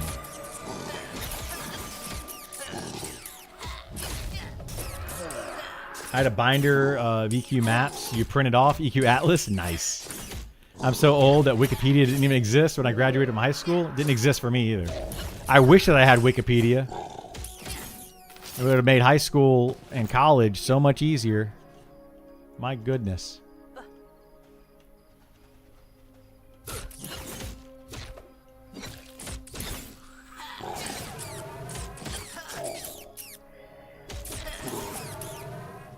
Not really. No map wouldn't really hinder the hackers, like at all. Well, no. You're talking about in this game? Yeah, it doesn't. It doesn't prevent hackers necessarily. They've already made. They're. How do we say it? They've already.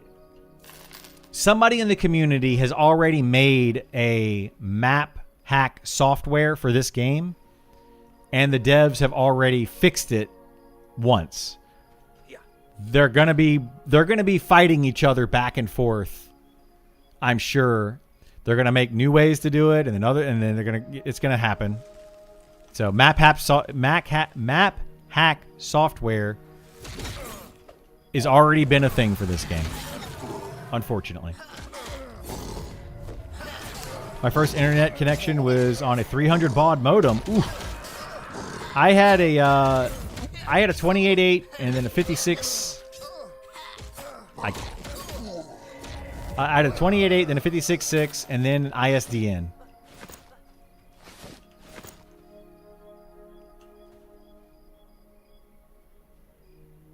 Class of 99? That's when I graduated high school. 1999. We're buddies.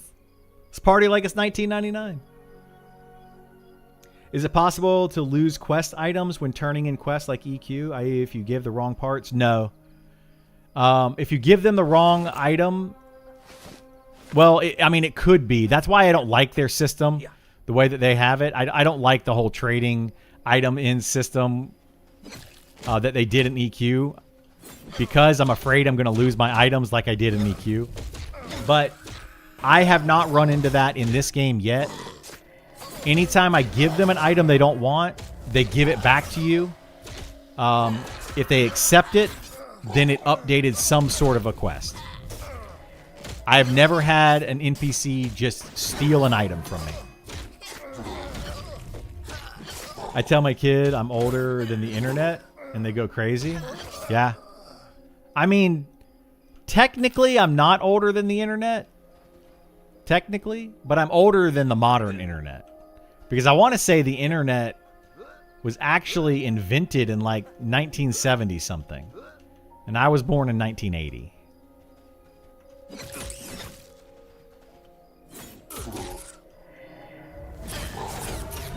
Sadly, people work really hard to cheat. They do work very hard to cheat. Yeah.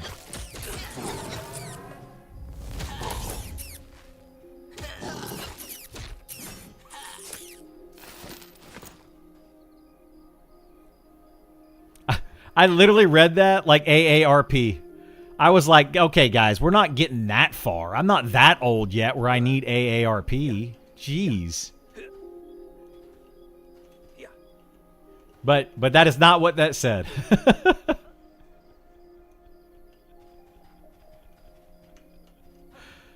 There might be some people in the channel though that need it. Might be.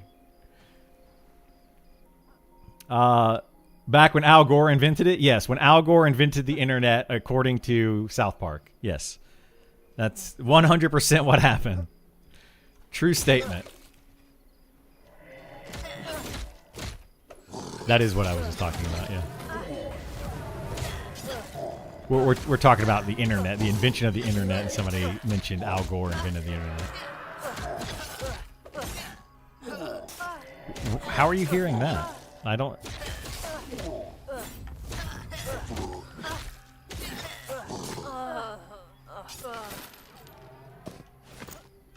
Oh, okay, I can fix that.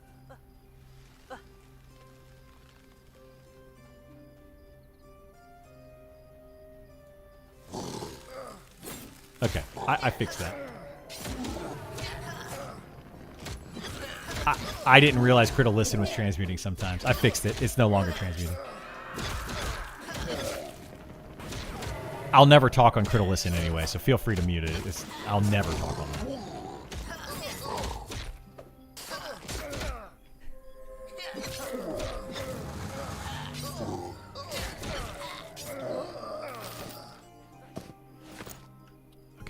Okay, bye guys, I guess.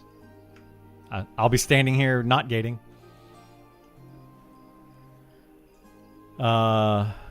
Sorry, my friends, yeah. My friends are talking in my ear, and yeah, it's a whole thing. Speak for yourself. I get AARP ads in the mail. I mean, I'm starting to get some AARP stuff show up on, you know how they get like the targeted ads and stuff on different Facebook and whatever. I'm starting to see them. And I'm like, okay, I'm not ready for that yet. We're not there yet. AARP is expensive? It is. Very expensive. For 27 plus these days, everyone calls you UNC regardless. Yeah. Or Unc. Is that what you're talking about? Like Uncle or whatever? Something about that though is really funny. A friend, so my girlfriend's friend from work is apparently, she's pregnant or something, and she's only like in her 30s, but she's like 38.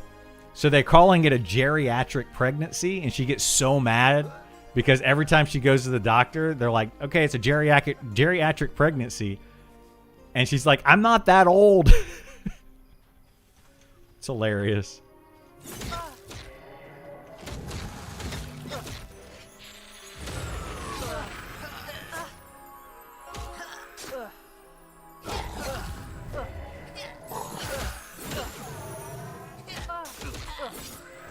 Finally a named. Finally.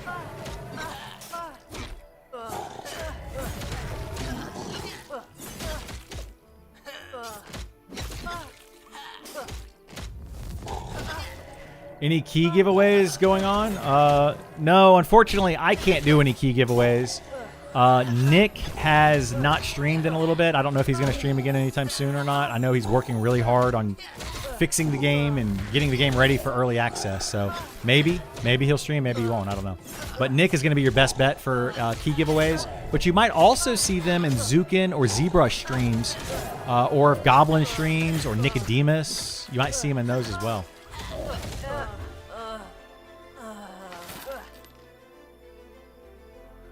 Yeah, terrible ring, but +4 charisma ring. Who wants that?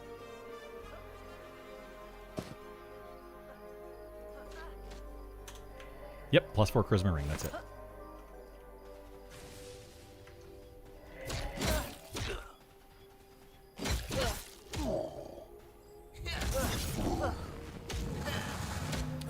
Who's using that? Yeah.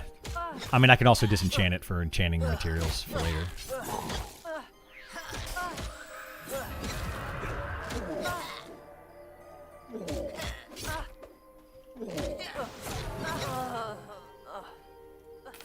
If anybody gets rid of their magic items, if you want to sell it or whatever you want to do with it, that's fine. But if you want to put it to use, you can give it to me and I can do disenchanting.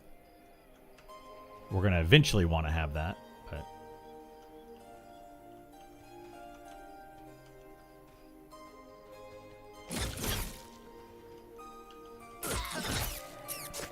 Any drop? Yeah, a terrible drop. Like, that's the kind of stuff, right? It's kind of annoying that you can go kill trash drops at level 20 that drop better gear than a name drop at level 30. Like that, like I don't understand that at all. Like that's what's not the Ashira. I'm talking about where we got our rings that a lot of us are using. Like it's just it's nuts. Like why? That's where the itemization I feel like is broken. Is named items, even the uncommon named items should be pretty decent. They're working on it. It's just like they should have started with the low level stuff and worked their way up. I think they're working backwards.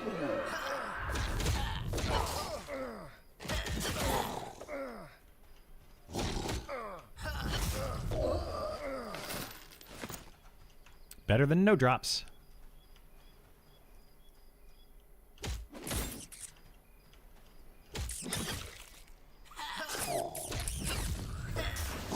How's the grind going? It's going, dude boy. How are you doing? I was a straight A student in high school. I miss it. I was not. It wasn't that I couldn't do it. And I feel like a lot of people say this. Like, I feel like a lot of people that were not necessarily very intelligent say this. So kind of take it however you want. But it wasn't that I couldn't be a straight A student. But it was more so that I just didn't care to be a straight A student. And I didn't work at it. I didn't try hard enough. But when I went to college, when I finally went to college and tried, I was a straight A student in college.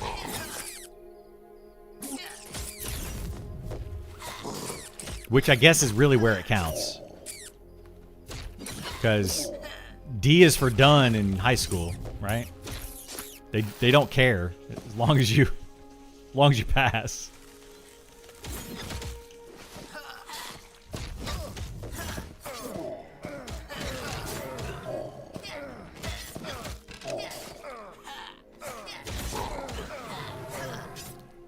Does this game have some quests, or is it just grind game? It's mostly a grind game, like RuneScape. There are quests in it, but it's mostly a grind game.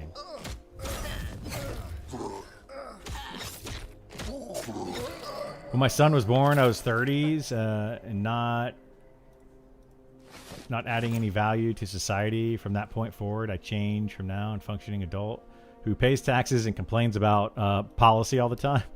I feel you, radio. I feel you. It's weird how we grow up to be that way, right? My son was born when I was like, I gotta do the math. I was 30. I was like 30, 31, something like that. And yeah, as you get older, you know, you start caring about politics and you start caring about like all these other things. You know, prior to that, you don't really care. I kind of, you know, I wish sometimes I could go back to those days. And I feel like for me, that's what gaming is. It allows me to escape the world. And get into another world, and I can just forget all the bad stuff that's happening in real life. And that's kind of where I've been for a long time. Even since I was younger, you know, as a kid, like it was a way to escape. I talk about it sometimes. I don't bring it up too much anymore, but I used to talk about it more. But gaming has always been that escape for me, because my parents split when I was really young, when I was like 3. And it was the one constant that I had going back and forth between my parents' houses, right? I always had my video games. I could always just play video games and be in my own world. And I don't have to worry about all the other garbage. And it worked out for me. Probably not the best coping mechanism, but it worked for me. I probably should have dealt with it a different way when I was younger, and I would probably be a little different of a person today, but you know.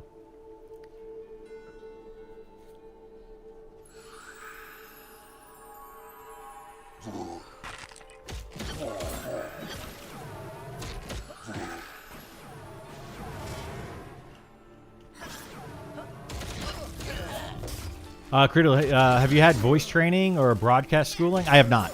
No. I've never done any of that. I just talk a lot. I just talk a lot. I guess that's what I studied in high school, was talking. My report cards throughout all of schooling, my mom can attest to this, and she's here. My report card and all throughout school was talked a lot. I was always trying to talk too much in school. You sound like you have for real. I appreciate that, but no, I have not. Didn't really have success outside of high school, but there was a lot to do with that. Out of my control. Happy how things are now.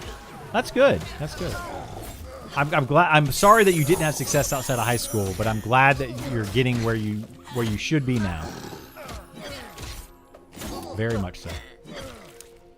EMT Advance? Wait, you're an EMT, Pixel? I respect that a lot. I watched a movie recently with my girlfriend. We watched Code Red or something, I think it was called. And it was about EMT. It's got the guy, Dwight from The Office, as the lead actor in it. And it was a really, really good insight. It's a comedy, but it's not a comedy. But it's a really good insight to the EMT world. Like, you see a lot of what they have to go through.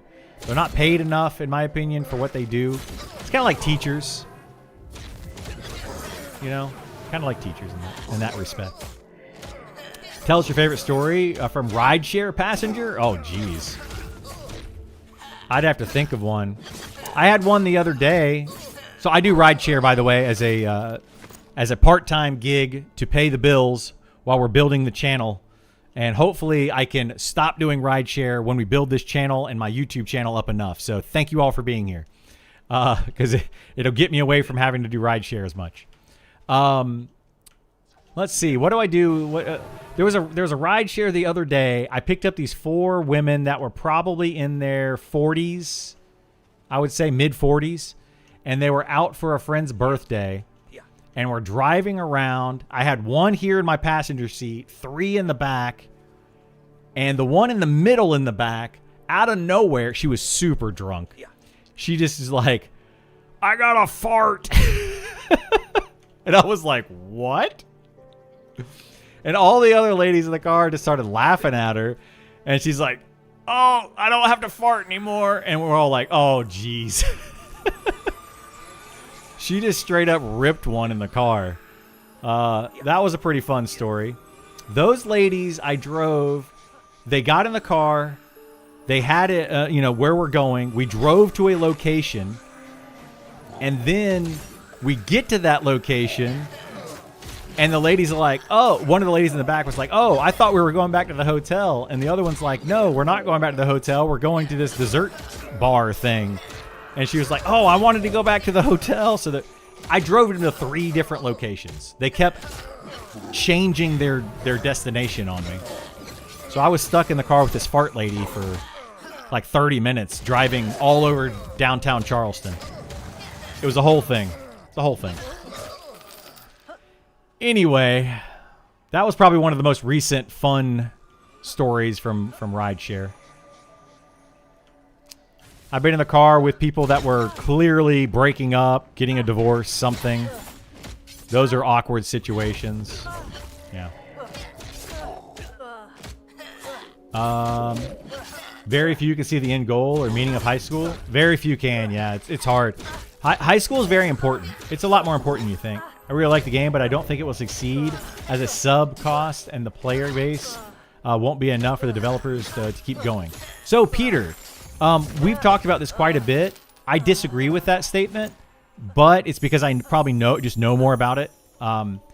Their sub cost being $15 a month is not that much in today's economy.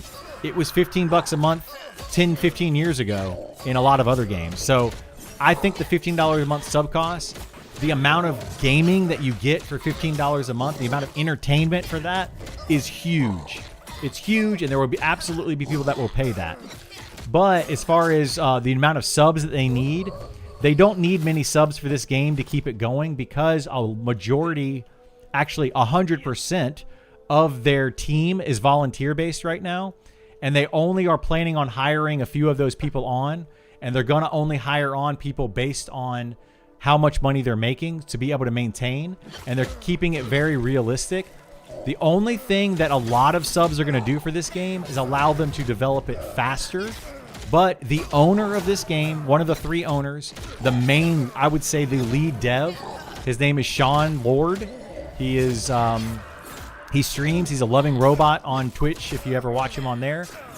He will continue and has said that he will continue developing this game in his time, in his spare time, as a hobby, as a passion project. So even if they have 0 subs, this game will continue to be developed by the team that is currently developing it, because they're doing it as a passion project. If they can turn it into a business, they absolutely would love to do that, and that is the goal.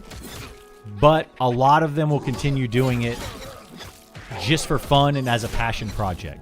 So no, this game is not going to go away based on a low sub count. So hopefully that answers your question. If you have more questions on that, or you want to gather information on that, go check out their website. They actually are very, very upfront with their costs. They've only spent $142,000 in 5 years to develop this game to the point that it is right now. $142,000, not million, thousand. So that is a crazy low cost for building a game like this. And they plan to continue to do it, and all they need is just a little bit of money to cover some of those costs. So it's definitely go check it out. Check out their website. Look into it. I encourage you to do that. Anyway, just want to throw that out there for those that don't know. I feel you on these games being escape. My parents divorced when I was 9. One of my brothers died when I was 14. Video games helped me get away from reality. Dude, that's an awesome story, and I can relate. I can relate, my friend. I didn't have a sibling pass or anything like that, so I can't sympathize, but I can empathize with you on that. That's got to be rough. I'm retired NYPD. Gaming helped me. I work midnights and maintain my schedule, 88 hours in the middle of the night. Yeah, dude, that's crazy. I've talked to a lot of people that are like firefighters that played these type of games, or military that play these kind of games, the ones that go on deployment and stuff. And yeah, these games like keep them sane. You know, it keeps them sane when they have to deal with all the things they got to deal with. So I love it. What is ride share? Ride share. So Lyft, Uber and Lyft is ride share.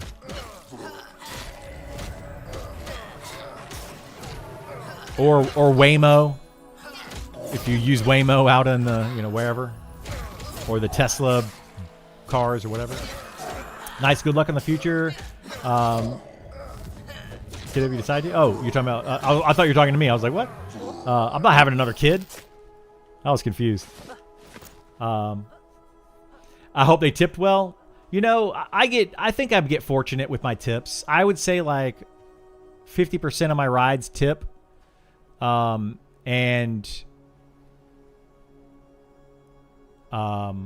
I'm listening to my friend talk right now. Yeah, I'd say about 50% of my rides tip, which I think is above average. I don't really know. But my rides are usually very short. I don't really take rides that are over about 10 minutes long, 15 minutes tops. So if they tip me like, $1 to $2 with that type of ride, I'm happy with it because, $1 or $2 is, if it's a 5-minute ride, $1 is basically like $20 an hour just from the tip, not including the actual pay for the ride share. So it's not too bad. I drove for Uber when I was stationed in Hawaii in the Army. My first weekend, I picked up a group of professional dancers. At the end of the night, I go back to base and was selected for Rams selection random search. Small bag of Coke in the back seat. Ouch. You got to be careful with that. Yeah. Like, I've been pulled over while doing rideshare before. They have never asked me to search my vehicle, but there was one situation where that almost came up. I was pulled over, and the reason I was pulled over was because of suspicious activity in and around my vehicle, is what they said. I basically dropped off two drug dealers down in an area where they were dealing drugs, is basically what happened. Had they asked me to search my car, I would have probably said no, asked for a lawyer, and kind of had that situation happen, because you don't know what they put in your back seat. I literally had just dropped them off, and I wanted to get out of the area before I checked my back seat, so I didn't check my back seat. They could have put anything in my back seat, and I could have been in trouble for that. So yeah, you got to be careful with rideshare, for sure. Be very, very careful with it. One pack, yeah, a pack of cigarettes, $10, exactly. $15 is cheap these days for entertainment, I think. Absolutely, it's one of the cheapest forms of entertainment. This is.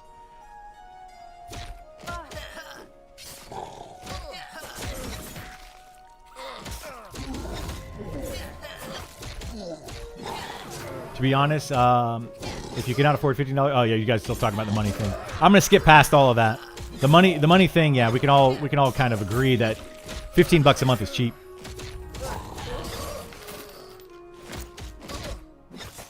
This game has potential to be a nice home from home. Yeah, chill nights, exactly. I agree. I think that's really the biggest selling point for this game, to be honest, is that they aren't bloated, talentless studio. Yeah, I love that. We're not having to give them hundreds of millions of dollars to keep them afloat and keep developing the game. That's the problem with a lot of these MMOs these days, is if they're not making millions of dollars, they can't stay afloat. This game is a very special situation. Very special situation. Now, do they want to pay their people? Yes. Everybody wants to be paid for their hard work. But, like, go talk to Zukin and ZBrush. Specifically ZBrush. I don't know for a fact on Zukin, but ZBrush will tell you. He's using Monsters and Memories as part of his portfolio. He works on his portfolio. He's just an artist. He's a graphic artist. And that's what he does. And he's trying to build his portfolio, and he's doing Monsters and Memories kind of as a side gig, hobby / portfolio building thing. And if he can get paid out of it, he wants to be paid out of it. And they plan to pay, I believe, some of their artists first, because art is one of the slowest parts of this game being developed. The faster they can develop art, the faster they can put out content. So definitely go talk to those guys. ZBrush is a smart guy. Yeah, he's a great guy. I like ZBrush a lot. And his personality is a lot like mine. So we kind of get along with that, because he's very loud and opinionated like I am. So I don't know. We get along. I like ZBrush a lot. He'll come in here in the channel sometimes and chat. So definitely go check him out. He streams every once in a while. Got lucky. The MP was cool. That's good. You got very lucky, Pixel. Very, very lucky. Calling your kid. We don't arrest. Well, call on your kid. What? No gun in the car? Yeah, totally different. Everyone goes down. Don't always work. Yeah, I would be scared. Getting pulled over. I think I've been pulled over once with a passenger in my car, and two other times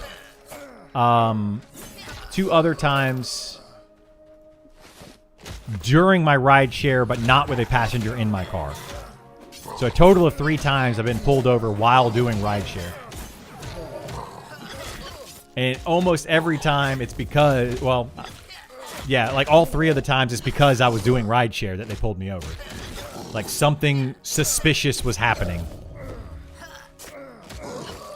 And I had a cop one time just bang on my car while I was doing rideshare, because I don't even know why, but he was banging on my car for some reason. I think he wanted me to move or something.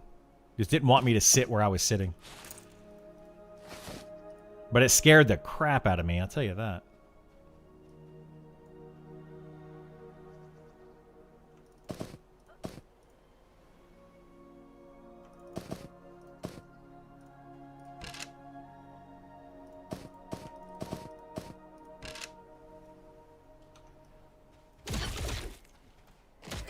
But you have nothing to worry about? That's good. I'm glad I have nothing to worry about. That guy, the cop that pulled me over that time when I dropped off the two drug dealers, whatever they were, it was probably 1 o'clock in the morning, and that was my last ride. And I looked at the guy, and I was like, I just want to go home, man. And he realized very quickly that I was just a rideshare driver. I mean, I had the decals. I had, my app was still open. My phone that was attached, like literally right there on the dash with the app open. He kind of looked in the car. He saw everything. And yeah, he told me afterwards, he told me the situation. Like he pulled me over and he talked to me for a second to make sure that I wasn't on drugs or buying drugs or whatever. And then he held me there for like 10 minutes. And then he was like, yeah, we pulled you over because this is what's going on. So yeah, I think most cops are understandable of that. That's awesome. Hope the game does well and the core team gets to turn in more than a hobby. Yeah, I do too. Yeah, the game only get better. Absolutely. If they can pay this team, it's just going to get better. I can't wait for them to pay this team. For what they have done, I mean, it's... Yeah, for what they put in, it's amazing to me. The amount of content, what they've built as a volunteer team.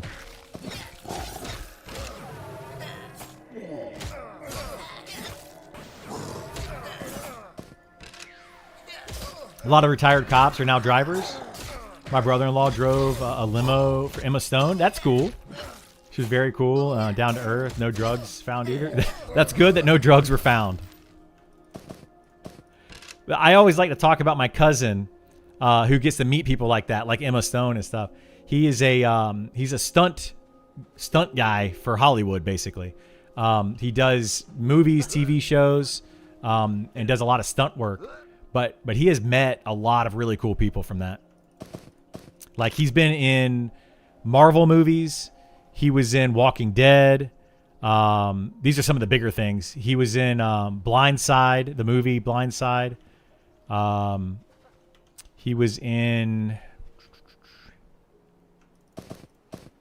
What else was he in? Trying to think of some other big things that he was in. Big blockbuster type movies. But he's done some smaller stuff as well. So it's really cool to hear the stories from people like that.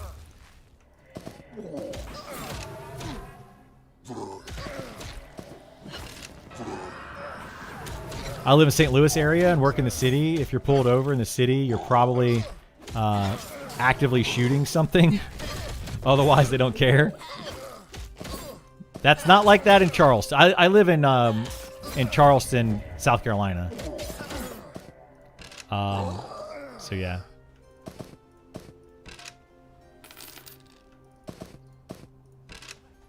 They'll pull you over for almost anything.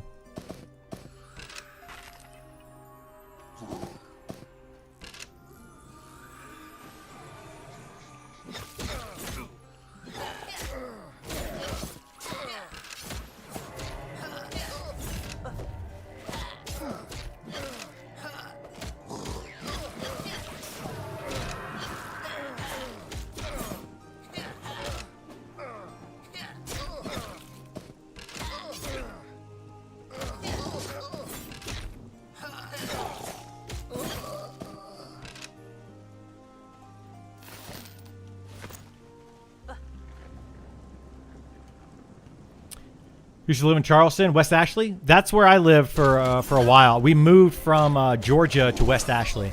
And then lived there for like 6 years or something. And then I'm up in Somerville now, technically. Somerville area. Somerville, Nexton, all that area.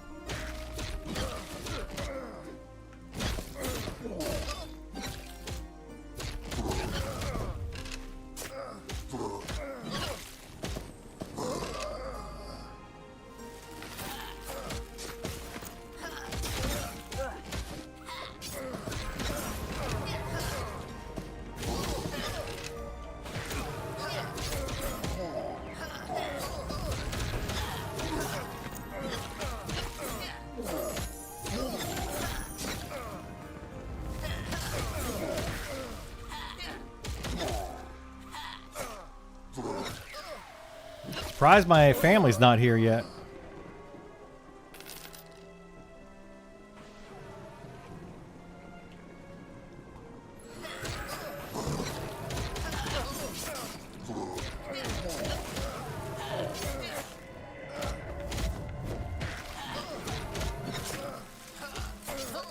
Magician could do the mana stones.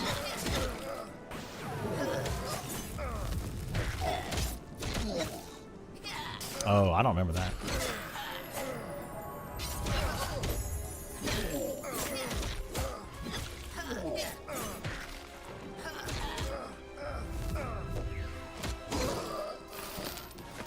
There were only like, what, 1 or 2 races that couldn't see in the dark.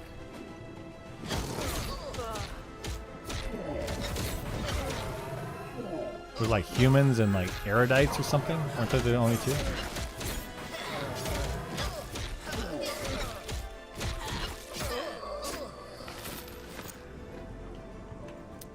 That's definitely bad for you.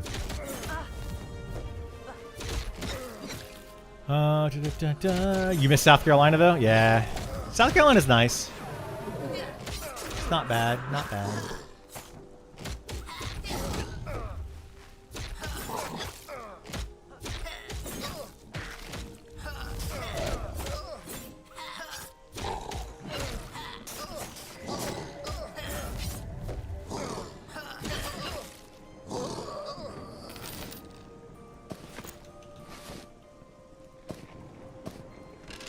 Do I need to pull?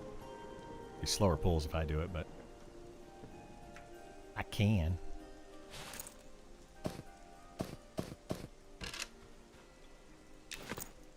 Well, it just means that we'll... Well, I mean, I guess if you're tanking with your pet, I can pull. That's fine.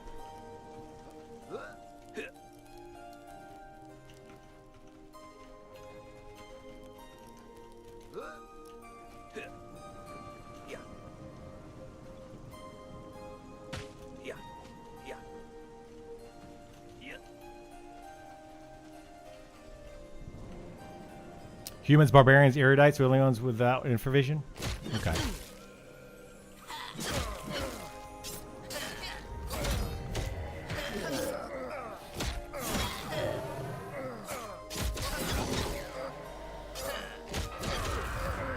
Yeah, I forgot about barbarians.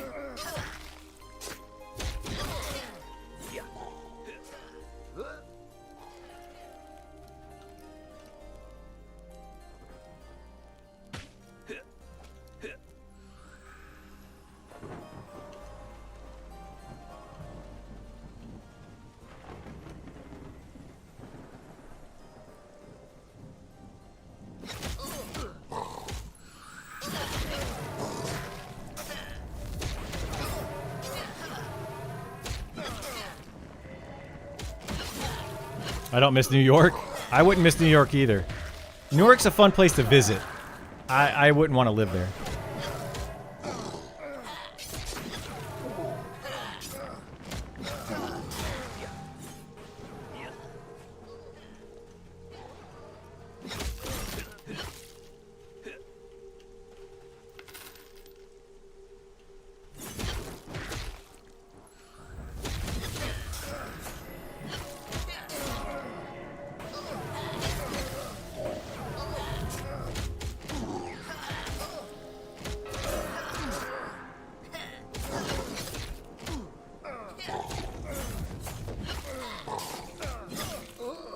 Wouldn't go there now. Is it not? It's not a good place to go anymore. I haven't been in like 10 years or so. It's been a while since I've been in New York. You lived in South Carolina as a kid. Loved a little place called Edisto Beach or Edisto Beach. Yeah. I've been there a couple of times. Family beach area. It wasn't commercialized. What's going on, Nicodemus? How you doing, bud? I could throw out net, catch a blue crabs. Yep, absolutely. Yeah. Nicodemus is one of those guys, by the way, that we were just talking about as far as the game volunteer basis. He is a volunteer dev, writer, quest guy, lore guy for the game. And one of those guys that will probably, even if this game doesn't make a ton of money, will probably continue to create content for the game since he has a job outside of this. So he's one of the guys that is making this game possible without taking a paycheck. So give him a big round of applause and a thank you and all that kind of stuff. Without people like him, this game would not be possible. Yeah. Yeah.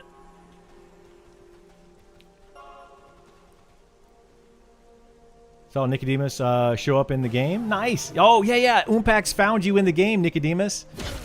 Like you have there's like a quest that mentions you. You live in Staten Island at the moment, and it's exactly like the movies depict it. Really? Ugh. I need an updated class overview. We're going to be doing one Crown Coke. Is it Crown and Coke? We're going to be doing an updated class overview as we get closer to early access. Right now, there's a lot of balance changes that are going to be coming in the game over the next month or two. So I will probably do another one in May before early access starts. Not to mention, he's a handsome fellow with great taste in hats. Okay. No, Nicodemus also does streams sometimes on Twitch. He streams late nights. So yeah, you can see him there. Yeah. Yeah. I do like my caps. There you go. I don't mind a good cap every now and then. Like I used to wear Kongals. You guys know what a Kongal is? Like a paperboy or the paper delivery guy hat or the whatever, whatever you want to call them. Anyway, Kongal is the type of hat. I used to wear those a lot for like several years, every day. My current girlfriend hates them. Absolutely hates those hats. So I don't wear them anymore. But I stopped wearing them prior to dating her. But the funny part about that is I've known my girlfriend that I can't have right now for like 20 plus years. And I used to wear those hats going to like Braves games, Atlanta Braves games and stuff way back when. And she always hated them back then. And then I stopped wearing them for a while. And then I started wearing them again. And then I stopped wearing them again. And then we started dating. So like, yeah, it's been a weird, wild ride with that crazy lady. That crazy, wild lady.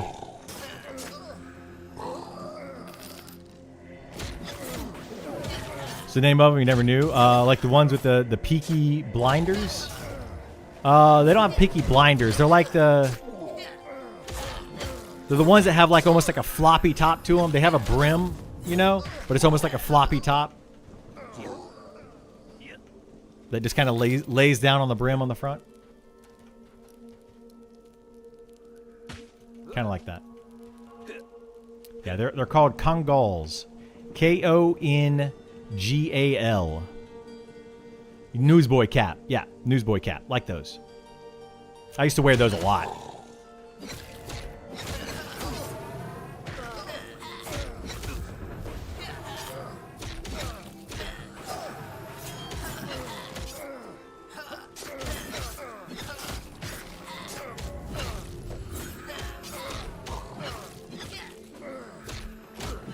Your wife hates them too? It's funny. My ex-wife never said she didn't like them. She never said anything about them. I used to wear them all the time. She never mentioned anything. But my girlfriend, my current girlfriend, used to tell me she hated them when we were friends back in the early 2000s, early to mid 2000s, or early to mid, like 2004, 2005, 2006. We were friends back then. But yeah, she tells me all the time, do not wear that hat. I will not go out in public with you if you're wearing that hat. Sometimes I just put the hat on so she won't go out in public with me, Just like, I'm going to wear my hat out and I'm going to the store. Anybody want to go with me?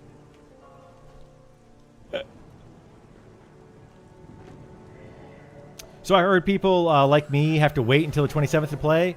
We only get like 3 days. So they're going to be doing a public playtest March 27th to March 29th, I think, or something. That is true, yes. If you want to be part of the beta, they do have an opt-in for the beta that you can do on the website. Go to the website and do what that says right there. I like a single panel flat cap, Patchworks, Boston Scaly, mostly. Gotcha. Yeah, I used to wear hats a lot. I love hats. Yes, yes, like Don Cheadle and Samuel L. Jackson. Yes. Those kind of hats.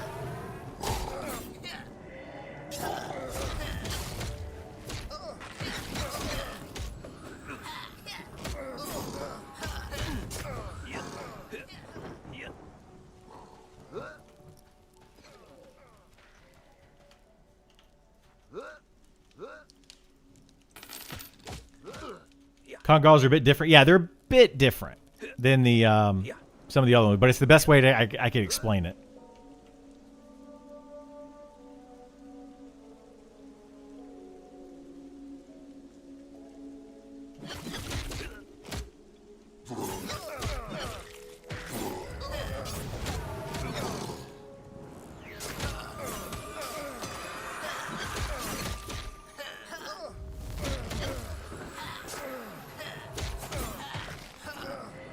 Yeah, it's only 200. Well, what it is, to explain the beta a little bit, it's 200 invites per week. Each of those invites gets one friend invite. So it's 400, up to 400 per week. However, they are watching it. They're seeing how many people are playing the game. And as they add new people, they might... Don't quote me on this because who knows? They might increase that number. They might decrease that number. They probably won't decrease it, but they might end up increasing that number if they need to, if there's not enough people playing the game. But right now we have... let me find it. Right now we have 700 people online. So I think they have enough people. Oh, sorry. I didn't know you were back. Yeah, I'm sorry. They, you know, it's based on how many people are online. Is what they're doing.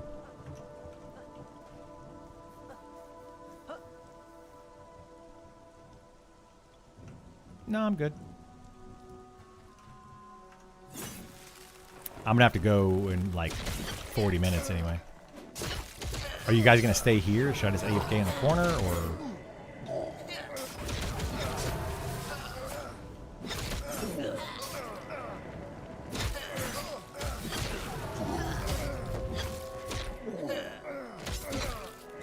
Yeah, I'll probably be gone like an hour-ish.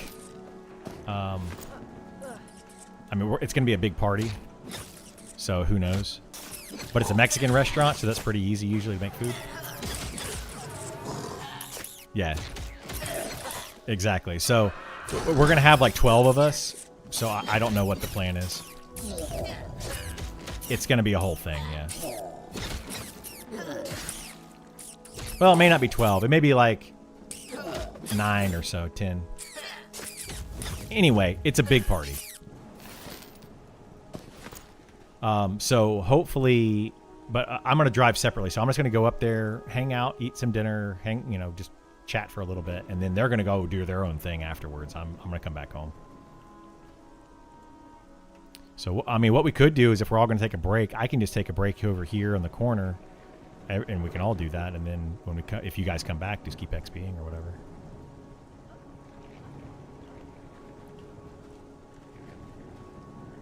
All right, I'll just sit over here in the corner, and if y'all XP, cool. If not, that's cool too.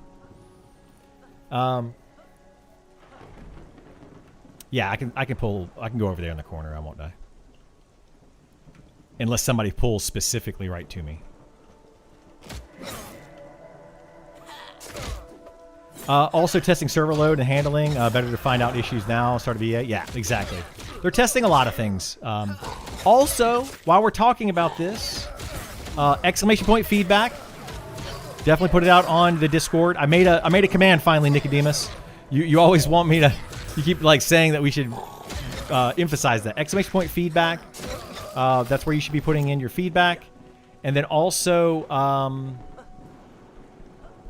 what else is there? Oh shoot, I forgot what I was gonna say. Oh, go do the survey on the website. If you have not done the server survey on the website, they definitely need more people doing that and filling that out. They would like that information.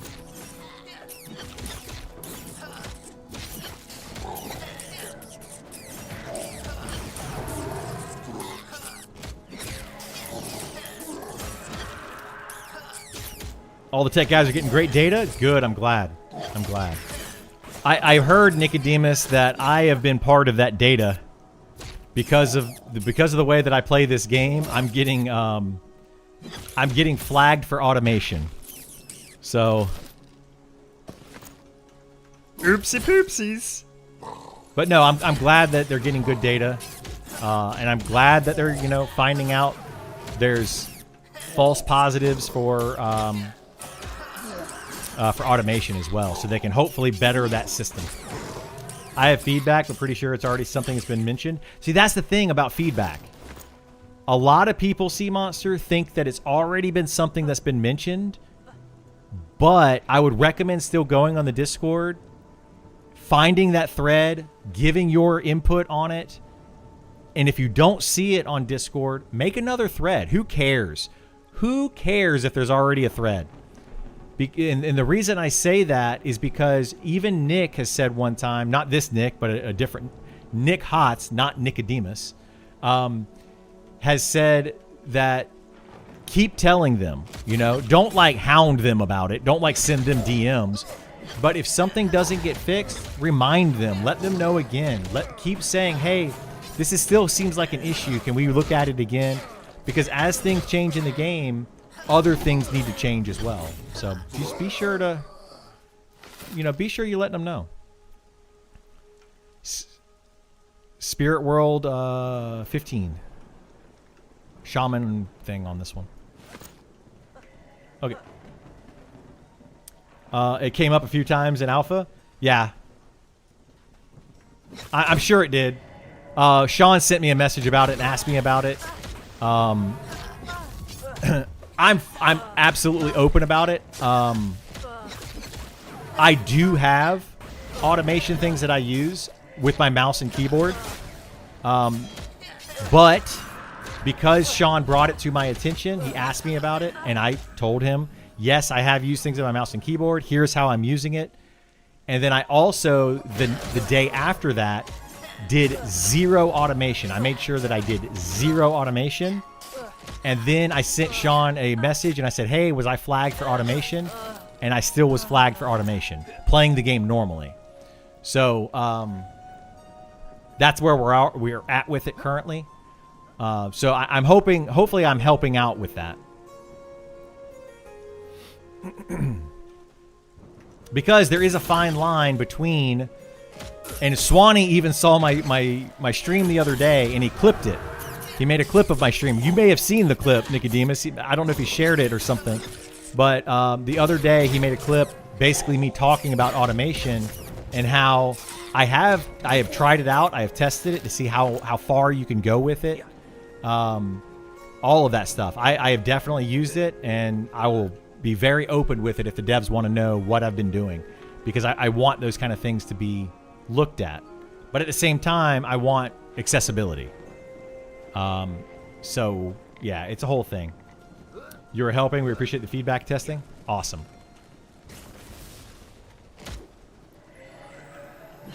I'm glad to be a bad guy every now and then, happy to be a bad guy. Something to identify, who the group leader is. Ooh, that would actually be a good idea. I don't think that's been talked about a lot. I would say that's a good one to bring up. So I would say that, group functionality, that's something to bring up with Encrypt. Encrypt right now is kind of doing the UI stuff. So if you have questions about that, if you see him in chat, you know, like he sometimes pops into my chat. He may not anymore because we kind of debated about something yesterday. I don't think he was mad, and I wasn't mad at him or anything. But I don't know if he wants to debate about things. But he jumped into my chat yesterday, I think, when we were talking about the automation software and the cheat detection software and all of that. But he's the one that I would talk to about adding in UI stuff. But some of the things that have been talked about in UI are like a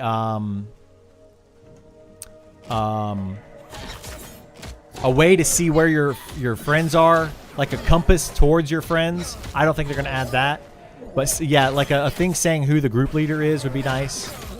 You know, being able to change the order of the group would be nice.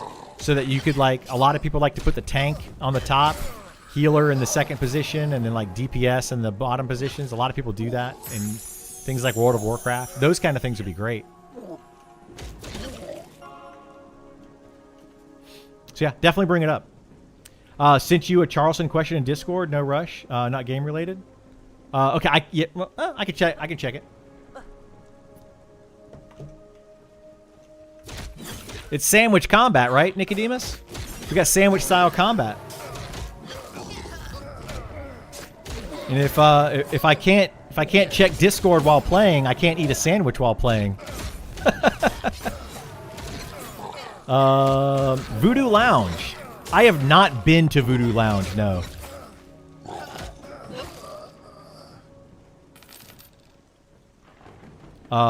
Knew all the gamers in there. I have not been to Voodoo Lounge. I should check it out. I'm definitely willing to check it out.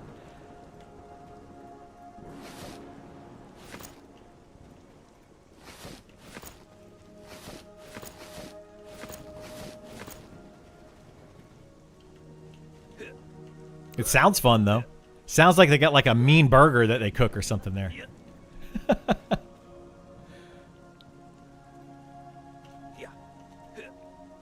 Sandwich Combat is a good guild name. I suspect that somebody will name it Sandwich Combat. I totally see that happening. Absolutely.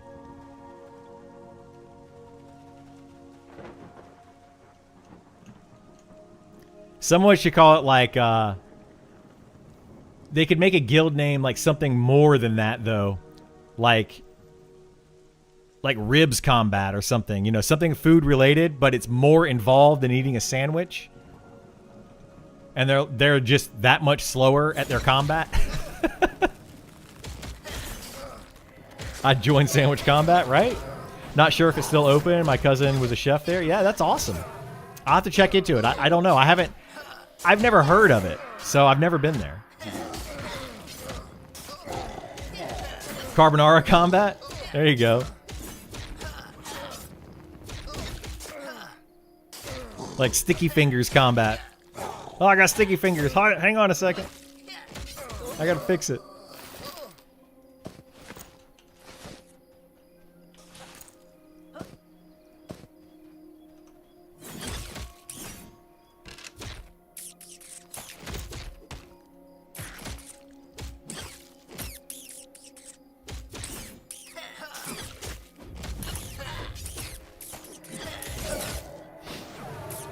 Hoagie Horde.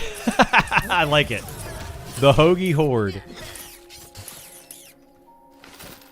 Man, hoagies that's a good sandwich right there. It's just the type of bread, isn't it? Isn't it like a hoagie bread? Hoagie? Yeah, Hoagie Horde. There you go. I knew what you meant. I got you.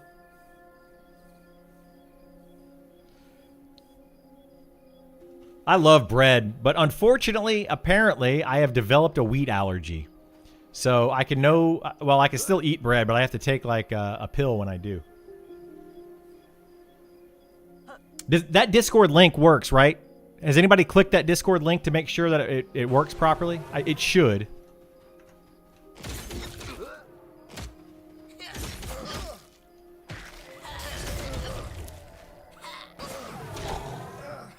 Looks like it's closed now. It was in Avondale area. Oh man, bummer. Does he work anywhere else now, Nicodemus? If he does, let me know. I'll go try his food. Link works fine. Perfect. Thank you. Thank you for checking it.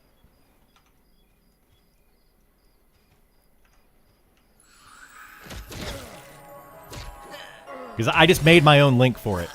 So I wasn't sure if it worked. I should probably get a permanent link from the devs to put in there. I should probably ask for that. So that one doesn't expire. Because they, like, I think the owners, like Nick Hotz, could probably make a permanent link. I'll find out. It's been a while since I was there. Okay. Yeah, let me know if there's, if he still works at any restaurant down there. We don't go to Charleston often for dinner or anything. It's a little too expensive. But every once in a while, we'll go downtown and eat some dinner. Really good chef. Nice. I love some really good food, so.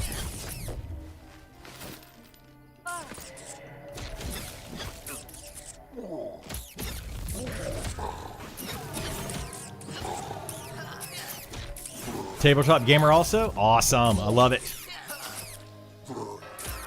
I need to get my 3D printer out and start 3D printing some tabletop stuff. What I want to do, Nicodemus, what I would love to do, and you'll like this. I want to try to get a kid-friendly D&D campaign going for like the kids of the neighborhood kind of thing. I know there's a lot of families that want to do that, but unfortunately nobody's willing to do it. And it's hard to get together, but I want to do like a kid-friendly one, and adults will be welcome, like parents can come as well, but it'll be geared towards the kids. You know, where like the themes will be all kid-friendly and all of that stuff. So that's my kind of thing, yeah. Been enjoying this game so far. Level 30 Druid. Nice. I'm glad you're liking it, Superbolt. That'd be really fun. Kids are crazy with their imaginations. They are. My kid wants to play D&D, but he's never really gotten into it. But he also has very bad ADD. Not Advanced Dungeons and Dragons, but ADD. Attention Deficit Disorder. So he can't really sit still very long. So I'm trying to get him to like sit still and play some games and do stuff. He can sit still and play video games now. But it's hard for him to sit still and play like D&D. He loses focus very easily.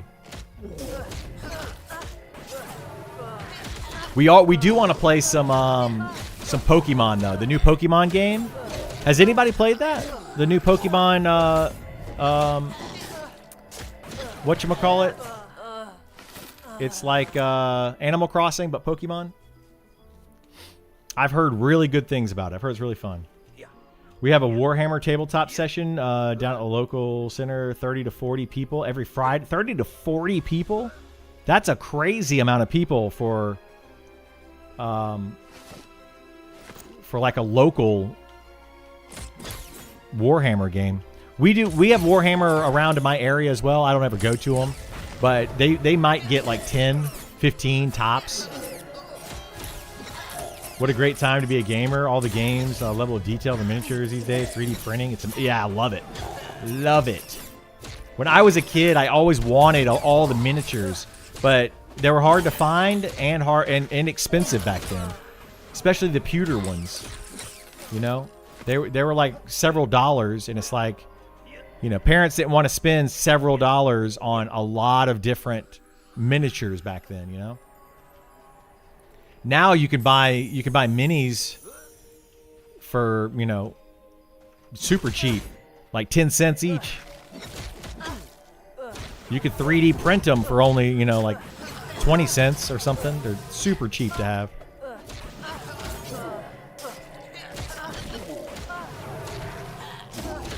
Solo, what would be the time to kill in seconds versus a X-Mob? B is a Necromancer, Beastmaster, Elementalist, Great Solar. So, not including Charm. Solo would be anywhere from 60 seconds to 2 minutes, probably. On those classes. With Charm, it would be faster.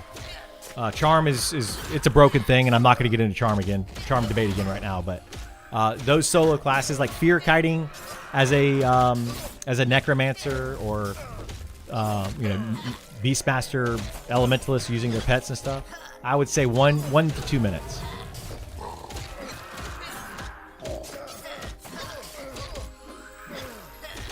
That's going to depend on your level. It's going to depend on your gear. It's going to depend on your skill. Depend on a couple of things.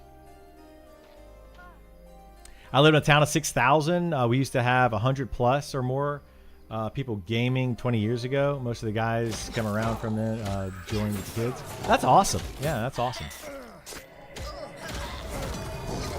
Any word on what the best class for PvP is going to be? Ooh.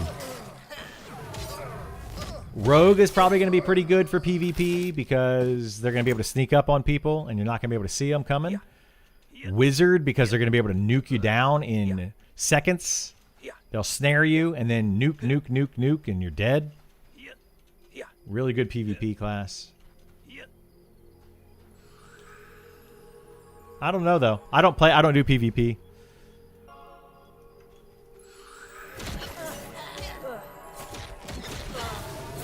Has old lead minis from the 70s. Yeah, I have a few. I don't know where they are. I had like a wizard and a dwarf and a dragon minis from way back when. Those things are probably worth money now. To like collectors. Old collectors.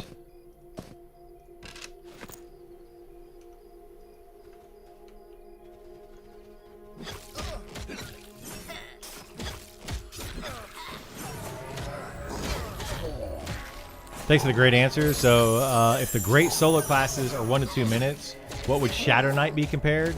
Like, not much longer. I mean, a Shadow Knight is probably the best solo tank in the game. Like 2.5 minutes well, it's kind of weird. Like, I'll talk about it in a second. Like 2.5 to 3 minutes for a Shadow Knight, probably. A wizard could probably kill a mob in 30 seconds. But they would have to then sit down and meditate for a long time. So like wizard soloing could be very fast, but then you're going to be out of mana and then you could go AFK for like a couple minutes while you meditate your mana back up. And then 30-second kill and then wait a couple minutes. The thing is though, the wizard is going to be slower unless you do quad kiting. Which if you do quad kiting, it's gonna take a couple minutes of kiting to get to that.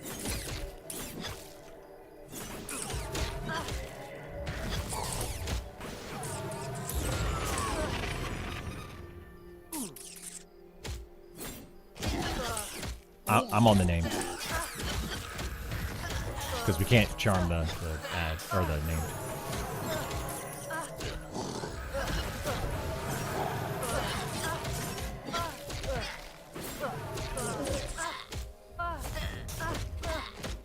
Hard choices. Wizard sounds good too. Wizard's very good at quad kiting. Very, very good. You're probably looking at like to quad kite. I mean, you could probably do it fairly quickly, but then again, you're going to be out of mana.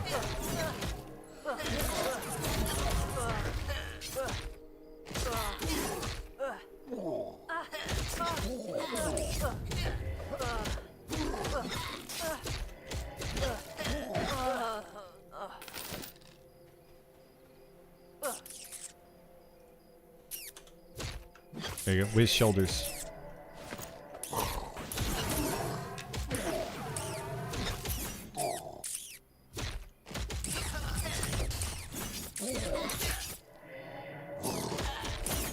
Should probably take pictures of these things. Actually, let me do that.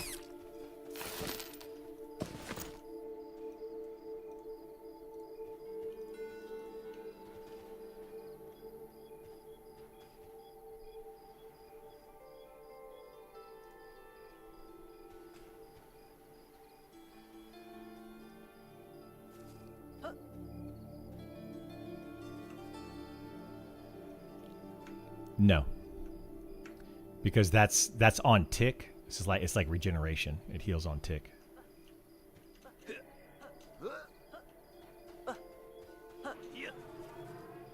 They probably wouldn't. Bard is going to be better off getting int gear, probably. Unless wisdom gear just happens to be more common. But most likely it's going to be int gear.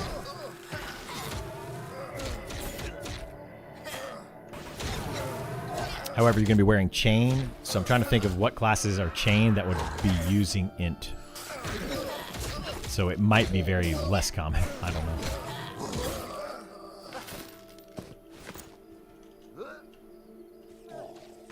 I mean, that would probably be the best way to go with it, yeah, and then just go wisdom.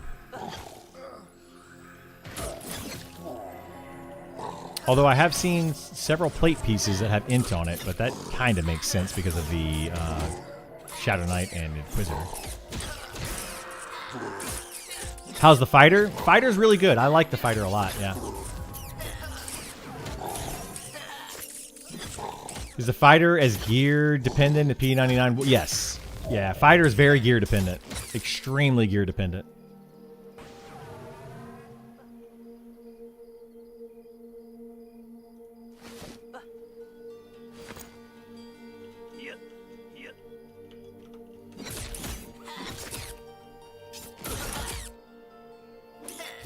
So basically in this game, all melee classes are very gear dependent.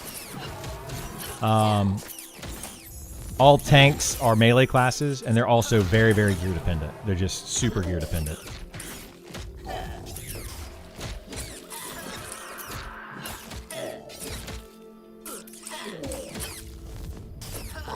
In a game like this, it's tough choice because you spend so long leveling, and then if it gets nerfed, you're screwed. I mean, it can, yeah. What zone is this camp? This is in Fallen Pass. I will probably do a video of this maybe soon. Maybe tomorrow or something.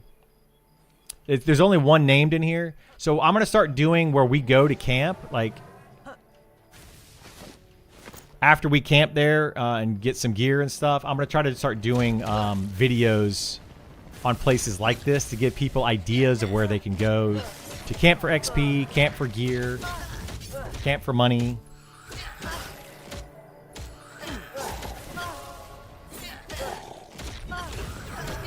I've done Fallen Pass a lot. Didn't see an Oceanside camp.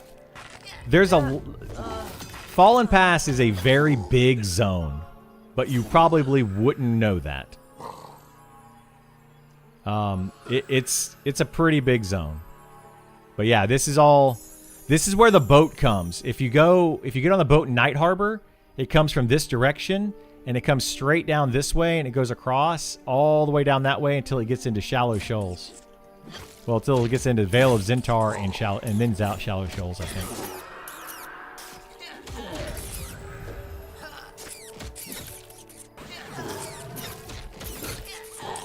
Don't worry, I'm going to share all these spots. I'm not going to gatekeep it from all of you guys.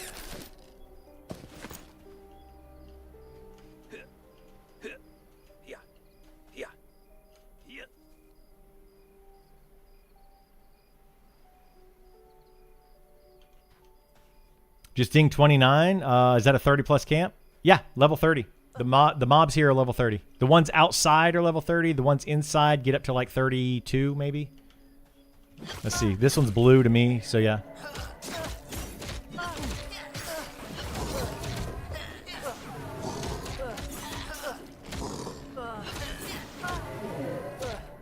Yeah, I would say coming down here like 20, 28 is good. 28, 29, perfectly fine.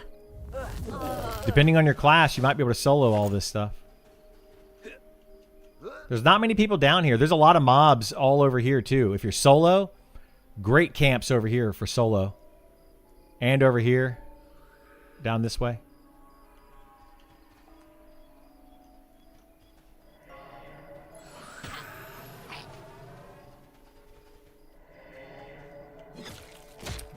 SK Shaman Duo? Yeah, that'd be good for here. SK Shaman Duo would be fantastic down here. I would not pull inside this cave at that level without a group. You can. I'm not saying you can't do it. You could. But there's spellcasters inside the cave, so it's a little bit more difficult. The ones out here and over there, there's fewer spellcasters. But look out for these invis guys. See this one right over here? There's an invis guy there. There's an invis guy over here. There's a couple invis around the corner. So if you come down here, have C invis. Yeah. Yeah.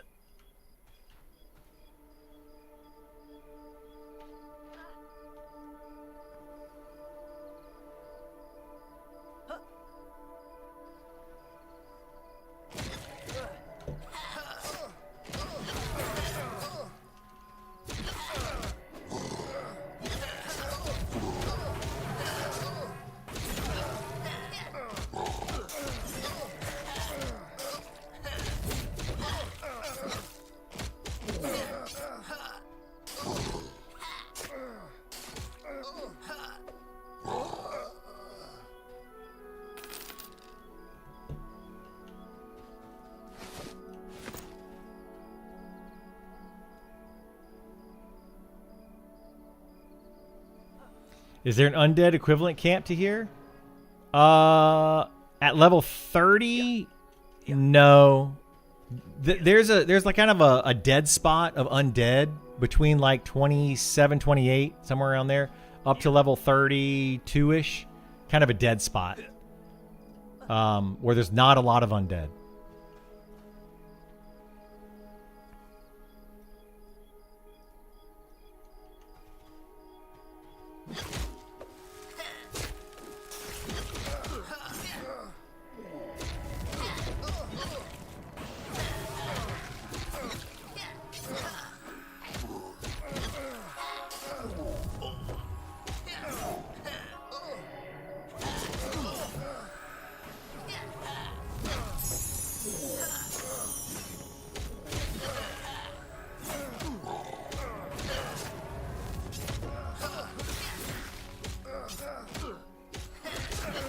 Uh-oh. I think my family's here. And they're going to be loud. They are here. Okay, my family's here, so they're going to be super loud. I appreciate you guys being here today. It's been a lot of fun. I will be back on here tomorrow morning at 9 a.m. Eastern. So definitely come in and check it out. And we'll hang out and have a good time. Take care, everybody. Have a good one. See you next time.